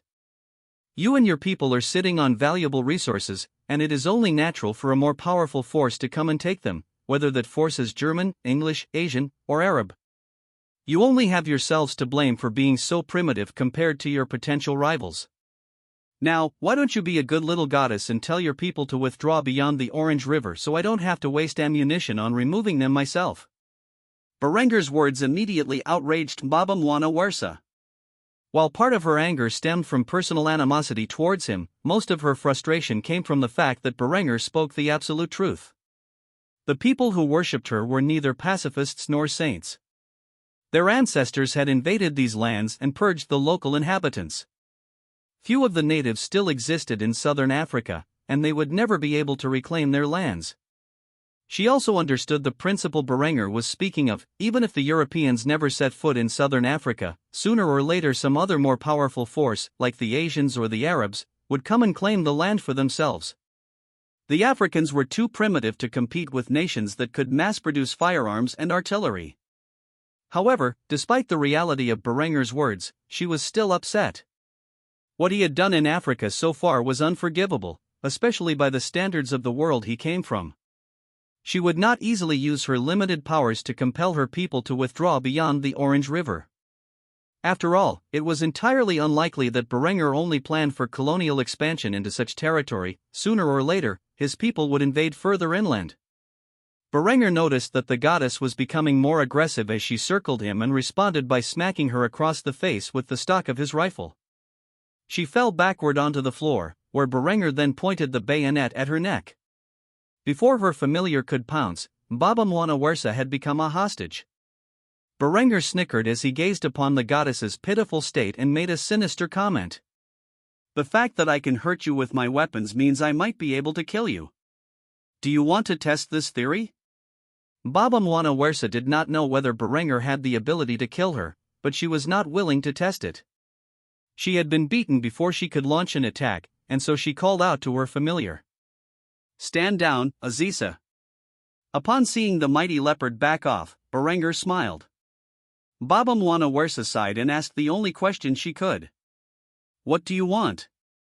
Berenger gazed upon the submissive state of the woman and smiled with excitement. He removed the bayonet from her neck now that she was being more obedient and outlined his desires. "First, I want a leopard cub, preferably one as intelligent as your friend here." Adela immediately snarled at Berenger, but the look on the goddess's face quickly silenced him. Seeing that the goddess was being agreeable, Berenger listed his second demand. "Secondly, I want you to use your influence to compel your people to withdraw beyond the Orange River. I am not afraid to spill the blood of savages, but a peaceful solution to my problems is more preferable."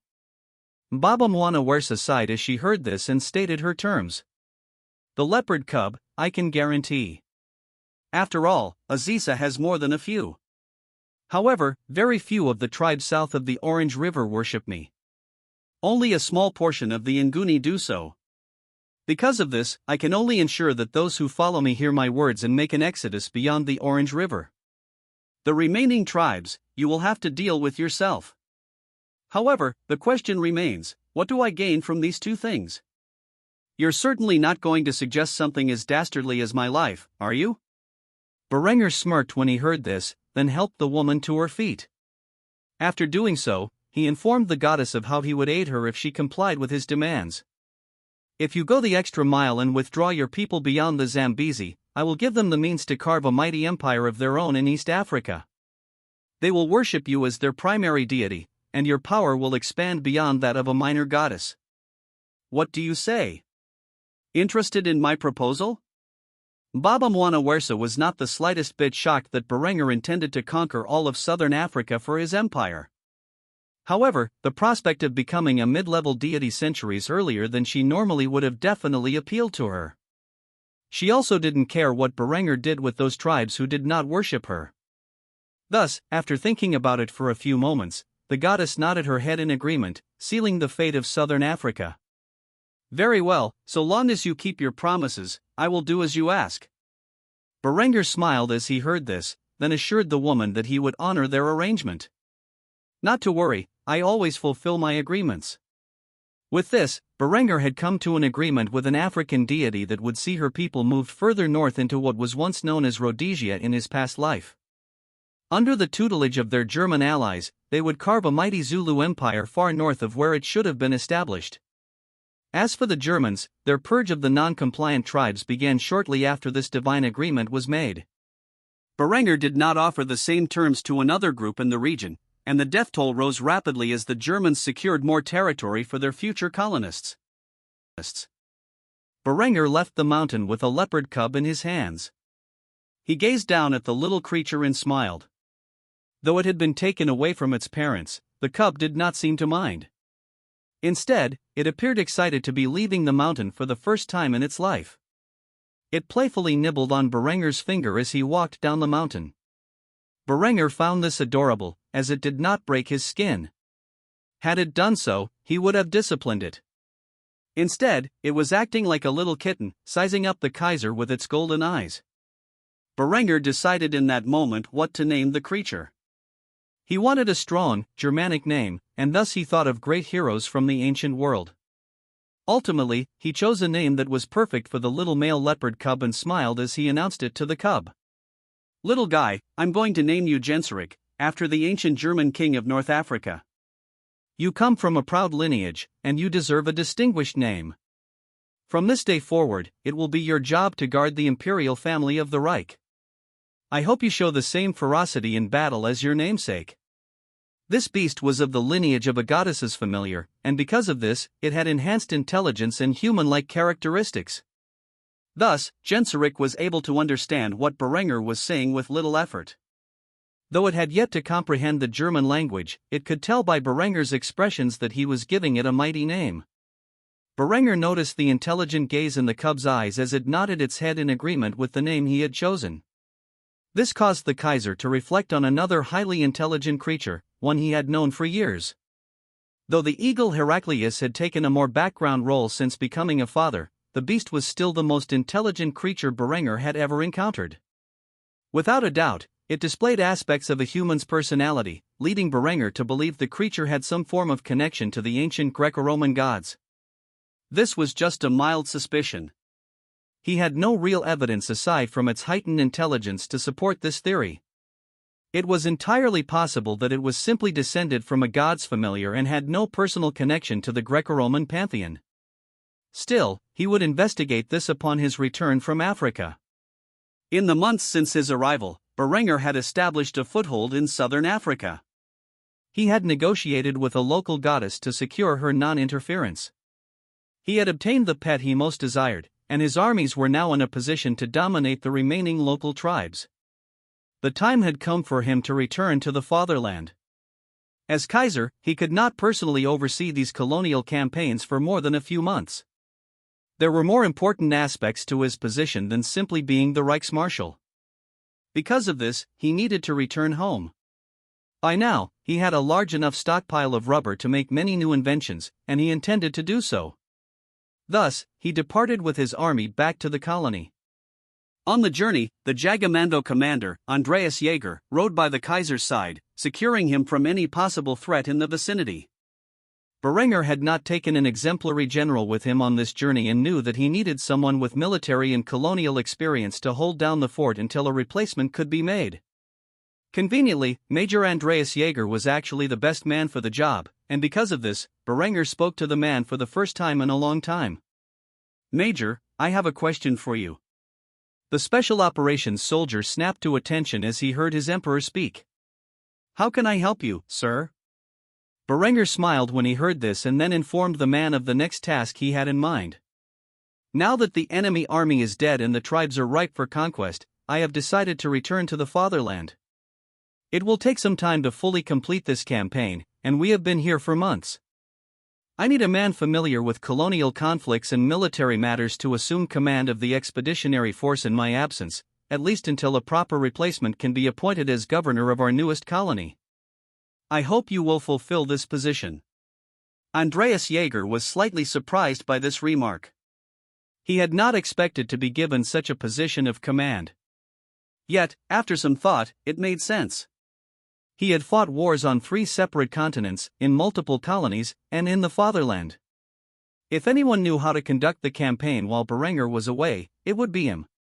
Though he didn't want such responsibility, he knew that, after wiping out the tribal coalition's main force, what was left was simply removing a bunch of Stone Age tribesmen by force. It was a task he was easily capable of fulfilling. Besides, though it may have sounded like a request, he knew it was an order from his emperor, and thus he quickly agreed. I will conduct this campaign in the swiftest, most efficient manner possible. You have my word, Your Majesty. Uroarbrunnr chuckled when he heard this and nodded his head in agreement before giving the man the green light. I want you to wait a fortnight before beginning your attack. After that, any man, woman, or child still south of the Orange River is considered a valid target and must be removed by any means necessary. Andreas did not understand why he was ordered to wait 2 weeks before attacking, but it was not his job to question the emperor, so all he could do was agree to the orders. Yes, sir. Shortly after this conversation, Uroarbrunnr regrouped with Henrietta at the colony. During his absence, Henrietta and her girls had been working on a special project in their spare time. When Uroarbrunnr arrived at the colony with a leopard cub in his hands, he saw their little venture, a colonial flag for the region. Uroarbrunnr approached the girls and gazed at the flag with a smile. It was in the same colors as Uroarbrunnr's German Empire, a black bar at the top, a white bar in the center, and a golden bar at the bottom. However, there was one major difference. In the center was a golden shield with a white leopard's head emblazoned on it. Uroarbrunnr laughed when he saw this, not because the design was bad, but because it reminded him of the flag of German East Africa from his past life. When Henrietta heard his chuckle, she pouted at him and scolded him for his rude response. What, you don't like it? We worked so hard on this project. Don't tell me you're not going to accept it. Uroarbrunnr shook his head to clear up the misunderstanding as the girls glared at him for his unconscious reaction. No, it's not that. It just reminds me of something from my past, that's all. Though Henrietta could guess he was talking about his past life, the other girls gazed at him with curiosity. Unfortunately for them, they would not get an answer to their questions. Instead, Uroarbrunnr took the finished flag from the girls and gazed upon it with a hearty smile. It was truly an inspiring design. So much so that he had a sudden urge to hoist it above the colony. Without a single comment, Uroarbrunnr walked over to the flagpole, which flew the imperial flag of Germany, and began to hoist the new colonial flag below it. The soldiers in the encampment gathered around to witness the 2 flags flying in the winds of southern Africa and the speech that Uroarbrunnr had suddenly thought of on the spot. It is with great honor that I, Kaiser Uroarbrunnr von Kufstein, first of my name, christen this land we now stand upon as Deutsch Südafrika, German South Africa. As for this colony, which we have all helped establish, it shall henceforth be known by the name Der Hafen Uroarbrunnr, Port Uroarbrunnr. It is my hope that you all work hard to expand this colony, so that one day it serves as a great harbor for our people. The future of our empire lies in the resources of the lands we conquer. It is my dream to one day see our banners fly across the globe. For now, I will have to settle for the 3 continents where we have established colonies. After saying this, Uroarbrunnr saluted the flag, which sparked the entire encampment to respond in the same manner. Every soldier stood in uniform and saluted the flag, and the Kaiser beneath it. Henrietta and her crew had pleasant smiles on their faces. Most of them had been doing menial tasks around the encampment since their arrival and felt as if they had not taken a meaningful part in this venture. However, they would forever be remembered as the designers of the South African flag.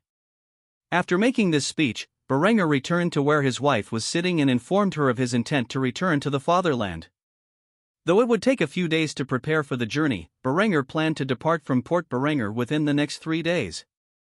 His journey back to the fatherland would last a few weeks. By the time he arrived, he would be amazed at the progress made with the streetlights during his absence. Uroarbrunnr returned from his journey to South Africa with a new pet and a suntan. As usual, his family greeted him the moment he stepped inside the gates of his palace. After spending some time reuniting with his loved ones and introducing the leopard cub Gensurik to the family, Uroarbrunnr retreated to his office. Though Linda seemed to have something she wanted to discuss, Uroarbrunnr wanted to complete some much-needed work before speaking with her. Thus, he was hard at work designing three critical pieces of technology for the coming years. The first design was a simple bicycle. With the introduction of rubber and synthetic materials, he now had the means to produce rubber tires and inflatable inner tubes. The bicycle, a straightforward invention, used a steering bar to change direction and the force of the rider's feet to pedal the device into motion. Attached to the pedals was a loop chain, which connected the chainwheel to a sprocket on the rear wheel. Bicycles were not just for fitness or transit, they could also be used for limited towing of cargo. The introduction of bicycles and accompanying bike lanes would allow city residents to reach their destinations without a long walk and could help farmers outside the main cities transport their goods to the market. While bicycles were intended to become a primary means of transit for the people, Uroarbrunnr had another device in mind for government use. After finalizing the bicycle design, he quickly moved on to designing a functional diesel engine. A diesel engine is an internal combustion engine that uses diesel fuel for ignition rather than standard gasoline. Why diesel instead of gasoline? Because Uroarbrunnr had an ungodly amount of hemp growing in his empire, he already had the means to process the hemp oil into biodiesel. While he had land with access to crude oil, he would need to devise the means to extract and process it from scratch, a process that could take years to implement across his empire. With a diesel-powered engine, he could start manufacturing trucks for use in the military and commercial sectors sooner rather than later. In Uroarbrunnr's past life, Rudolf Diesel invented the engine that initially replaced steam power. Diesel also experimented extensively to find the best fuel for the engine, and both the engine and fuel were named after him.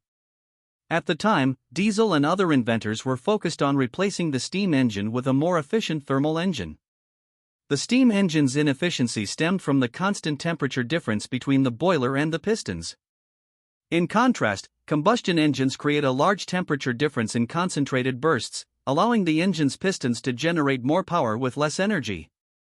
As both a civil and mechanical engineer in his past life, Uroarbrunnr knew how to design a functioning diesel engine from scratch. He had one particular design in mind. Diesel engines were not only suitable for trucks but could also be used in aircraft, submarines, naval vessels, and power plants. However, for the time being, Uroarbrunnr aimed to manufacture a functional truck for his military, primarily for logistics and troop transport. He could not rely solely on trains for such tasks. A diesel-powered truck would also be useful for towing artillery. Currently, his army used horses for this purpose, but horses were vulnerable, far more so than trucks, and he did not like seeing these mighty beasts lose their lives in combat. Hence, Uroarbrunnr's first objective with the invention of the diesel engine was to design a truck capable of meeting the needs of his armed forces. During one of his past deployments, Julian, despite being an engineering officer, became quite familiar with the diesel engine used in the Bradley fighting vehicle. This powerful engine was also deployed in various forms on other military vehicles, such as cargo trucks. Why did his unit leave the task of fixing such a thing to him? Because the mechanic who was supposed to work on the device was killed in the porta potty, and Julian was the only person at the FOB that week with intimate knowledge of mechanical engineering. So, after an IFV suffered numerous IED attacks and was dragged back to base, Julian was the one tasked with fixing the engine. Because he was so accustomed to this workhorse of an engine, Uroarbrunnr designed his new engine to be the primary workhorse in the military. The engine, known as the V903 in his past life, was an 8-cylinder V configuration with a 903 cubic inch, 14.8-liter, displacement. It had 4 valves per cylinder, was turbocharged and air-to-water aftercooled, and featured a low-pressure common rail fuel system.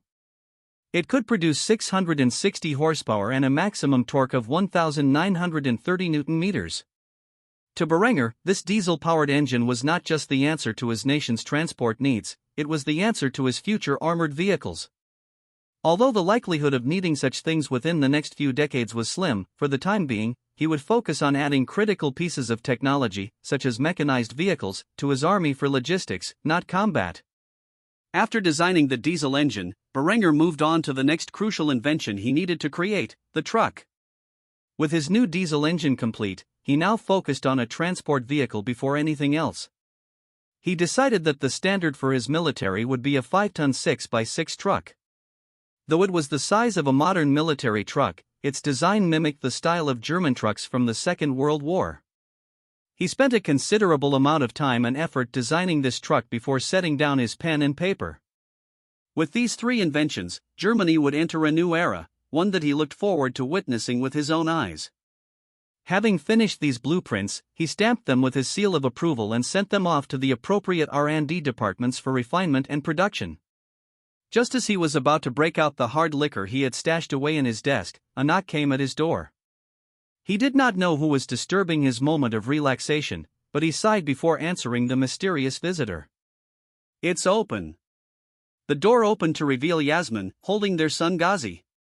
The boy was dressed in his usual sultan's attire and had an excited expression on his face when he saw his father and the pet leopard by his side. Berenger continued to sip his drink as he questioned Yasmin's reason for interrupting him. "Is there anything you need, Yas?" The woman stared at him with a hint of concern in her eyes, wondering if he had heard the latest news from her homeland. "Have you not heard the latest news from the Iberian Peninsula?" Berenger instantly stopped drinking, put his bottle away, and addressed his wife with a grave expression. "What now?" Yasmin was immediately flustered when she heard that Berenger was unaware of what had recently transpired. She didn't know why Linda hadn't informed him of what happened in his absence, or if it was right for her to be the one to tell him. After a few moments of questioning herself, she sighed before revealing something that Berenger hadn't expected. There was a terrorist attack in Iberia. 2 weeks before Berenger's return to the fatherland, Adelbrand sat in his office in the city of Granada. It was an ordinary day, as far as he was concerned. At the moment, he was overseeing paperwork and managing the Sultanate of Al-Andalus in Berenger's absence. Recently, the conflict between the Iberian rebels, supported by the Catholic Church, had become more chaotic. With weapons and munitions scavenged from deceased German soldiers finding their way into the hands of the rebels, the German and Andalusian soldiers found themselves fighting against an enemy armed with explosives and single-shot rifles. Although the rebels could not reproduce the weapons or munitions they scavenged, they could still use them to deadly effect in a series of ambushes. The more German soldiers who fell, the more advanced weapons fell into the hands of their enemies. In contrast to the Iberian rebels, the Royal Andalusian Army was modeled after their German allies. They had a strict hierarchy and professional training. Though they had yet to establish an official military academy, the officer corps was composed of talented individuals who had proven their merit on the battlefield. These men were selected from their units and sent to a crash course training where they would rapidly learn the skills required to become efficient officers in the field. This was an effective means of acquiring officers when one lacked a proper academy for them to study in for years. With the increased threat of scavenged weapons ending up in the hands of the Iberian rebels, Adelbrand had taken drastic action by equipping the Royal Andalusian Army with G22 single-shot bolt-action rifles. How did he manage to convince Berenger to sell such advanced weaponry to his allies? He didn't. Instead, Adelbrand deceived the German Department of Defense by requesting that certain German units under his control receive priority for replacing their old G22 rifles with the new G25 service rifle. After rearming the German units in Iberia, he transferred the old G22s to the Andalusian army. He also managed to requisition some M1425 trench guns, M22 stick grenades, and M22 service revolvers for the Andalusian troops, greatly increasing their combat efficiency. Why would he go so far as to deceive the German crown? Because Adelbrand believed that the rising German casualties would reflect poorly on the Kaiser and his war in Iberia. Eventually, the actual statistics of German casualties would reach the fatherland, and by then, even the Kaiser's most ardent supporters would question the ongoing conflict in Iberia. Afraid of the internal strife that would ensue, Adelbrand planned to arm and train the Royal Andalusian Army to take a more frontline role, while the Imperial German Army transitioned back to the role of military advisors. To do this, Adelbrand had begun increasing propaganda efforts to recruit both Muslim and Catholic Iberians into the army. Today was the graduation of the first mixed class of officers. In an act of defiance against Catholic terror, Adelbrand had sent General Ziad ibn Uwais to give a speech to the newest officers of the Royal Andalusian Army. While Adelbrand may be the acting dictator of Al-Andalus behind the scenes, Ziad was the public face of the new regime, and his words would inspire the troops more than the man most Iberians saw as nothing more than a foreign military advisor. Adelbrand had even gone so far as to attribute his accomplishments to the Andalusian general, which brought him fame among the Muslims but great infamy among the Catholics. Unintentionally, this had painted a target on the man's back. Although the papacy had learned its lesson about targeting Berengur's family members, they resorted to underhanded tactics by posting bounties on the heads of his subordinates. The sum on Ziad's head was so large that it might entice even the most devout pacifist to turn against the military governor. Among the new officers being celebrated for the completion of their training, a young Catholic concealed something sinister beneath his jacket. He gazed at his target, who took the stage and began his speech. Ziad stood calm in front of the Andalusian officers, gazing at them with a smile. Their uniforms resembled those worn by the Ottoman army during the Russo-Turkish War of 1877, a period from Berengur's past life. Once he had everyone's attention, the Andalusian general spoke. "It is with great honor that I stand here today, speaking before the next generation of Andalusian soldiers. Since assuming my current position, my goal has been to end the hostilities between Muslims and Catholics in the Iberian Peninsula. Unfortunately, the papacy continues to stoke hatred in the hearts of their followers, leading to the brutal campaign we are now facing. However, as I gaze upon you all and see that many of you are Catholics who have set aside your bitterness to help reconstruct the Iberian Peninsula into a new and glorious kingdom, I cannot help but feel proud of the sacrifices your forebears have made to achieve this level of unity. We must stop thinking of ourselves as Christians and Muslims, but instead as one people of Iberia. You all embody that vision, and I look forward to the future we can create together. I won't lie to you. The battles you will face will test your faith in humanity. The Catholic zealots who seek to destroy all that we stand for have resorted to inhumane tactics to achieve their objectives. However, do not be frightened, for I have good news. With the aid of our German allies, we have received new equipment and training to help put an end to these attacks. The dawn is darkest just before the light, but I believe together we can see the light of Iberia once more. I thank you all for your service and look forward to the results you will achieve in your military careers." After saying this, Ziad stepped down from the stage and met with the individual soldiers of the Cadet Corps, who were now graduating into the newest generation of army officers. He shook their hands and spoke with each one of them about their views of the current conflict. Eventually, he reached the young man who hid a grenade beneath his jacket and shook his hand, too. The man had a stern expression on his face as he loudly cried out so that all could hear. "Deus Vult!" Ziad immediately panicked, and his bodyguards tried to push him aside, but it was too late. The grenade detonated immediately after these words were spoken, claiming the lives of the Andalusian general, his bodyguards, the young man who conducted the suicide attack, and a few innocent bystanders. This attack, though sudden and unexpected, initially served as a source of pride and inspiration among the Catholic rebels. In the following weeks, they increased the intensity of their attacks on the German and Andalusian soldiers, who continued to maintain peace in the region. However, the reinvigorated assault would only last for a short while. When the Kaiser heard that a general he had placed in charge of the region was assassinated so viciously, he retaliated in the most brutal manner. No longer fearing the inhumanity of chemical weapons, Berengur planned to show the world the undisputed might of the German army and their ruthlessness in the pursuit of victory.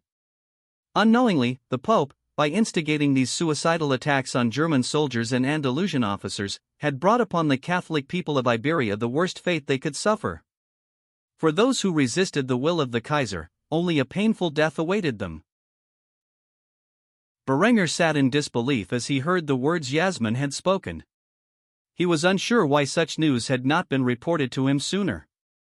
This event had occurred nearly 2 weeks prior, and though he was on his ship at the time, there was a telegraph on board. He could not understand why he wasn't immediately informed of this attack. He could really only blame Linda for the lack of communication. Although Linda had attempted to speak with him upon his return to Kufstein and seemed rather urgent, Berengur was far too eager to begin developing his newest inventions and thus dismissed her as he got to work. Still, this did not excuse her submissiveness in such a scenario. If such an important event had happened, she should have forced him to listen. A simple General Ziad is dead would have garnered his immediate attention. Though a valuable puppet of his had been killed by the Catholics, he could only sigh in relief that Adelbrand had been spared a similar fate. In the end, the German field marshal was of far more strategic importance than Ziad. Still, the boldness of the Iberian rebels in their suicidal attacks on high-ranking officials, and the increased intensity of their attacks following Ziad's death, could not be allowed to continue. The look in Berenger's eye frightened Yasmin. She remembered their last conversation, about a weapon so deadly he feared using it on the battlefield, at least against those he considered civilized. She quickly questioned his intentions, noticing he was unusually calm. "You're not going to use that weapon, are you?" Berenger spun his chair around and gazed out the window at the peaceful city below. He stared at the people in the streets for several moments in silence before finally answering her question. "These rebels have gone too far. Initially, I planned to use chemical weapons only on savages and criminals. However, by engaging in suicidal attacks, they have proven themselves to be equally devious. The Iberian Catholics have shown a willingness to harm people who are important to me. Who is to say they will not find a way to harm you or Ghazi? I can no longer tolerate this resistance. I have waited long enough. If they wish to target my generals and friends, then they are leaving me no choice but to deploy weapons of mass destruction against them.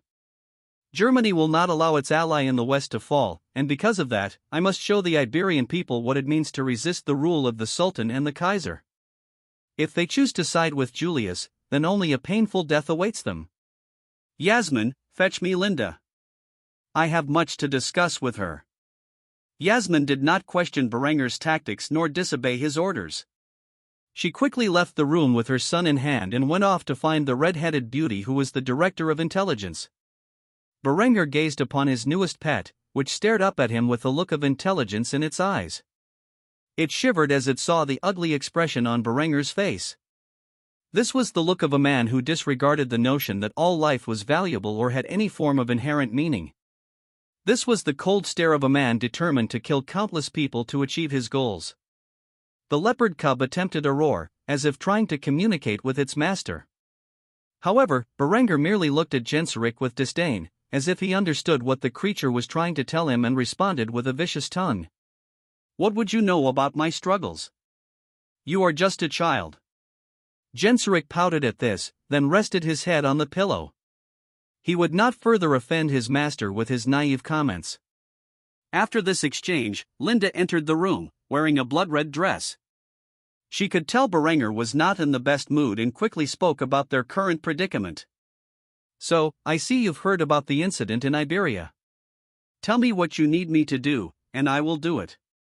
Berenger turned his gaze from the window to his favorite wife. He sighed heavily before asking the question on his mind. "How long will it take for us to deploy chemical weapons to Madrid?" Linda was not surprised that such an offensive action was Berenger's immediate response to the rebels. Unlike Yasmin, she did not disapprove of their use. She believed such weapons could end wars more quickly. Though ruthless and devastating, sometimes an overwhelming display of force was necessary to quell a rebellion. Thus, she wore a wicked smile as she sat down casually across from her husband. "I won't lie. It will take us a while to produce enough chlorine shells to wipe out a city. As you know, these weapons were only recently developed and tested and are still undergoing refinements.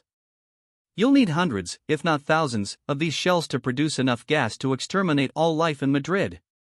And you should remember that your factories are already working overtime to produce your latest weapon designs, which are meant to replace the arms your soldiers currently use in the field. We only have so much manpower and industrial output." Berenger nodded, pouring a couple of drinks for himself and his favorite wife. He was a little surprised that she did not seem averse to the idea of exterminating a city. He couldn't help but ask, "I honestly thought you would have reacted differently when you heard I wanted to retaliate by destroying a city." Linda scoffed as she happily took the drink from Berenger's hands and sipped it with a graceful demeanor. She scolded him for his assumptions while making her stance clear. "It wouldn't be the first city you've annihilated.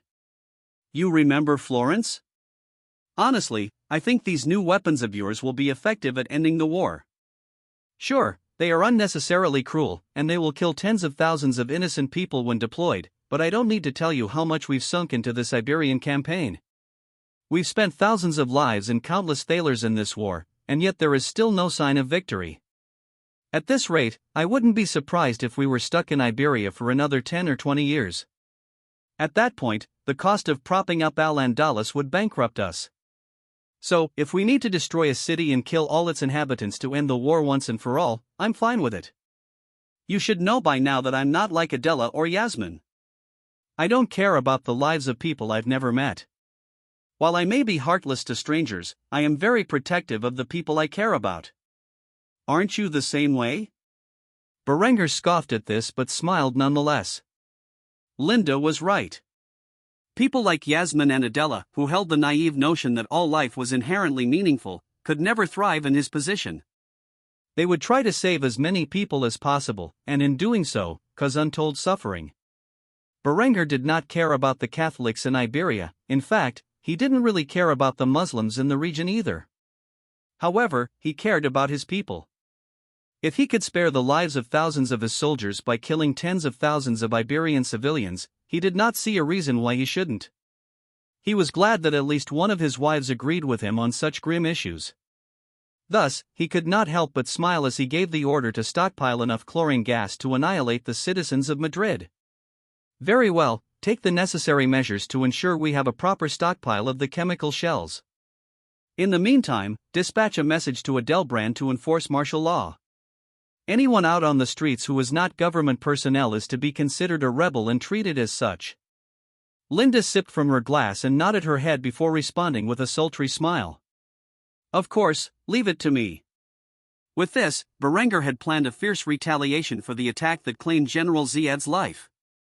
He would make sure that this act of terror would end the war in Iberia once and for all. Ultimately, the Iberian Catholics would submit to his rule or perish. Berengar refused to allow Iberia to become his Afghanistan and was willing to take any measures to ensure his victory.